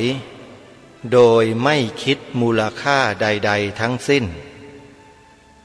อาคารหลังนี้ตั้งอยู่ที่ใกล้ๆแยกลำสาลีถนนศรีนครินทร์เขตบางกะปิกรุงเทพมหานครซึ่งจัดกิจกรรมขึ้นทุกสัปดาห์วันศุกร์เสาร์และอาทิตย์เพื่อให้กิจการขององค์การศาสนาพุทธโลกเดินไปข้างหน้าและเป็นศูนย์ประสานงานชาวพุทธที่อยู่ในประเทศไทยและต่างประเทศให้เข้ามามีส่วนร่วมในการขับเคลื่อนองค์การศาสนาพุทธโลกด้วยกันเดี๋ยวเราไปติดตามรับฟังกันต่อเนื่องจากเมื่อวานซึ่งท่านประธานคณะกรรมการบริหารองค์การศาสนาพุทธโลกรองศาสตราจารย์นายแพทย์สำเร็จรุ่งเรืองท่านกำลังปรารภและพูดถึงเรื่ององค์การศาสนาพุทธโลกเดี๋ยวไปติดตามรับฟังพร้อมๆกันได้นะบัดนี้จนให้รู้จักศีลจักธรรมผมก็มีเจตนาต่อไปว่าต่อไปก็เข้าไปถึงอำเภอเข้าไปถึงจังหวัดเข้าไปถึง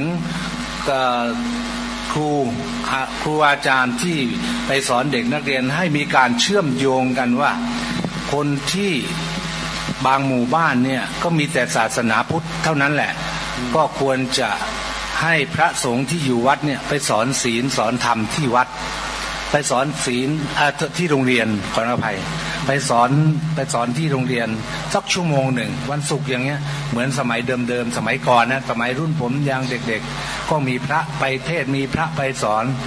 เราจะทิ้งไม่ได้เลยเรื่องศาสนาเพราะว่าเมื่อก่อนเนี่ยไม่มีมหาวิทยาลัยไม่มีโรงเรียนก็อาศัยวัดเป็นครูอาศัยวัดเป็นที่เรียนแล้วก็อาศัยพระเป็นผู้สอนเป็นครูมาตั้งแต่ต้นเมื่อนั้นเราคิดลืมพระคุณอันนี้ไม่ได้เลยประเทศเราก็ควรจะมีศาสนาพุทธเป็นศาสนาหลักของในประเทศ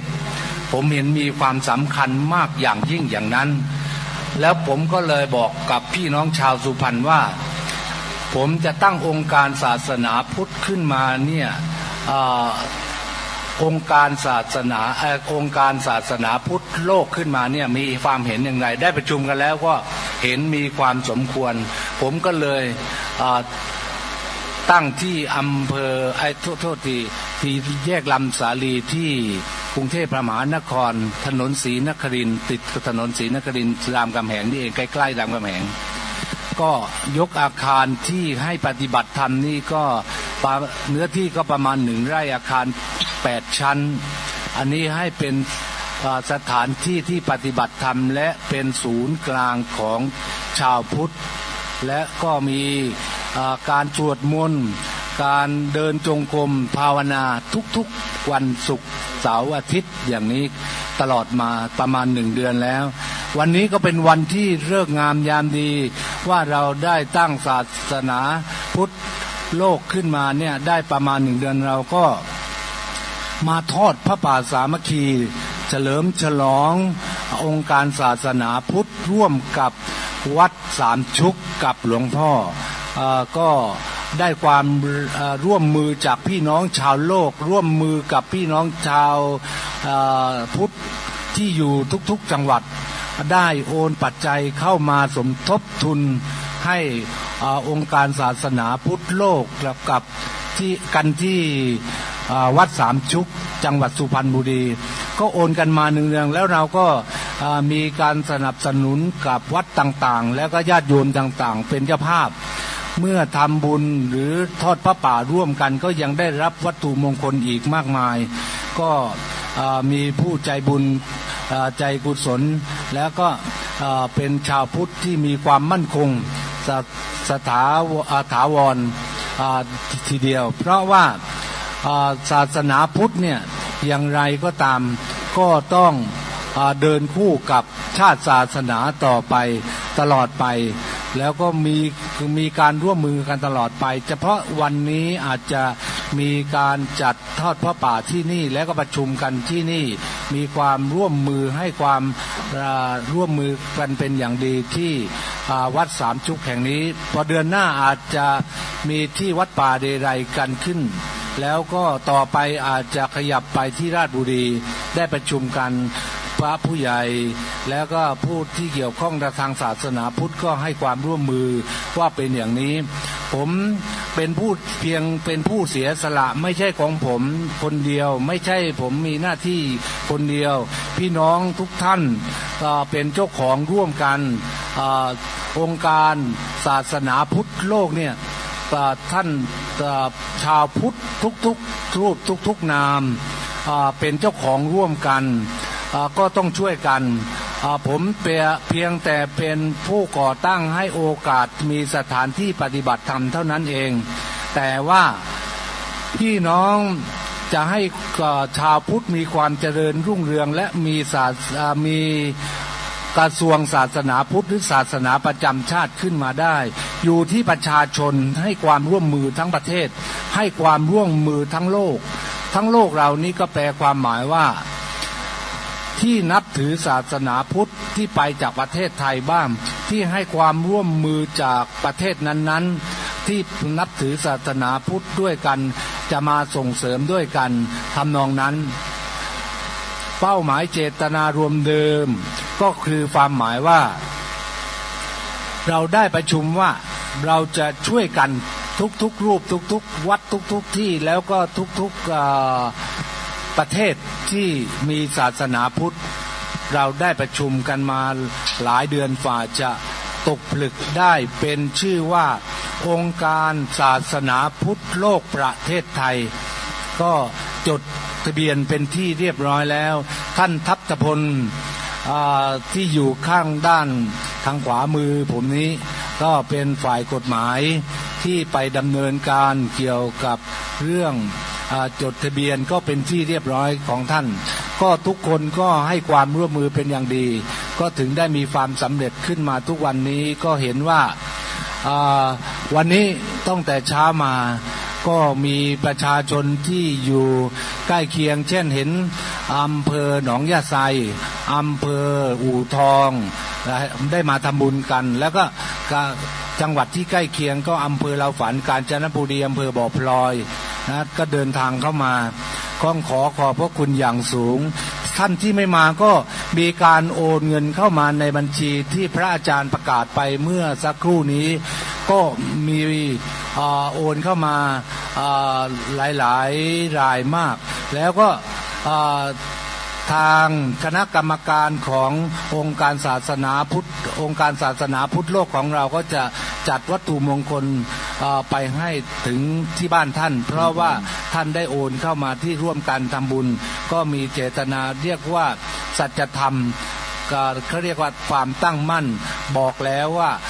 เมื่อทำบุญแล้วเราก็มีวัตถุมงคลให้ไม่ใช่เป็นการแลกเปลี่ยนเป็นวัตถุมงคลชาวพุทธของเราก็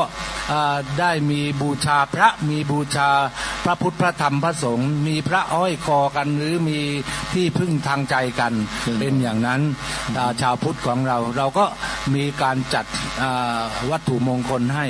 คำว่าวัตถุมงคลมันกว้างมากไม่สามารถบรรยายไปถึงความลึกซึ้งของชาวพุทธอันนี้ต้องขอฝากพ่อแม่พี่น้องที่ดูแลดูรายการดีทีวีที่ทางบ้านก็ถ้าไม่มาก็วันนี้เป็นวันสงกรานต์เป็นวันขึ้นปีใหม่ของพวกพวกชาวพุทธคนชาวพุทธที่ขึ้นปีใหม่คือเปลี่ยนหน้ากษัตริย์ใหม่เขาเรียกว่าเมื่อปีที่แล้วหน้ากษัตริย์หนึ่งปีนี้ก็เพิ่มไปอีกหน้ากษัตริย์หนึ่งปีนี้หน้ากษัตริย์เป็น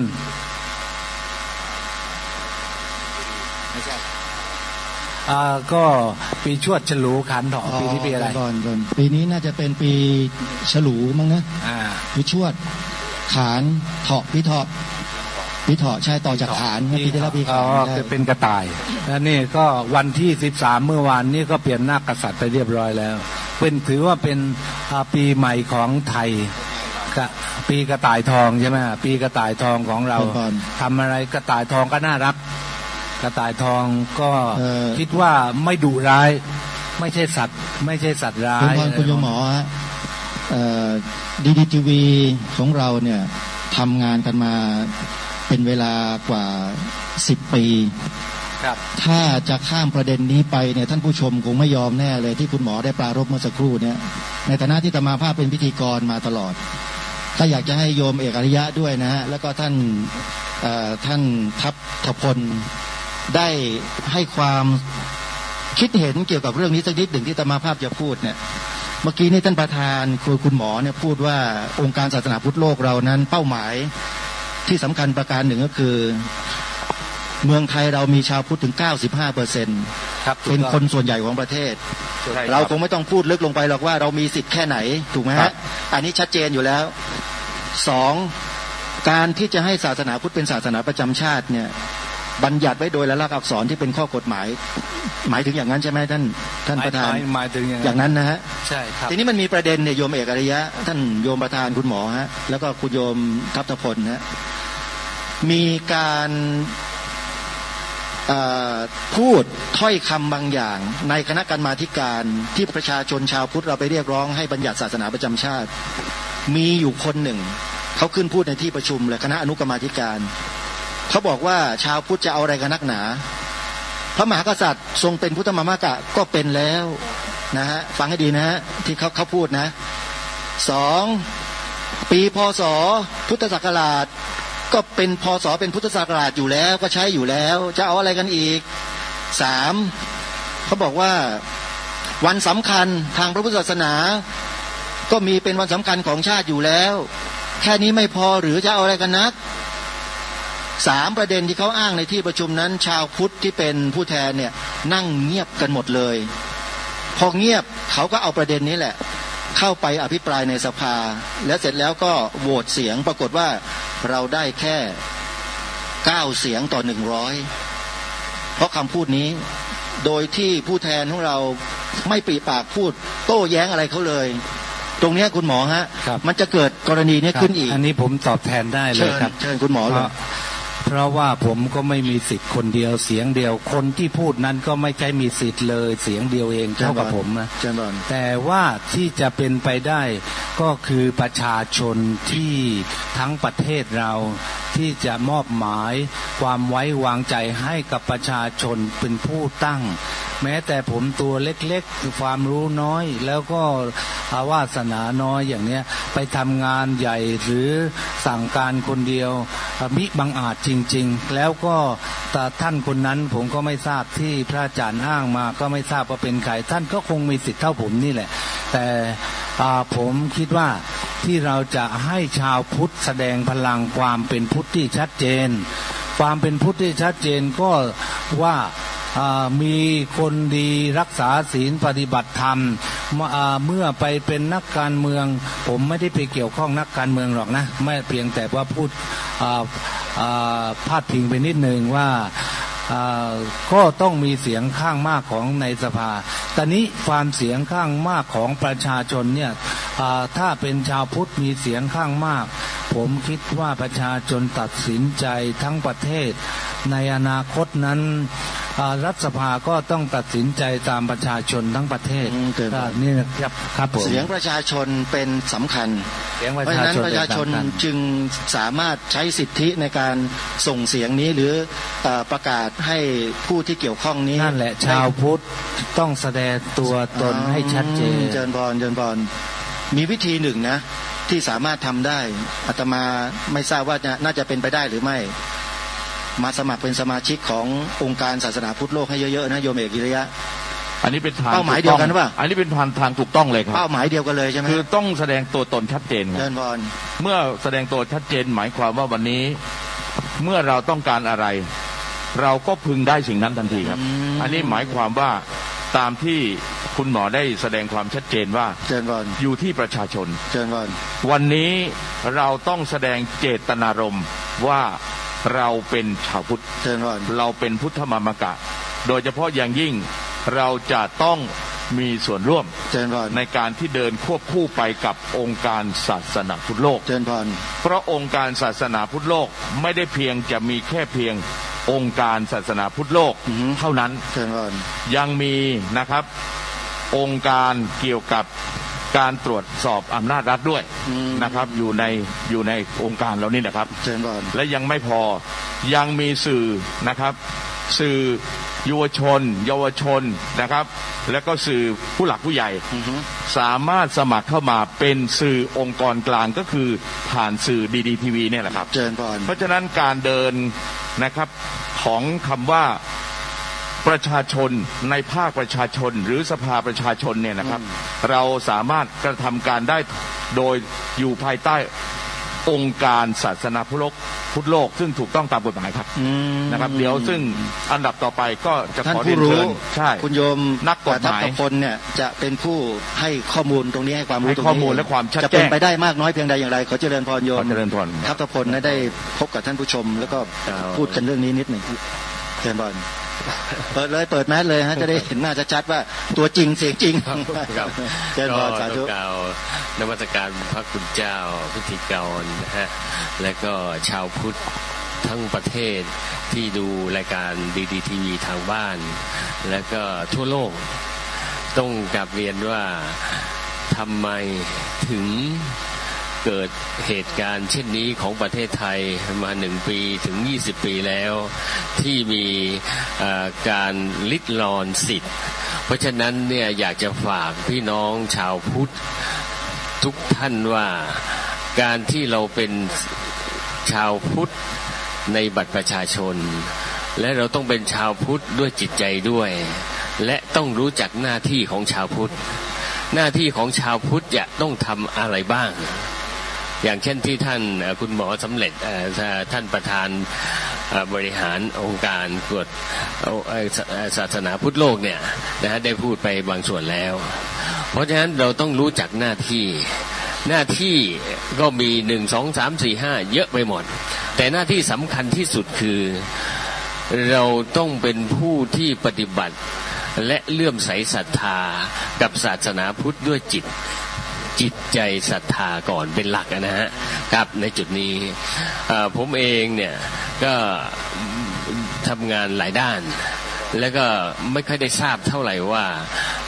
เรื่องศาสนาพุทธเกิดอะไรขึ้นก็ประมาณ 3-4 เดือนที่แล้วก็ได้รับข้อมูลข่าวสารพอสมควรที่ชาวพุทธเราเดือดร้อนใจกันทั่วประเทศ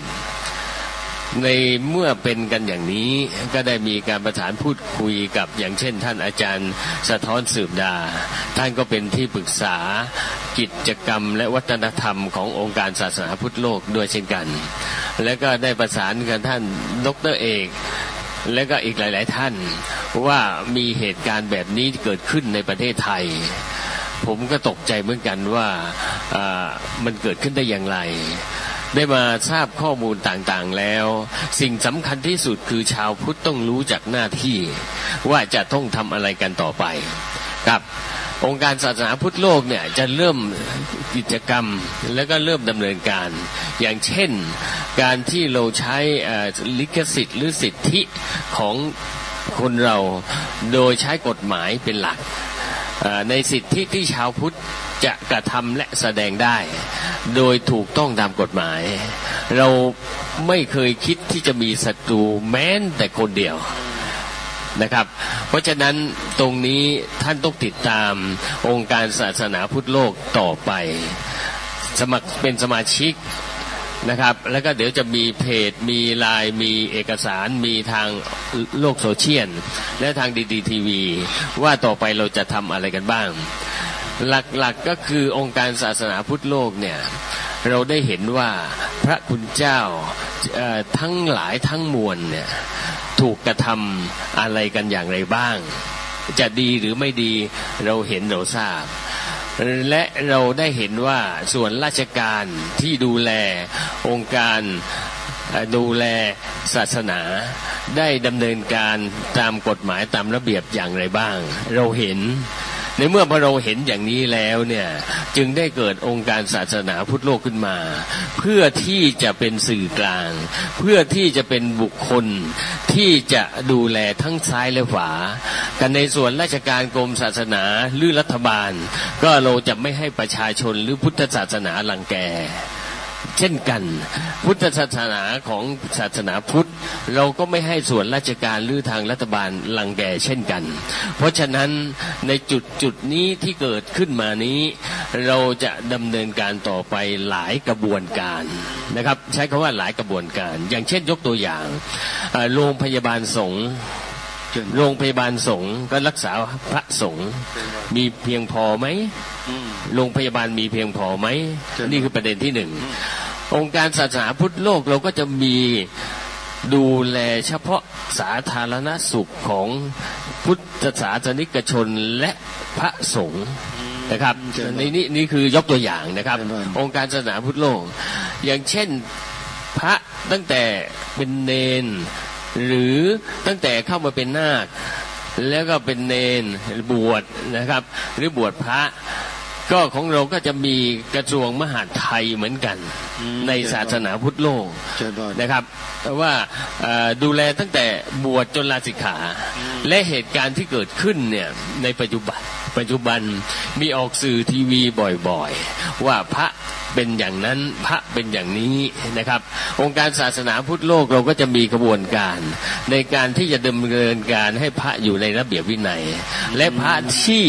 ตกหล่นด้วยความรู้ความสามารถในข้อกฎหมายอย่างเช่นมีการมาถวายเงินแล้วไปทำในธุรกรรมเกี่ยวกับเรื่องสร้างวัดอะไรพวกนี้ทำนองนี้แล้วก็บกพร่องต่อข้อกฎหมายศาสนาพุทธโลกก็จะมีคณะทีมงานที่จะดูแลเรื่องนี้ด้วยเช่นกันนะครับอันนี้คือยกตัวอย่างคร่าวๆและเราจะมีครบทุกองค์ประกอบขององค์การนะครับโดยท่านคุณหมอสำเร็จรองศาสตราจารย์คุณหมอสำเร็จรุ่งเรืองเนี่ยอยู่ฝ่ายบริหารแล้วฝ่ายบริหารก็จะมีคณะกรรมการที่จะดูแลว่าการแต่ละทบวงกรมหน่วยกระทรวงครบถ้วนนะครับที่จะเกิดขึ้นต่อไปในอนาคตข้างหน้าเพราะฉะนั้นอยากจะให้พุทธศาสนิกชนหรือชาวพุทธทั้งหลายติดตามและมีข้อมูลข่าวสารใดๆที่ดีหรือที่ไม่ดีเกี่ยวกับพุทธศาสนาให้ท่านแจ้งมาเลยนะครับที่เบอร์โทรของดีทีวีหรือของเพจหรือของพระอาจารย์หรือเจอคุณหมอหรือเจอใครก็ตามนะฮะที่อยู่ในองค์การศาสนาพุทธโลกให้แจ้งข่าวสารมาได้เลยนะครับเพราะว่าองค์การของเราพร้อมที่จะดำเนินการเข้าไปดูแลนะครับไม่ต้องออกข่าวไม่ต้องทำมาให้ในลักษณะที่ว่าจะมีการเสื่อมเสียชื่อเสียงอย่างเช่นเหตุการณ์ต่างๆที่เกิดขึ้นก็คงทราบกันแล้วนะครับว่าอะไรเกิดขึ้นบ้างครับประมาณนี้ก่อนนะครับเรื่องหนึ่งด้วยได้ไหมครับให้ตรวจสอบผู้สื่อข่าวไม่ใช่ตรวจสอบมันถึงว่าให้พิจารณาข้อมูลข่าวก่อนที่จะนำสื่อจะนำไปออกก่อนดีไหมตรงเนี้ยเพราะว่าถ้านำออกไปแล้วบางทีมันไม่ได้เป็นความจริงมันเสื่อมเสียหมดศรัทธาคนก็ตกด้วยอยากจะให้ทางองค์การเนี่ยนะได้ช่วยเรื่องนี้สักนิดหนึ่งเรื่องสื่อครับนะฝากสักนิดหนึ่งคือเรื่องสื่อเนี่ยนะฮะเราก็จะมีคณะกรรมการที่เกิดในองค์การและจะเข้าไปสอดส่องดูแลนะครับในข้อกฎหมายว่าใครทำถูกต้องกฎหมายใครทำไม่ถูกต้องกฎหมายก็จะมีทีมทนายที่จะดำเนินการในเรื่องนี้ต่อไปขององค์การเช่นกันเราจะไปในแนวทางที่แม้แต่ศัตรูรายเดียวเราก็ไม่ให้มีนะครับในลักษณะนี้นะฮะเพราะฉะนั้นเนี่ยก็อยากจะเรียนว่าชาวพุทธทุกท่านมีข้อมูลข่าวสารอะไรก็ให้ส่งมานะครับประมาณนี้ครับสาธุสาธุสาธุนะแต่งานหลักขององค์การศาสนาพุทธโลกอย่างที่ท่านประธานคุณหมอสำเร็จได้พูดถึงก็คือว่าชาวพุทธทุกคนนะจะต้องเป็นชาวพุทธที่มีศรัทธาอย่างแท้จริงในพระศาสนาของตนเป็นอย่างไรศรัทธาที่แท้จริงก็คือว่าต้องอยู่ในศีลอยู่ในธรรมอันนี้คือหลักการเลยทีนี้เมื่อประชาชนชาวพุทธจะอยู่ในศีลในธรรมได้อย่างไรนั้นบุคลากรที่มีส่วนสำคัญที่ทำให้ประชาชนอยู่ในศีลในธรรมได้ก็คือพระสงฆ์ทั่วประเทศพระสงฆ์ฮะ ท่านประธานโยมท่านตะพลเป็นกำลังหลักครับถูกไหมทางองค์การศาสนาพุทธโลกเนี่ยได้มองถึงความจำเป็นและความสำคัญของพระสงฆ์ในการที่จะช่วยเหลืองานตรงนี้ได้อย่างไรบ้างตรงนี้ขอเจริญพรนิดหนึ่งครับจำเป็นมากๆนะครับต้องขออนุญาตว่าพระคุณเจ้าพระสงฆ์ทั่วประเทศก่อนจะบวชเนี่ยจะต้องมีเรื่องศีลใช่ไหมครับมีศีลและก็มีการทบทวนเรื่องศีลครับทุกวันพระหรือว่าทุกวันที่กำหนดของวัดแต่ละวัดเพราะฉะนั้นในการมีศีลก็จะทำให้สิ่งรอบข้างรอบตัวรอบวัดเนี่ยก็จะมีศีลกันไปด้วยแต่องค์การศาสนาพุทธโลกก็จะมีเจ้าหน้าที่ในการที่เขาเข้าไปเสริมไปดูและแนวทางปฏิบัติอันไหนวัดไหนที่ขาดตกบกพร่องเราก็จะเข้าไปเสริมนะครับคุณหมอเป็นแนวนี้ครับครับศาสนาพุทธโลกก็ไม่ใช่คฤหัสถ์อย่างพวกเราอย่างเดียวก็เป็นพระสงฆ์ด้วยก็อยู่ในศาสนาพุทธโลกทุกวัดเลยอยู่ในศาสนาพุทธโลกอย่าคิดว่าคนนั้นคนนี้ไม่ใช่อยู่ในศาสนาพุทธโลกคนที่นับถือศาสนาพุทธถือว่าอยู่ในศาสนาพุทธโลกด้วยกันทั้งสิ้นทั้งหมดเลยต้องช่วยกันคนละไม้คนละมือนี่แหละแสดงตัวที่ชัดเจนเป็นชาวพุทธแล้วชาวพุทธเมื่อรู้จักศีลรู้จักธรรมรู้จักปฏิบัติธรรมก็รู้จักเมตตากรุณาต่อกันไม่ทำร้ายไม่ทำลายต่อกันเขาเรียกว่าเป็นคนที่มีศีลมีธรรมอย่าเรื่องอบายามุขก็หายกังวลกันเลิกกังวลกันไปได้เลยถ้าคนมีศีลมีธรรมถ้าหากว่าศีล5ข้อเนี่ยเป็นศีลคฤหัสถ์เนี่ยถือว่าเป็นศีลที่กำกับให้คนเป็นคนดีเป็นคนมีศีลมีธรรมจะทำเช่นจะไปลักขโมยเขาก็มีศีลกำกับอยู่แล้วอทินนาทานาจะฆ่าสัตว์ตัดชีวิตก็ถือที่ปานาติบาตอะไรเงี้ยจะไปผิดลูกผิดเมียผิดศีลทางประเวณีอะไรนี้ก็มีศีลกาเมนะแล้วก็เช่นอย่างกับมุสาโกหกมดเท็จอันนี้ก็มีมุสาทาวาสอะไรที่เป็นศีลข้อที่4ข้อที่5สุรายาเมาเนี่ยมันก็บังคับมาหมดแล้วถ้าเรามีศีลสัก5ข้อครบ5ข้อโอ้โหเป็นกฎหมายหรือเป็นมันแก้ปัญหาสังคมได้หมดเลยแก้ปัญหาสังคมได้หมดไม่ต้องเดือดร้อนเนื้อไม่ต้องเดือดร้อนใจปัญหาต่างๆที่รัฐบาลจะต้องไปตามแก้ก็จะไม่มีเลยรัฐบาลก็จะไม่เหนื่อยครับแล้วคนเป็นคนนั่นแหละครับรัฐบาลไม่เหนื่อยเพราะว่าพระสงฆ์หรืออุบาสกอุบาสิกาจะเป็นนักบวชหรือไม่ใช่นักบวชก็เป็นเจ้าของพุทธโลกด้วยกันทั้งประเทศทั้งโลกเลยที่นับถือศาสนาพุทธเป็นหูเป็นตาต่อกันแล้วก็คอยส่องดูแลความช่วยเหลือนะที่ว่าอะไรนะที่เป็นภาษาบาลีว่าเมตตากรุณามุทิตาอุเบกขาอะไรเงี้ยพรหมวิหาร4เขาบอกพรหมวิหาร4พรหมวิหาร4นี่แหละก็จะทำให้ชาวโลกที่เป็นพุทธแท้เนี่ยมีเรื่องคดีน้อยลงไปคดีที่อยู่ในโรงในศาลส่วนมากคนขาดศีลคนไม่ระลึกนึกเขาเรียกว่าขาดสติถ้ามีศีล5ข้อสมบูรณ์นี่ผมเชื่อได้รับรองว่าบางคนคิดว่าศีลนี่มันเป็นอะไรเป็นบุญเหรอถ้าทำได้เป็นบุญถ้าทำไม่ได้เป็นบาปมันเป็นข้อบัญญัติห้ามไม่ให้ทำแค่5ข้อทำได้อยู่แล้วขนาดพระสงฆ์227อะไรเงี้ยพระสงฆ์ก็ปฏิบัติไปตามพระสงฆ์คฤหัสถ์นี่มีแค่5ข้อนี้ถ้าทำได้นะโลกเจริญผ่องใสเจริญพร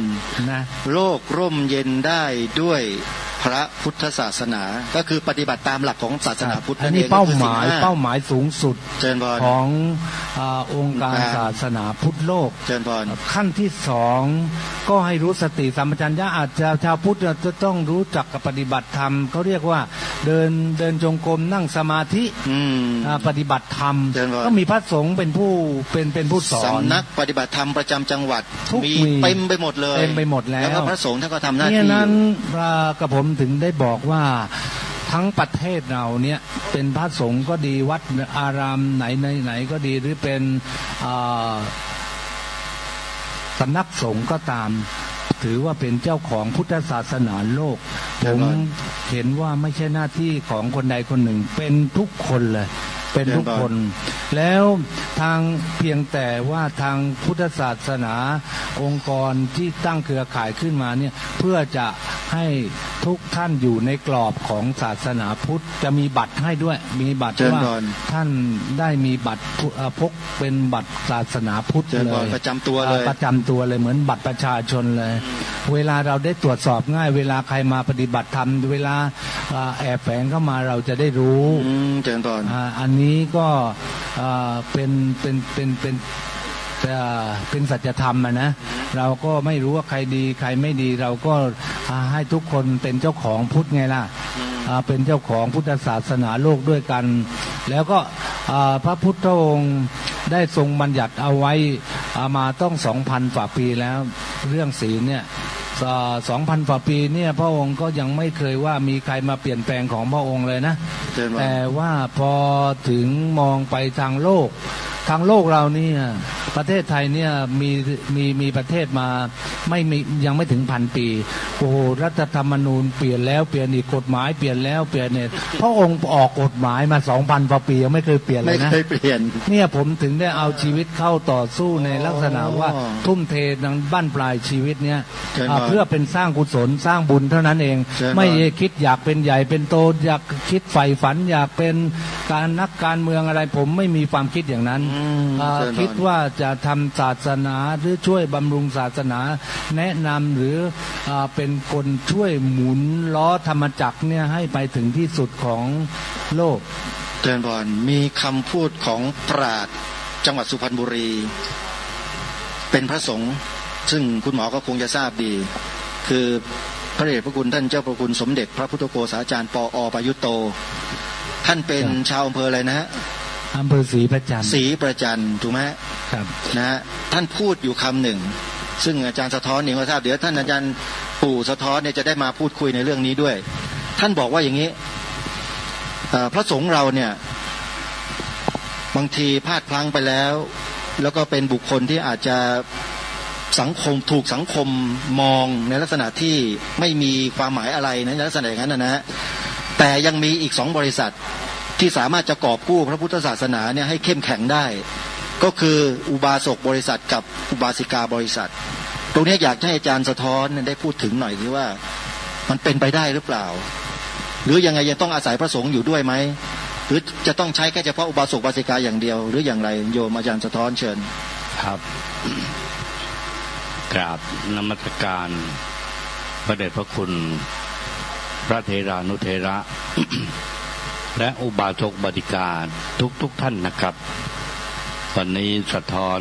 สืบดาอดีตเจ้าวาดวัดหนองว่าอดีตเจ้าคณะตำบลบ่อพลอยอดีตพระอุปชาอดีตพระครูสัญญบัตรตอนนี้มาทำงานเกี่ยวกับเรื่องสำคัญยิ่งในชีวิตเพราะชีวิตเรานี่ไม่น้อย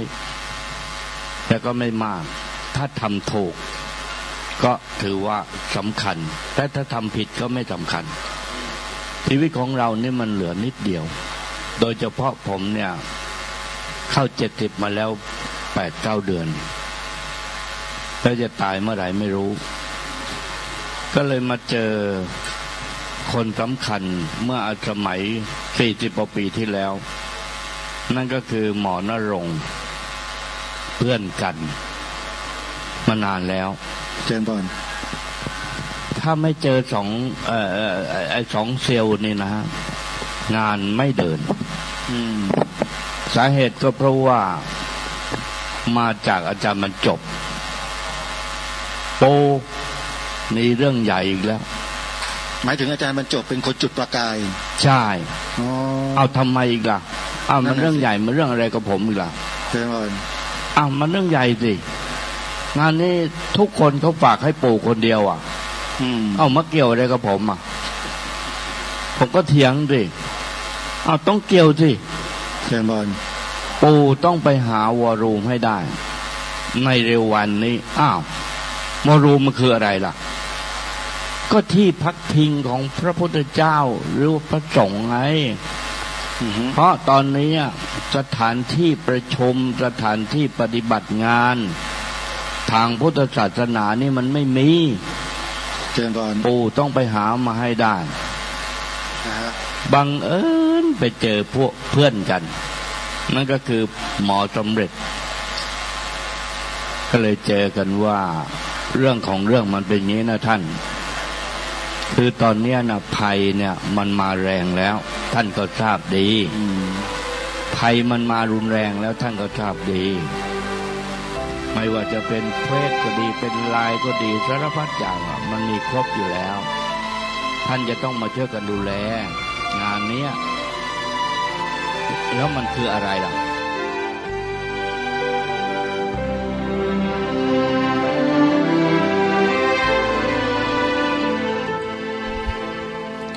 ท่านสาธุชนผู้ฟังทุกท่านมาถึงช่วงท้ายของรายการเวลาใกล้จะหมดขอตัดสัญญาณมาที่ผู้ดำเนินรายการเพื่อมาสรุปในช่วงท้ายให้ท่านสาธุชนได้ฟังกันก็เป็นนั้นว่าการเสวนาในช่วงที่ผ่านมาทางรายการได้นำมาเปิดให้ท่านสาธุชนได้ฟังกันไปอีก1 รอบซึ่งเป็นรอบที่2ของเทปการบันทึกเสียงเสวนาที่วัดสามชุกขององค์การศาสนาพุทธโลกในวันที่14 เมษายนพระพุทธศักราช 2565 ที่ผ่านมาก็มาถึงตรงอาจารย์สะท้อนสืบดาซึ่งเป็นหัวเรี่ยวหัวแรงเป็นผู้ประสานงานในหลายๆส่วนทำให้องค์การศาสนาพุทธโลกนี้เกิดขึ้นก็กำลังเล่าประสบการณ์ที่มาที่ไปด้วยตัวของท่านเองให้ได้ทราบเดี๋ยววันพรุ่งนี้จะย้อนกลับมาฟังเสียงของอาจารย์สะท้อนสืบดากันใหม่ตั้งแต่ต้นท่านจะเล่าให้ฟังว่าที่มาที่ไปของการจัดตั้งองค์การศาสนาพุทธโลกนั้นมีที่มาที่ไปอย่างไรสำหรับวันนี้ที่จบไปก็คือท่านนายแพทย์สำเร็จรุ่งเรืองกับคุณโยมทัพทพลธรรมภักดีซึ่งเป็นนักกฎหมายที่ขับเคลื่อนการจดทะเบียนเป็นองค์การมหาชนขององค์การศาสนาพุทธโลกซึ่งได้ทำสำเร็จไปแล้วนั่นหมายความว่าองค์การศาสนาพุทธโลกประเทศไทยได้ก่อตั้งขึ้นในประเทศไทยเป็นที่เรียบร้อยแล้วจดทะเบียนแล้วเป็นองค์การแล้วองค์การมหาชนทีนี้กิจกรรมที่องค์การจะต้องดำเนินการให้เกิดเป็นผลงานหรือผลสำเร็จก็ขึ้นอยู่กับพี่น้องชาวพุทธในประเทศไทยของเราว่าเราจะให้ความร่วมมือกับองค์การนี้มากน้อยเพียงใดตัวนั้นแหละคือตัวบ่งชี้ให้เห็นถึงความสามารถในการทำงานขององค์การศาสนาพุทธโลกด้วยส่วนจะให้ความร่วมมือแบบไหนอย่างไรนั้นคอยติดตามองค์การศาสนาพุทธโลกนี้ต่อเนื่องแล้วทางคณะกรรมการบริหารก็ดีที่ปรึกษาหลายๆฝ่ายก็จะได้แนะแนวทางให้เห็นแนวทางหรือหนทางในการดำเนินการร่วมกันให้ทุกท่านทุกฝ่ายได้มีส่วนร่วมอย่างไรเดี๋ยวเรามาติดตามรับฟังกันในโอกาสต่อไปนะวันนี้เวลาของรายการหมดลงแล้วอาตมาภาพต้องขอสมมุติยุติรายการไว้แต่เพียงเท่านี้พบกันใหม่ในวันต่อไปขอความสุขความสวัสดีในธรรมแห่งองค์สมเด็จพระบรมศาสดาสัมมาสัมพุทธเจ้าจงปรากฏ เกิดมีขึ้นในจิตใจของท่านผู้ฟังทุกท่านทุกคนเทินขอเจริญพรกล้าคิดก็ต้องกล้าทำอย่ากลัวถ้าทำความดีเป็นศึกษาปัญหาให้ทันท่วงทีเมืองไทยจะพัฒนากว่านี้รายการดีคดีโลกคดีธรรมขอรำพันบรรยายความคิดเครื่องหมายแห่งสีทั้งสามงามถนัดขาวคือบริสุทธิ์สีสวัสดิ์หมายพระไตรรัตน์และธรรมะคุ้มจิตไทยแดงคือโลหิตเราใสซึ่งยอมสละได้เพื่อรักษาชาติศาสนาน้ำเงินคือสีโสภาอันจอมกระชากพระโปรดเป็นของส่วนองค์จับริ้วเข้าเป็นไตรรงค์จึงเป็นสีธงที่รักแห่งเราชาวไทยทหารอวตารนำไปยงยุทธวิชัยวิชิตก็ชูเกียรติสยามประเทศไทยที่เจริญมั่นคงมาได้จนถึงทุกวันนี้มิได้เกิดขึ้นจากความหวาดกลัวอย่างพลาดเผาแต่บรรพบุรุษไทยของเราทุกยุคทุกสมัยล้วนแต่มีความกล้าหาญและชาญฉลาดปกป้องเอกราชสร้างชาติให้เกิดความมั่นคงโดยมีธงแห่งพระไตรรัตน์เป็นเครื่องนำชัยจึงเป็นที่มาที่ไปของรายการคดีโลกคดีธรรมกล้าคิดก็ต้องกล้าทำอย่ากลัวถ้าทำความดีเป็นศึกษาปัญหาให้ทันท่วงทีเมืองไทยจะพัฒนากว่านี้รายการดีคดีโลกคดีธรรมรายการดีคดีโลกคดีธรรม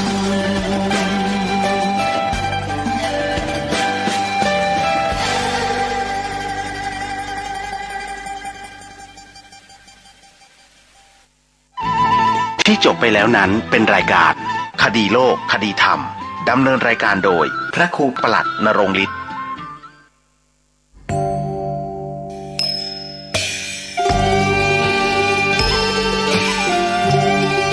เนื่องในวันคล้ายวันกำเนิดครูบาเจ้าศรีวิชัยและครบรอบ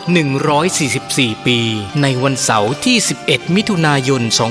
2565 นี้มูลนิธิครูบาศรีวิชัยจังหวัดเชียงใหม่ขอเชิญชวนชายไทยผู้เลื่อมใสในพระพุทธศาสนาและศรัทธาครูบาเจ้าศรีวิชัยสมัครอุปสมบทเป็นพระภิกษุจำนวน9รูปเป็นเวลา9วันเพื่อเป็นสิริมงคลแก่ตนเองและครอบครัวเป็นรุ่นที่ 23 รุ่นเสริมสรรพมงคลอุปสมบทณวัดพระสิงห์วรมหาวิหารแล้วเข้าไปฝึกปฏิบัติวิปัสสนากรรมฐานที่วัดร่ำเปิงตะโปธารามผู้สมัครจะต้องมีอายุ20 ปีบริบูรณ์ขึ้นไปไม่เกิน45 ปีไม่เคยอุปสมบทเป็นพระภิกษุมาก่อนต้องเข้าฝึกต้องจำคำขออุปสมบทได้ไม่น้อยกว่า4 ครั้งและต้องอุปสมบทได้ครบ9 วันไม่ต้องมีรอยสักที่อาจทำให้เสียภาพลักษณ์ของพระภิกษุสงฆ์ผู้อุปสมบทไม่ต้องเสียค่าใช้จ่ายใดๆแต่อาจจะร่วมบริจาคตามแต่จะมีจิตศรัทธาได้ผู้สนใจ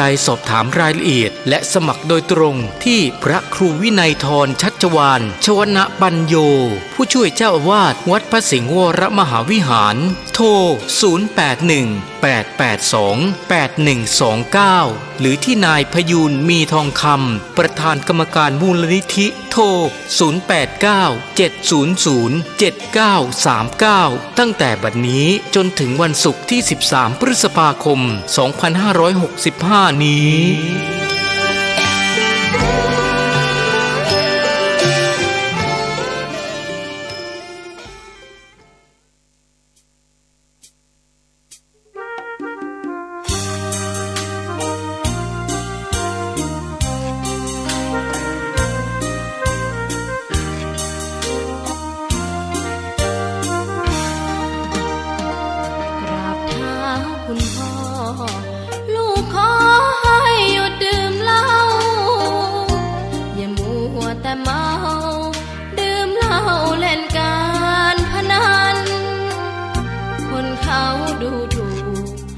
ว่าพ่อขี้เกียจทำงานชาวบ้านรังเกียจเดียฉันต่างประจานคุณพ่อสิ้นดีสงสารคุณแม่ลำบากแท้หาเงินมาให้ได้มาเท่าใดก็ใช้จนหมดไม่มีขัดสนจนยากลำบากคนแค้นเต็มทีอนาคตของลูกริบหรี่ความหวังที่มีมืดมนพ่อดื่มสุราเหมือนกินน้ำตาของแม่พ่อจ๋าฐานะเราแย่หากไม่แก้ความจนแม่เตือนพ่อด่าตบตีแม่จนชอกช้ำระกำมองมนซ้ำถูกคนเขานินทากราบเท้าคุณพ่อลูกขอให้หยุดดื่มเหล้าหากมัวแต่เมาคนเขาย้ำหมิ่นเรื่อยมากลับตัวเสียใหม่กลับใจมาพัฒนาพ่อจ๋าจะมีคุณค่าเลิกดื่มสุราเลิกการพนัน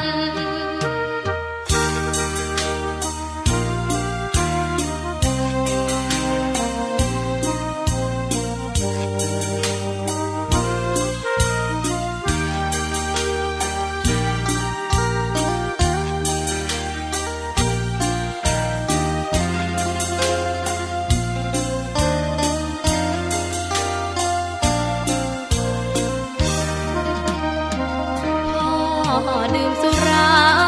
เหมือนกินน้ำตาของแม่พ่อจ๋าฐานะเราแย่หากไม่แก้ความจนแม่เตือนพ่อด่าตบตีแม่เสียจนชอกช้ำระกำมองมนซ้ำถูกคนเขานินทากราบเท้าคุณพ่อลูกขอให้หยุดดื่มเหล้าหากมัวแต่เมาคนเขาย้ำหมิ่นเรื่อง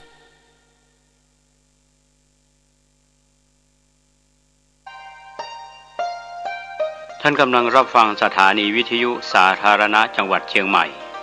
คลื่นพัฒนาคุณภาพชีวิต FM 92.25 เมกะเฮิรตซ์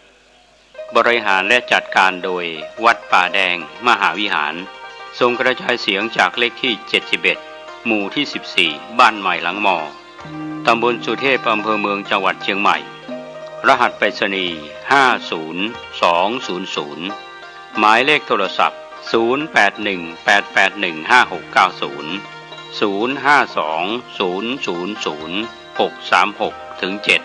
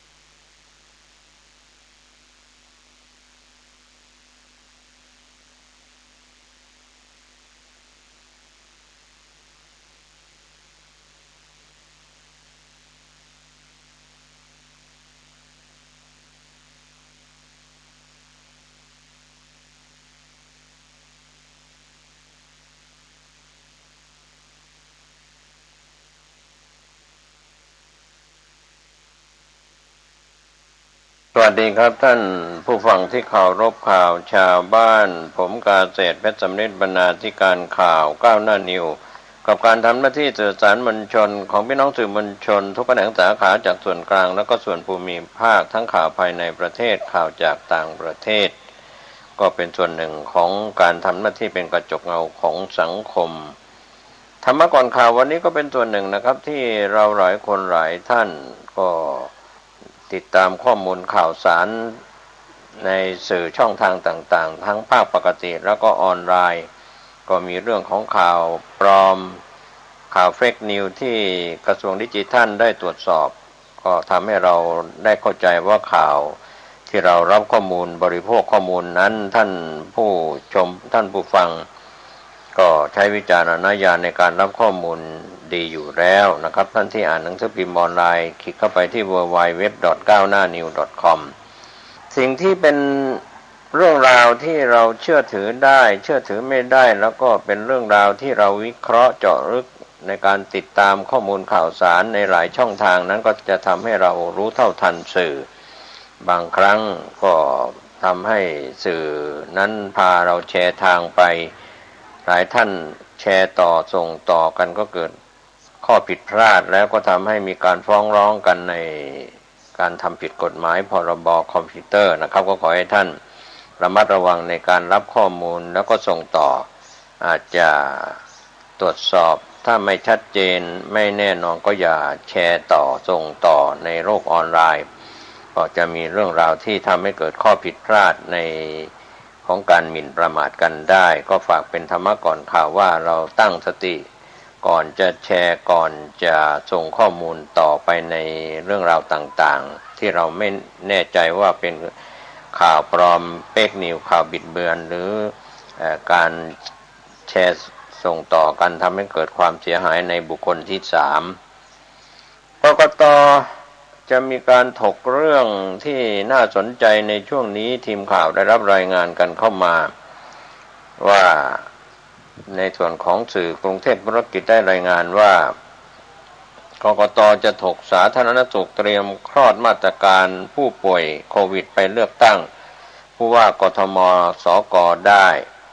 ก็เป็นเรื่องราวที่กกต.จะลงนามร่วมกับสาธารณสุขนะครับในเรื่องการขับเคลื่อนพลเมืองคุณภาพดึงอสม.ทั่วประเทศให้ความรู้ประชาชนเตรียมคลอดมาตรการให้ผู้ป่วยโควิด -19 ไปเลือกตั้งผู้ว่ากรุงเทพมหานครและก็สก.ได้นั้น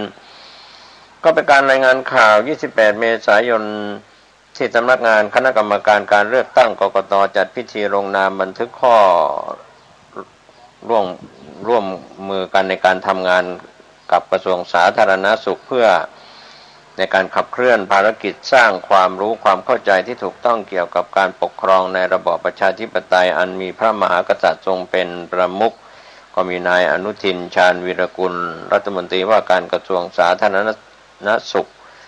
และนายอิทธิพรบุญประคองประธานกกต.ลงนามบันทึกข้อตกลงความร่วมมือเพื่อผลักดันการเสริมสร้างความเป็นพลเมืองคุณภาพและความรู้ความเข้าใจที่ถูกต้องเกี่ยวกับการปกครองระบอบประชาธิปไตยอันมีพระมหากษัตริย์ทรงเป็นประมุขเป็นวาระแห่งชาติโดยกลุ่มเป้าหมายสำคัญเป็นกลไกหลักก็คือศูนย์ส่งเสริมพัฒนาประชาธิปไตยสสปชตและอาสาสมัครสาธารณสุขประจำหมู่บ้านอสม.เครือข่ายที่มีความเข้มแข็งในการขับเคลื่อนภารกิจในระดับพื้นที่ชุมชนเพื่อให้การทำงานร่วมมือระหว่างกระทรวงสาธารณสุขกับสำนักงานกกต.มีประสิทธิภาพจึงต้องมีการลงนามข้อตกลงในคราวนี้โดยนายอิทธิพรกล่าวถึงการลงนามครั้งนี้เพื่อเสริมสร้างความเป็นพลเมืองคุณภาพและมีความรู้ความเข้าใจที่ถูกต้องเกี่ยวกับการปกครองในระบอบประชาธิปไตยอันมีพระมหากษัตริย์ทรงเป็นประมุขให้กับบุคลากรของกระทรวงสาธารณสุขทั้งในส่วนกลางและก็ส่วนภูมิภาคเชื่อว่าทุกคนต้องการเห็นบ้านเมืองพัฒนาก้าวไปข้างหน้าด้วยระบอบประชาธิปไตยที่เข้มแข็งถ้าระบอบประชาธิปไตยเข้มแข็งก็จะช่วยพัฒนาคุณภาพชีวิตของประชาชนให้มีความสุขได้การมีพลเมืองที่มีคุณภาพประสบความสำเร็จ ก็ต้องอาศัยความร่วมมือของเครือข่ายอสม.ทั่วประเทศที่จะช่วยกันขับเคลื่อนความรู้ดังกล่าวไปสู่ประชาชนส่วนนายแสวงบุญมีเลขาธิการกกต.กล่าวเพิ่มเติมว่าการเลือกตั้ง2 ปีที่ผ่านมาทั้งการเลือกตั้งระดับองค์การบริหารส่วนตำบลและเทศบาลก็ได้รับความร่วมมือจากกระทรวงสาธารณสุขในการส่งอสม.เข้ามาประจำหน่วยเลือกตั้งหน่วยละ2 คนดูแลความปลอดภัยการออกมาลงคะแนนของประชาชนไม่ปรากฏมีคนติดเชื้อโควิดจากการเลือกตั้งครับก็เป็นส่วนที่ทางทีมข่าวเราได้รับรายงานกันเข้ามาก็ในส่วนของกกต.ใหญ่จากส่วนกลางก็หวังพึ่งกระทรวงสาธารณสุขในด้านอสม.ที่เป็นผู้อยู่กับประชาชนในท้องถิ่นอยู่แล้วก็เพิ่มเติมในการดูแลด้านสุขภาพแล้วก็ให้ความรู้ผ่านอสม.ทั่วประเทศดังนั้นวันนี้ความสำคัญของอสม.ที่สังกัดในกระทรวงสาธารณสุขนั้นก็มีประชาชนเรียกว่าเข้าถึงประชาชนอย่างใกล้ชิดในภาพรวมทั้งประเทศก็อสม.ก็ถือว่าเป็นอาสาสมัครสาธารณสุขประจำหมู่บ้านท่านจะได้บุคคลที่เข้าช่วยเหลือ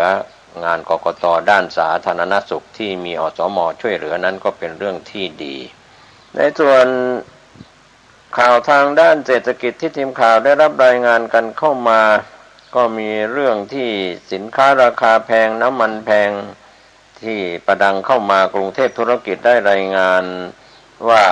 ประยุทธ์วอนผู้ประกอบการอย่าขึ้นราคาค่าขนส่งแม้รัฐเลิกตรึงดีเซล30 บาทแล้วโฆษกรัฐบาลเผยนายกฝากผู้ประกอบการภาคขนส่งเข้าใจให้ความร่วมมือกรณียกเลิกตรึงราคาน้ำมันดีเซลยืนยันภาครัฐพร้อมดูแลทุกภาคส่วนที่ได้รับผลกระทบสถานการณ์ของราคาน้ำมันนายธนกรวังบุญคงชนะโฆษกประจำสำนักนายกรัฐมนตรีกล่าวตอนหนึ่งว่ากลุ่มสมาพันธ์ขนส่งทางบกแห่งประเทศไทยยื่นหนังสือถึงพลเอกประยุทธ์จันทร์โอชานายกรัฐมนตรีและรัฐมนตรีว่าการกระทรวงกลาโหมเพื่อขอให้พิจารณาทบทวนแนวทางปฏิบัติการแก้ไขปัญหาน้ำมันดีเซล27 เมษายนที่ผ่านมาว่าพลเอกประยุทธ์จันทร์โอชานายกรัฐมนตรีได้สั่งการให้หน่วยงานที่เกี่ยวข้องพิจารณาแนวทางในการให้ความช่วยเหลือโดยนายกรัฐมนตรียืนยันมีความห่วงใยประชาชนทุกภาคส่วนที่จะได้รับผลกระทบจากการปรับขึ้นราคาน้ำมันดีเซลต้องขอให้ผู้ประกอบการภาคขนส่งเข้าใจรัฐบาลด้วยว่าที่ผ่านมารัฐบาลได้ดูแลตรึงราคาน้ำมันดีเซลมาระยะหนึ่งแล้วโดยใช้เงินกองทุนพลังงานจำนวนหลายหมื่นล้านบาทจนหมดถึงแม้ได้กู้เงินมาเสริมก็หมดลงไปอีกเช่นเดียวกันช่วงเวลานี้เป็นช่วงเวลาที่ทุกคนจะต้องร่วมมือกันรัฐบาลพร้อมที่จะดูแลทุกภาคส่วนให้ดีที่สุดโฆษกประจำสำนักนายกรัฐมนตรียังกล่าวเพิ่มเติมว่านายกรัฐมนตรีย้ำว่าการแก้ไขปัญหาวิกฤตราคาพลังงานในขณะนี้รัฐบาลจะดำเนินการอย่างระมัดระวังเพื่อใช้งบประมาณที่มีอยู่ให้มีประสิทธิภาพที่สุดโดยที่ผ่านมารัฐบาลมีมาตรการดูแลราคาน้ำมันผ่านกองทุนน้ำมันรวมทั้งปรับลดอัตราภาษีสรรพสามิตน้ำมันดีเซล3 บาทต่อลิตรเพื่อตรึงราคาน้ำมันดีเซลที่เป็นต้นทุนสำคัญของสินค้าและบริการในประเทศสามารถช่วยลดภาระค่าครองชีพของประชาชนได้ส่วนหนึ่งเดือนพฤษภาคม 2565 ที่จะมาถึงภาครัฐจะเริ่มลดการอุดหนุนราคาน้ำมันดีเซลลงโดยจะอุดหนุนที่ 50% และจะมีการปรับราคาเป็นขั้นบันไดไปจนถึงเพดานที่กำหนดโดยในวันที่ 1 พฤษภาคม 2565 จะมีการปรับราคาไปที่32 บาทต่อลิตรโดยขณะนี้หากไม่มีการอุดหนุนราคาน้ำมันดีเซลจะอยู่ที่ประมาณลิตรละ40 บาทและเพดานการปรับราคาณปัจจุบันจะอยู่ที่ประมาณ35 บาทต่อลิตรกระทรวงพลังงานและคณะกรรมการบริหารกองทุนน้ำมันเชื้อเพลิงกบน.กำลังเร่งจัดทำแนวทางลดผลกระทบให้กับประชาชนนอกจากนี้สำนักงานกองทุนน้ำมันเชื้อเพลิงสกนช.สำนักงานนโยบายและแผนพลังงานสนพ.และหน่วยงานที่เกี่ยวข้องก็ได้เร่งทำแผนรองรับมาตรการพยุงราคาน้ำมันดีเซลไม่ให้กระทบแล้ว นายธนากรยังกล่าวเพิ่มเติมว่ากระทรวงการคลังได้ปรับปริมาณการเติบโตเศรษฐกิจไทยปี 2565 ลดลงจาก 4% ต่อปีเหลือขยายตัวที่ 3.5% ต่อปีเนื่องจากได้รับผลกระทบจากสถานการณ์ความขัดแย้งระหว่างรัสเซียและยูเครนที่ส่งผลให้เศรษฐกิจประเทศคู่ค้าสำคัญของไทยชะลอตัวโดยเฉพาะประเทศในกลุ่มสหภาพยุโรปและสหรัฐอเมริกาอีกทั้งยังกระทบให้ราคาพลังงานและอัตราเงินเฟ้อปรับตัวสูงขึ้นคาดว่าอัตราเงินเฟ้อทั่วไปในปี 2565 จะอยู่ที่ 5% ต่อปีหรือในช่วงคาดการณ์ 4.5 ถึง 5.5%ทั้งนี้ราคาน้ำมันที่ปรับตัวสูงขึ้นในขณะนี้ส่งผลกระทบทั่วโลกไม่เฉพาะประเทศไทยสถานการณ์ความขัดแย้งระหว่างยูเครนถึงรัสเซียคลี่คลายแนวโน้มราคาน้ำมันดิบโลกก็จะลดลงขณะที่กองทุนน้ำมันซึ่งเป็นกองทุนเพื่อรักษาเสถียรภาพของราคาน้ำมันขายปลีกในประเทศก็ยังมีปัญหาเรื่องสภาพคล่องของกองทุนอีกทั้งสถานการณ์ราคาน้ำมันในตลาดโลกยังมีความผันผวนจากสถานการณ์ของโลกรัฐบาลมีความเป็นห่วงเรื่องค่าครองชีพของประชาชนราคาสินค้าที่ปรับเพิ่มขึ้นเป็นผลจากการที่ราคาพลังงานที่เพิ่มสูงขึ้นเนื่องจากสภาวะสงครามเป็นสำคัญโดยรัฐบาลก็มีมาตรการที่จะช่วยลดต้นทุนตั้งแต่ต้นทางเพื่อลดผลกระทบที่มีต่อผู้รายได้น้อยยืนยันว่านายกรัฐมนตรีและรัฐบาลเข้าใจถึงความเดือดร้อนของประชาชนทุกภาคส่วนโดยจะพยายามเดินหน้าแก้ไขปัญหาให้ได้มากที่สุดนะครับก็เป็นข้อชี้แจงจากโฆษกรัฐบาลครับที่ได้ชี้แจงเรื่องนี้เป็นเรื่องราวที่เกี่ยวข้องกับนายกรัฐมนตรีและรัฐบาลครับโดยนายธนกรวังบุญคงชนะโฆษกประจำสำนักนายกรัฐมนตรีก็กล่าวถึงกลุ่มสมาพันธ์ขนส่งทางบกแห่งประเทศไทยยื่นหนังสือถึงพลเอกประยุทธ์จันทร์โอชานายกรัฐมนตรีและรัฐมนตรีว่าการกระทรวงกลาโหมเพื่อให้ทบทวนแนวทางปฏิบัติแก้ไขปัญหาน้ำมันดีเซลเมื่อ 27 เมษายน 2565 ที่ผ่านมาข่าวคืบหน้าก็จะได้รายงานให้ท่านได้รับรู้รับทราบเพิ่มเติมเข้ามาไปทางด้านข่าวที่มติชนออนไลน์รายงานการรถไฟทดสอบเดินรถอุลตร้าแมนหัวรถจากดีเซลไฟฟ้าน้องใหม่ก่อนเปิดขนส่งสินค้าและถึงเชิงพาณิชย์การรถไฟทดสอบเดินรถอุลตร้าแมนหัวรถจากดีเซลไฟฟ้าน้องใหม่ก่อนเปิดบริการขนส่งสินค้าและขบวนรถเชิงพาณิชย์ทั่วประเทศนายเอกรัตน์ศรีอารยะขออภัยศรีอารยันพงศ์ผู้อำนวยการศูนย์ประชาสัมพันธ์การรถไฟแห่งประเทศไทยชี้แจงว่าตามที่การรถไฟได้มีการจัดหาและรับมอบรถจากดีเซลไฟฟ้ารุ่นใหม่น้ำหนักกดเพลา16 ตันต่อเพลาพร้อมอะไหล่ระยะที่1จำนวน20 คันจากกิจการร่วมค้า SFR เมื่อ 4 กุมภาพันธ์ 2565 ที่ผ่านมาซึ่งถือว่าเป็นรถจักรดีเซลไฟฟ้ารุ่นล่าสุดของไทยนั้นขณะนี้การรถไฟได้ดำเนินขั้นตอนการตรวจรับเช็คสภาพความสมบูรณ์ของเครื่องยนต์อะไหล่ต่างๆของรถทั้ง20 คันเสร็จสิ้นเป็นที่เรียบร้อยแล้วและ27 เมษายน 2565 ที่ผ่านมาก็เริ่มทำการทดสอบหัวรถจักรเป็นครั้งแรกโดยใช้รากจูงขบวนรถโดยสาร115 คันที่มีน้ำหนักประมาณ 1,000 ตันจากย่านสถานีกลางบางซื่อถึงชุมทางฉะเชิงเทราผลการทดสอบเป็นไปด้วยความเรียบร้อยดีการรถไฟจะมีการทดสอบอีกครั้งวันที่ 9 พฤษภาคม 2565 โดยใช้รากจูงขบวนรถสินค้าที่มีน้ำหนัก 2,100 ตันจากชุมทางศรีราชาถึงICD ลาดกระบังทำการทดสอบเสร็จสิ้นแล้วการรถไฟก็มีแผนจะนำไปเปิดให้บริการขนส่งสินค้าและเดินขบวนรถเชิงพาณิชย์รถทางไกลในเส้นทางต่างๆทั่วประเทศเช่นกรุงเทพถึงเชียงใหม่กรุงเทพถึงหนองคายและกรุงเทพถึงสุไหงโกลก เหล่านี้เป็นต้นเพื่อทดแทนหัวรถจักรเดิมที่มีอายุการใช้งานมายาวนานก็รองรับปริมาณผู้โดยสารและการขนส่งสินค้าทั่วประเทศต่อไปสำหรับรถจักรดีเซลไฟฟ้าถือว่าเป็นรถจักรดีเซลไฟฟ้าคุณภาพสูงทำความเร็วสูงสุดได้120กิโลเมตรต่อชั่วโมงผลิตโดยเทคโนโลยีทันสมัยจากบริษัท CRRC ซิดยูเยียนผู้ผลิตรถจักรดีเซลชั้นนำของจีนและใช้เครื่องยนต์ที่ผลิตจากประเทศเยอรมนีมีลักษณะภายในและภายนอกโดดเด่นทันสมัยใช้โทนสีแดงสลับเทาจึงได้รับฉายาว่าอุลตร้าแมนก็มีเป้าหมายนำเข้ามาใช้ทดแทนรถจักรเดิมที่มีอายุการใช้งานยาวนานและช่วยเสริมศักยภาพการให้บริการกับผู้โดยสารและขนส่งสินค้าตลอดจนรองรับการขยายโครงข่ายรถไฟทางคู่ที่จะเปิดใช้ในอนาคตการรถไฟมั่นใจว่ารถจักรดีเซลไฟฟ้ารุ่นใหม่นี้จะเข้ามาช่วยเพิ่มประสิทธิภาพการให้บริการกับพี่น้องประชาชนได้เป็นอย่างดีเพราะถือว่าเป็นรถจักรที่มีความทันสมัยมีสมรรถนะการใช้งานที่ดีกว่าเดิมช่วยให้การขนส่งสินค้าและผู้โดยสารมีความรวดเร็วปลอดภัยรวมถึงช่วยสร้างโอกาสในการหารายได้ของการรถไฟและยกระดับศักยภาพการขนส่งทางรางให้กับประเทศไทย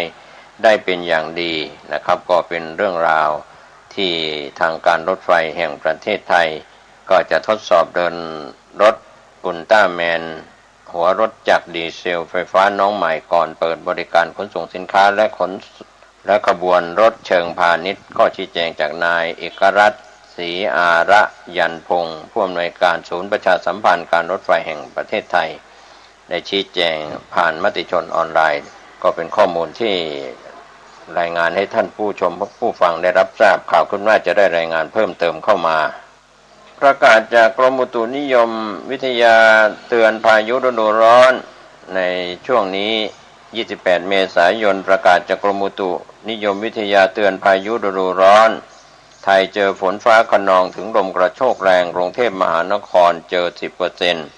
28เมษายนกรมอุตุนิยมวิทยาเผยแพร่ประกาศกรมอุตุนิยมวิทยาพายุฤดูร้อนบริเวณประเทศไทยตอนบน22เมษายนถึง2พฤษภาคม2565ฉบับที่2ลงวันที่28เมษายน2565ว่า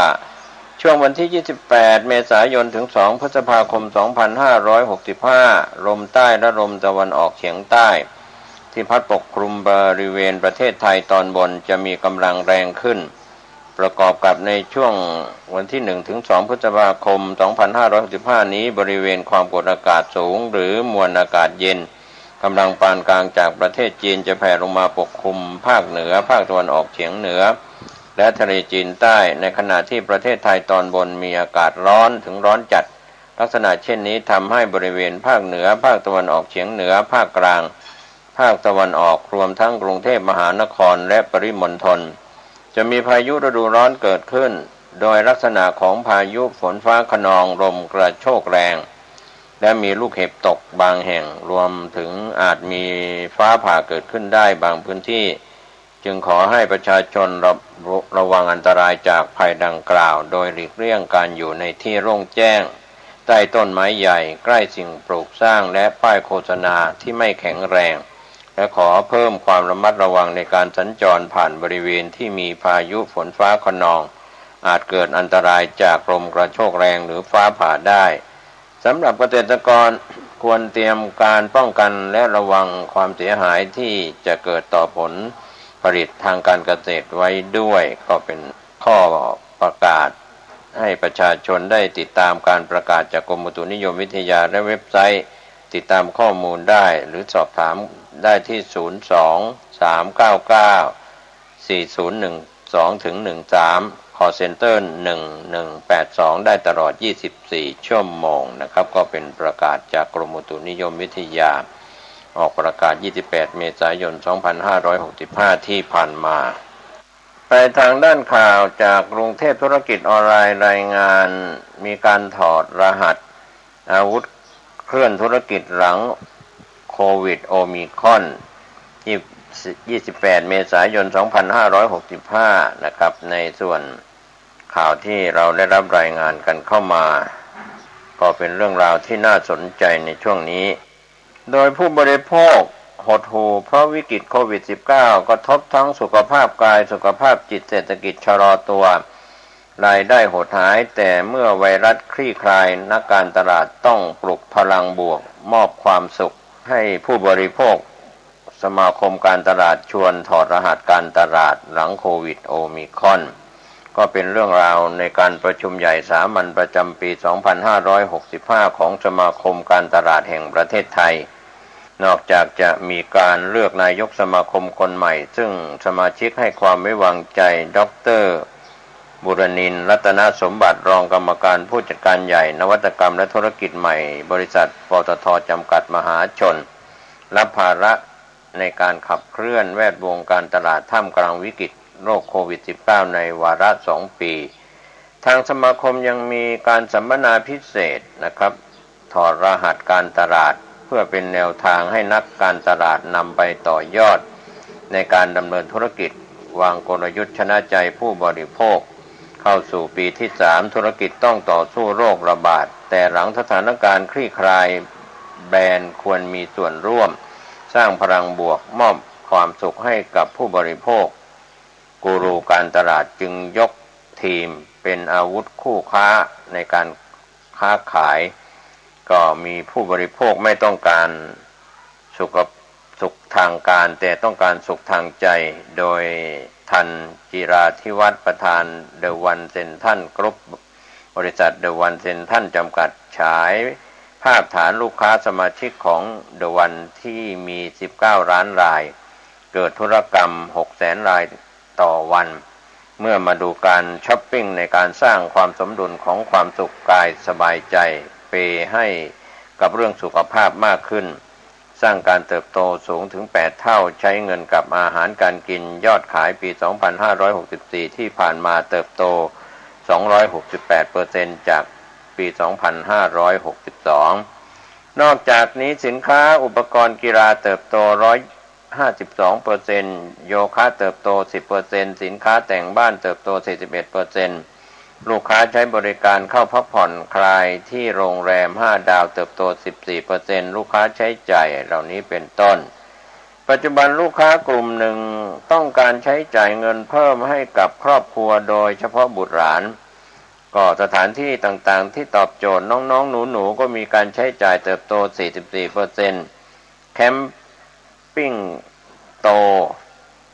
69% ใช้จ่ายเงินเพื่อตัวเองเล่นกีฬากอล์ฟจนสินค้าหมวดนี้โต 20% การทำสปาทิสเมนโต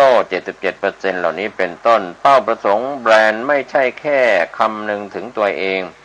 ผู้บริโภคแต่ต้องตระหนักถึงการช่วยโลกรักสิ่งแวดล้อมด้วยกรณีศึกษามูจิ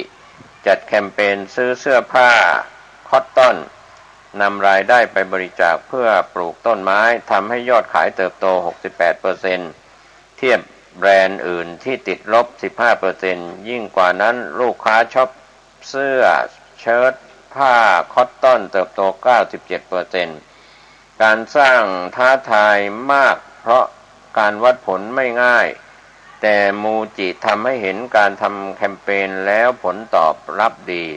ยอดขายและลูกค้าก็เติบโตนะครับแบรนด์ที่เติมพลังบวกให้ผู้บริโภคจนสร้างความสำเร็จ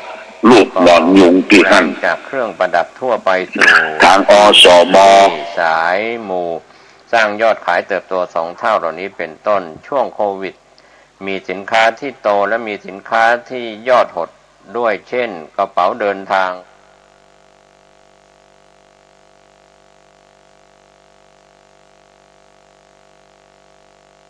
สวัสดีครับท่านผู้ฟังที่มีอายุการใช้งานมายาวนาน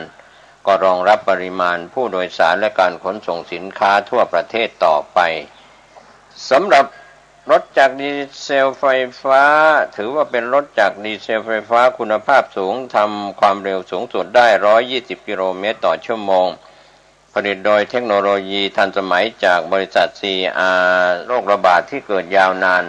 ทำให้ลูกค้าต้องการพลังบวกให้กับชีวิต คาดหวังให้นักการตลาดแบรนด์เข้าใจกลุ่มเป้าหมายมากขึ้น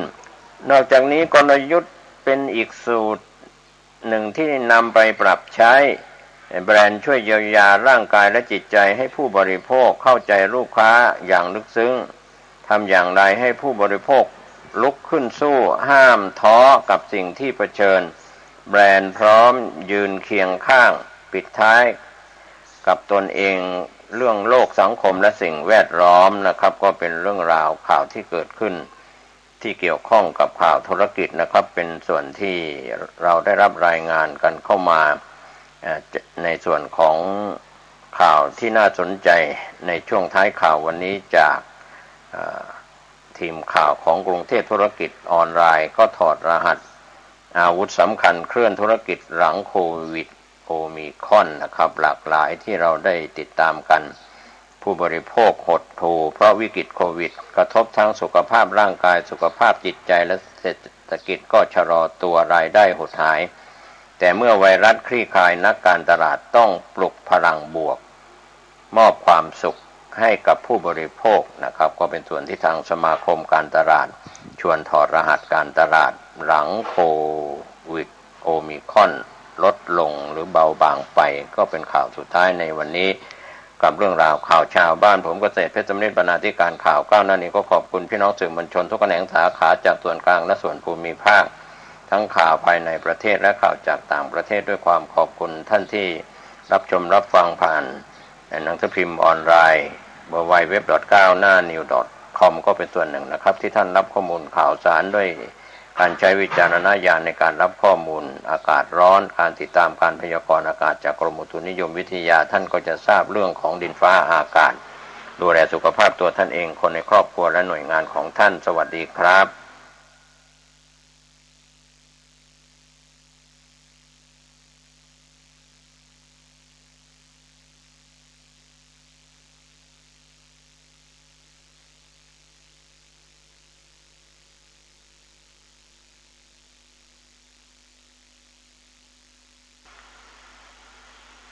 วันนี้รายการปกิณกะแห่งธรรมะมาพบปะกับญาติกับโยมท่านผู้ฟังทั้งหลายอีกเช่นเคยมาปะกันเป็นประจำทุกวันนะตั้งแต่เวลาบัดเดี๋ยวนี้เป็นต้นไปณทางสถานีวิทยุแห่งนี้ขอบใจต่อญาติต่อโยมที่ติดตามฟังรายการนี้มาโดยดีตลอดบางท่านก็ตื่นเช้าบางท่านก็ได้ฟังเมื่อกลางวี่กลางวันบางท่านก็ได้ฟังเวลานั้นเวลานี้รายการนี้เป็นรายการสดแต่มารับสายโทรศัพท์เป็นรายการสดแต่ถ้าเป็นเวลาอื่นนั้นก็จะเป็นเสียงแห่งการบันทึกเทปถ่ายไปให้แก่ญาติแก่โยมได้รับฟังกันต้องขออนุโมทนาขอบใจต่อท่านเจ้าหน้าที่สถานีวิทยุทุกท่านทุกคนเป็นอย่างมากที่ได้อำนวยความสะดวกต่อรายการนี้เป็นอย่างดีตลอดมาเอาละโยมเมื่อมาพบมาปะกันก็ตามที่เราได้ปฏิบัติเอาจะบรรลงจะบรรลืม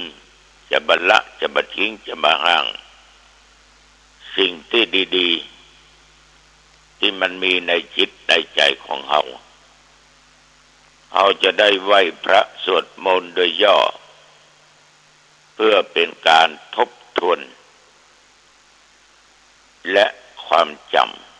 ำและเป็นมงคลต่อชีวิต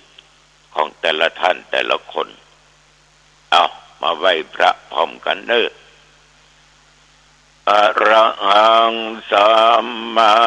สัมพุทโธภะคะวาพุท ธังภะคะวันตังอภิวาเทมิกราบพระพุทธสวากขาโตภะคะวะตาธัมโมธัมมังนัมมัสสามิกราบพระธรรมสุปฏิปันโนภะคะวะโตสาวกสังโฆสังฆังนะมามิกราบพระสงฆ์ต่อไปกล่าวคำนมัสการพร้อมๆกันไปนะโมตัสสะภะคะวะโตอะระหะโตสัมมาสัมพุทธัสสะนะโมตัสสะภะคะวะโตอะระหะโตสัมมาสัมพุทธัสสะ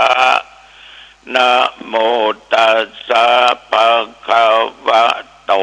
อะระหะโตสัมมาสัมพุทธัสสะ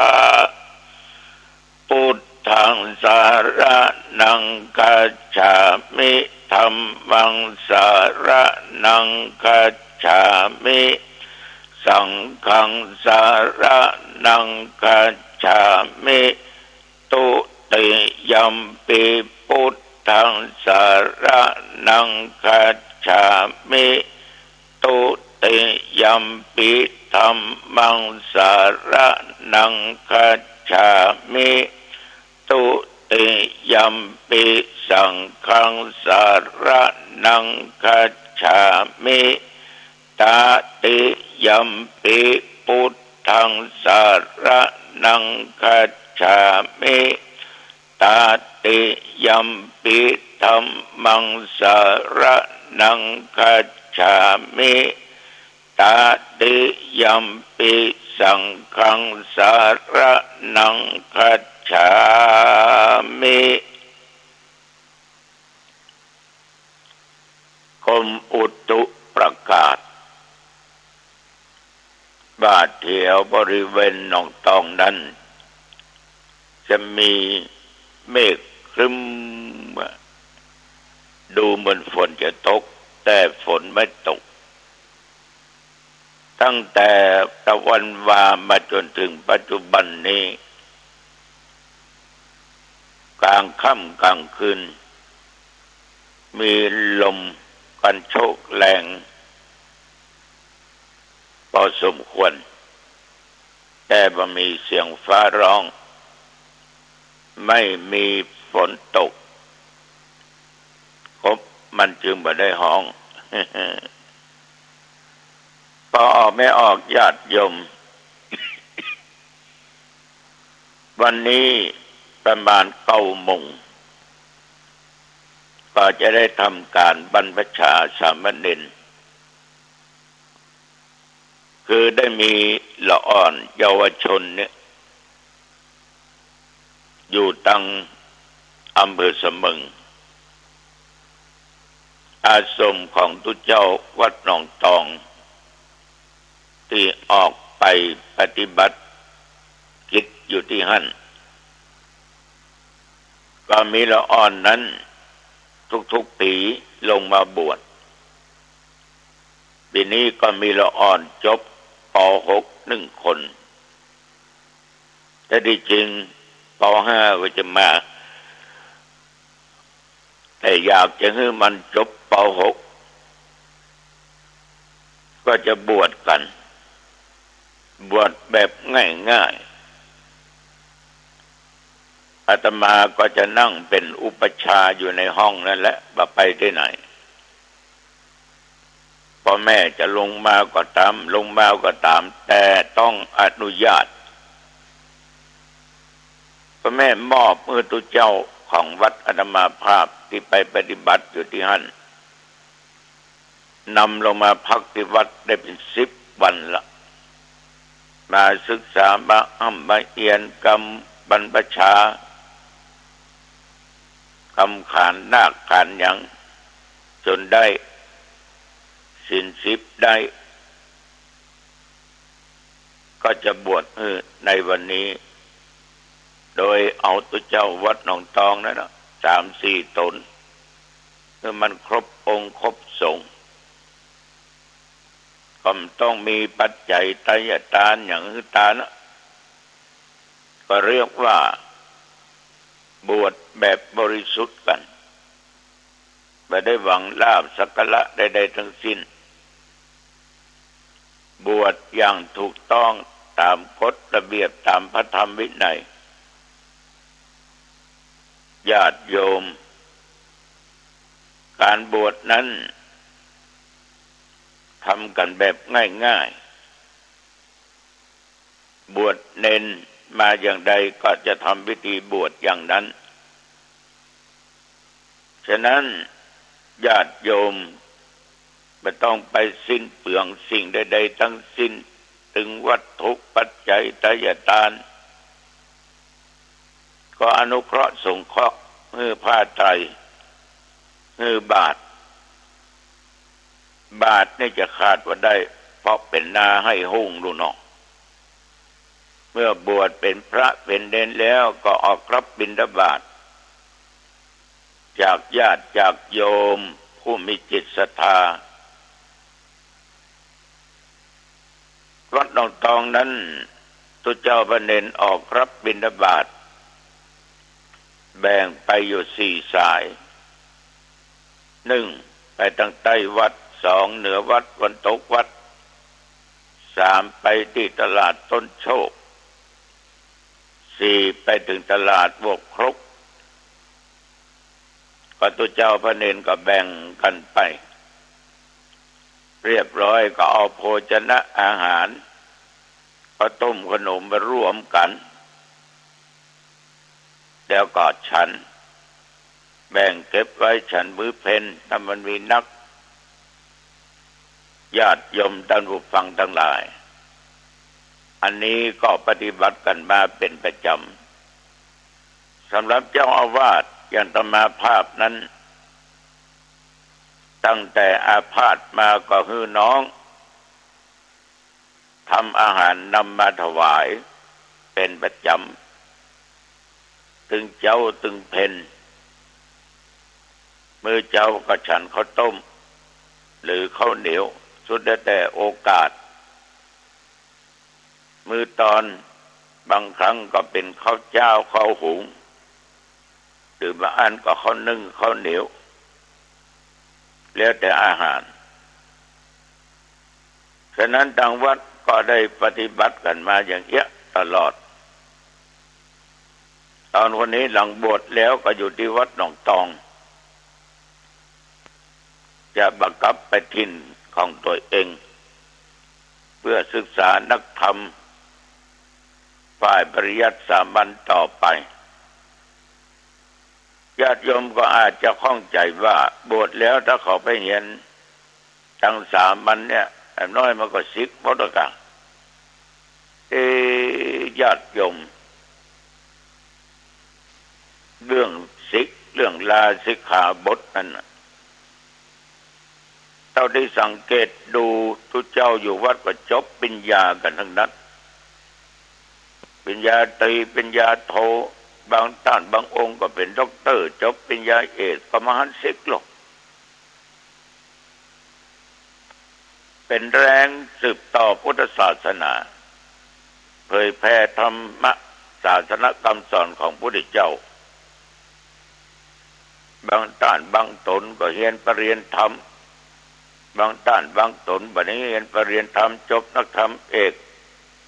ได้ปริญญาตรีโทเอกก็ทำงานสืบต่อพุทธศาสนาอันที่ลาสิกขาบทมันก็เป็นธรรมชาติที่มันมีมาตั้งแต่สมัยใดสมัยเบามาละญาติโยมบ่ต้องไปคิดละอย่างนั้นบวชแล้วกลัวเขาสิกอันนั้นแล้วแต่บุญแล้วแต่กรรมแต่วาสนาของเขาอันมันไปมีเป็นน้อยเป็นนานจะได้ญาติโยม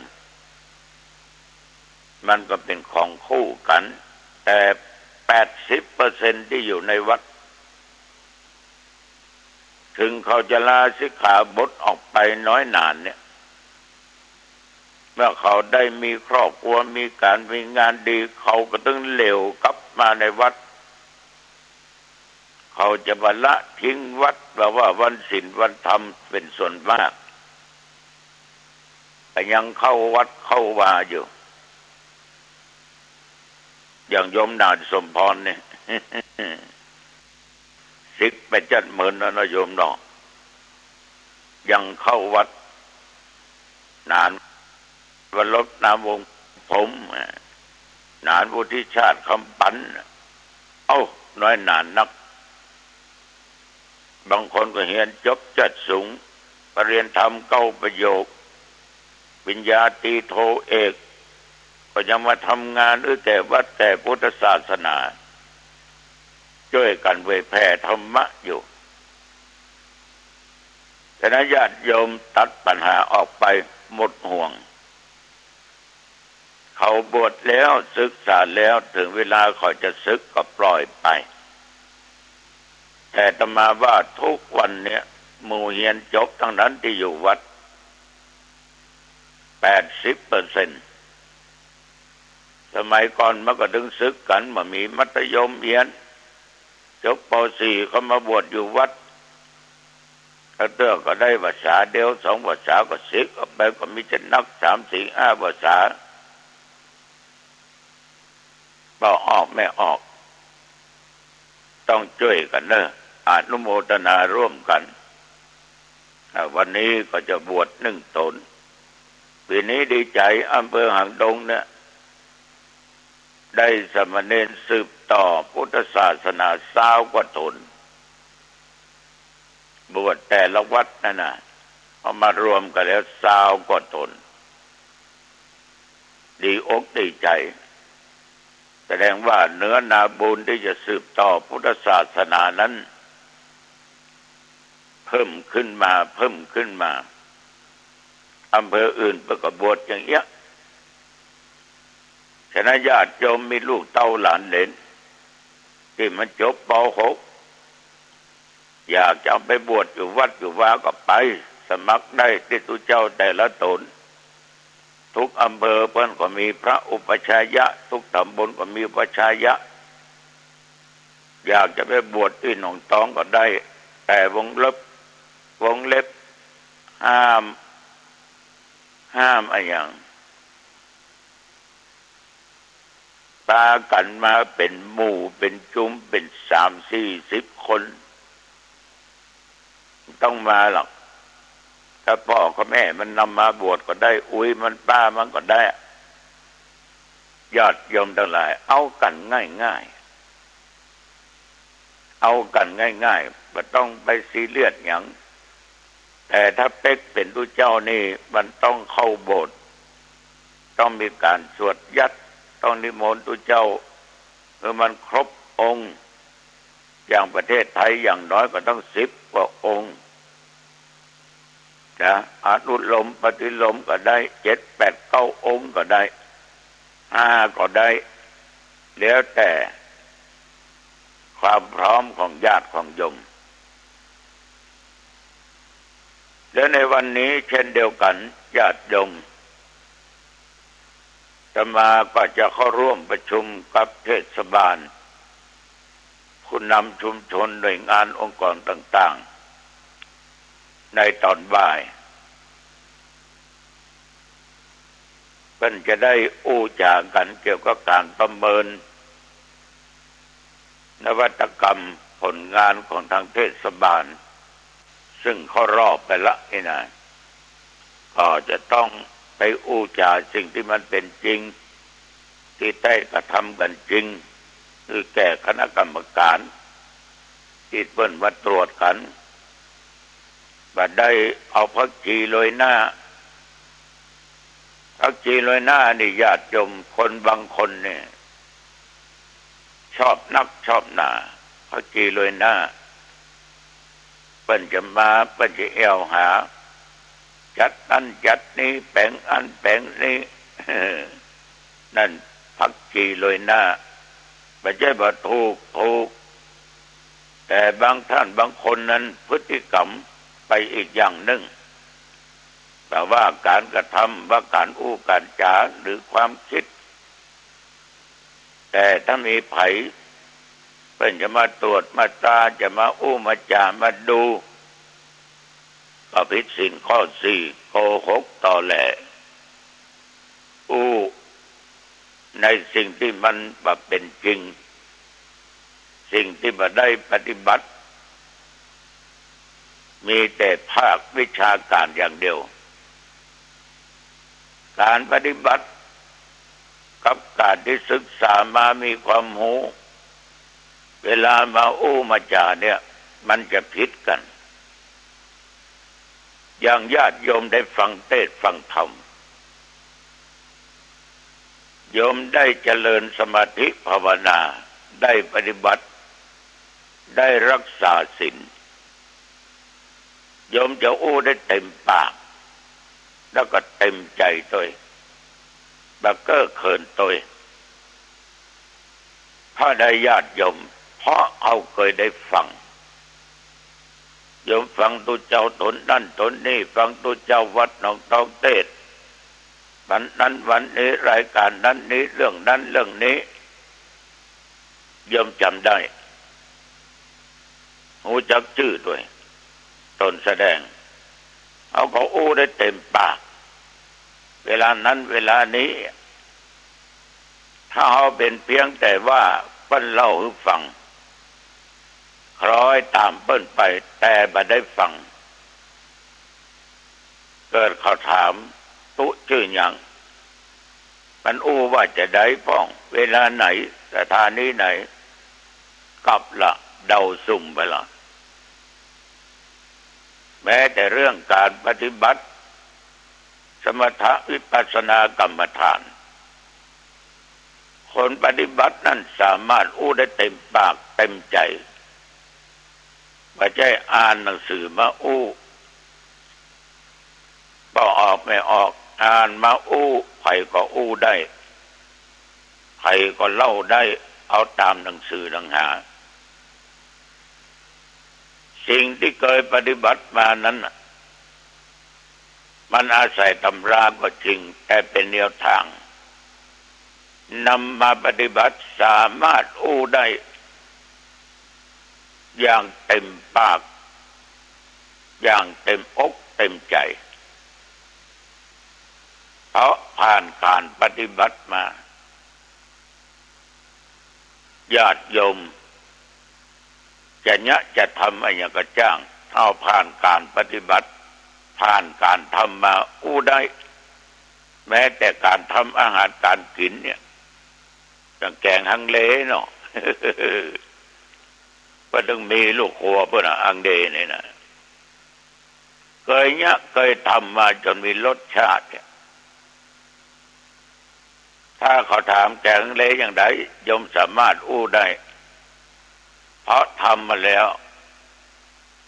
หูซึ้งถึงรสชาติที่ทำมาแล้วลำก็ว่าบ่ลำคนติดใจก็ว่ามันติดใจเพียงแต่อ่านตำราว่าแกงฮังเลต้องใส่นั้นใส่นั้นใส่นั้นแต่บ่เคยทำสักเตื้อเพิ่นถามก็ตอบได้ไปตามที่อ่านแต่ว่าข้อปฏิบัติมันบ่สามารถที่จะยะได้อู้ได้ญาติโยมทำนั้นดีกว่าบ่ทำก่อนที่จะอู้ก่อนที่จะจาอย่างออกไปอาตมาภาพมานั่งอู้ธรรมะให้ญาติโยมฟังทุกวันเนี่ยจำเอาในหนังสือหนังหาพ่องจำจากครูบาอาจารย์มาอู้ฟังพ่อง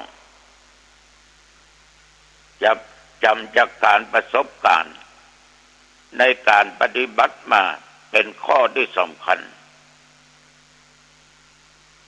อาตมาสามารถอู้จากับญาติโยมได้ว่าถึงวันนี้อาตมาภาพตีสี่ปลายสักน้อยอาตมาตื่นละลุกละเป็นอาจินเอาก็อู้ได้เต็มปากเพราะเอาลุกแต่เหมือนญาติโยม ฟังตัวเจ้าวัดหนองตองพูดเจ้าพูดเย็นเมื่อวันก็ฟังเพราะเอาเคยฟังเขาได้ปฏิบัติมามันเลยบักเก้อเขินมันอู้ได้เต็มปากดังที่กล่าวฉะนั้นก็ออกไม่ออกญาติโยมท่านผู้ฟังทั้งหลายทุกท่านทุกทนสิ่งที่เคยศึกษาสิ่งที่เคยปฏิบัติมันอู้จ่าไปมันจะอยู่ในเหตุและในผลของมันนะอาตมาภาพขอฝากกับญาติกับโยมการศึกษาการการเรียนการได้ยินได้ฟังมายังสู้การปฏิบัติตามมาได้เพราะเอาได้ใจมันมาแล้วได้ผลมาแล้วมาได้ผลเอาก็อู้ได้ว่ามันมาได้ผลมันได้ผลดีอย่างอันอย่างนี้เอาก็อู้ได้เพราะเอาศึกษามาแล้วฟังมาแล้วปฏิบัติมาแล้วแต่ว่านี่ก็ออกไปที่สถานศึกษาธรรมปฏิบัติธรรมก็ไปวางที่จะปลูกต้นไม้คุณโยมแดงบ้านรักษัตริย์สักวันหนึ่งถ้าตัวลุงไปจะโทรบอกนะจะโทรบอกก็ต้องขอบใจเป็นอย่างมากที่จะต้นไม้ตัวลุงไปปลูกกุฏิ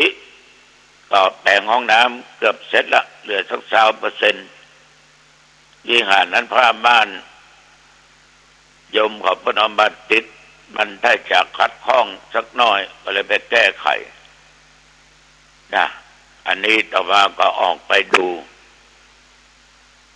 เอาละญาติโยมทั้งหลายผู้จ่าไปมาวันนี้เป็นเวลาพอเหมาะพอดีขอบใจทโยมทุกคนนะอายุ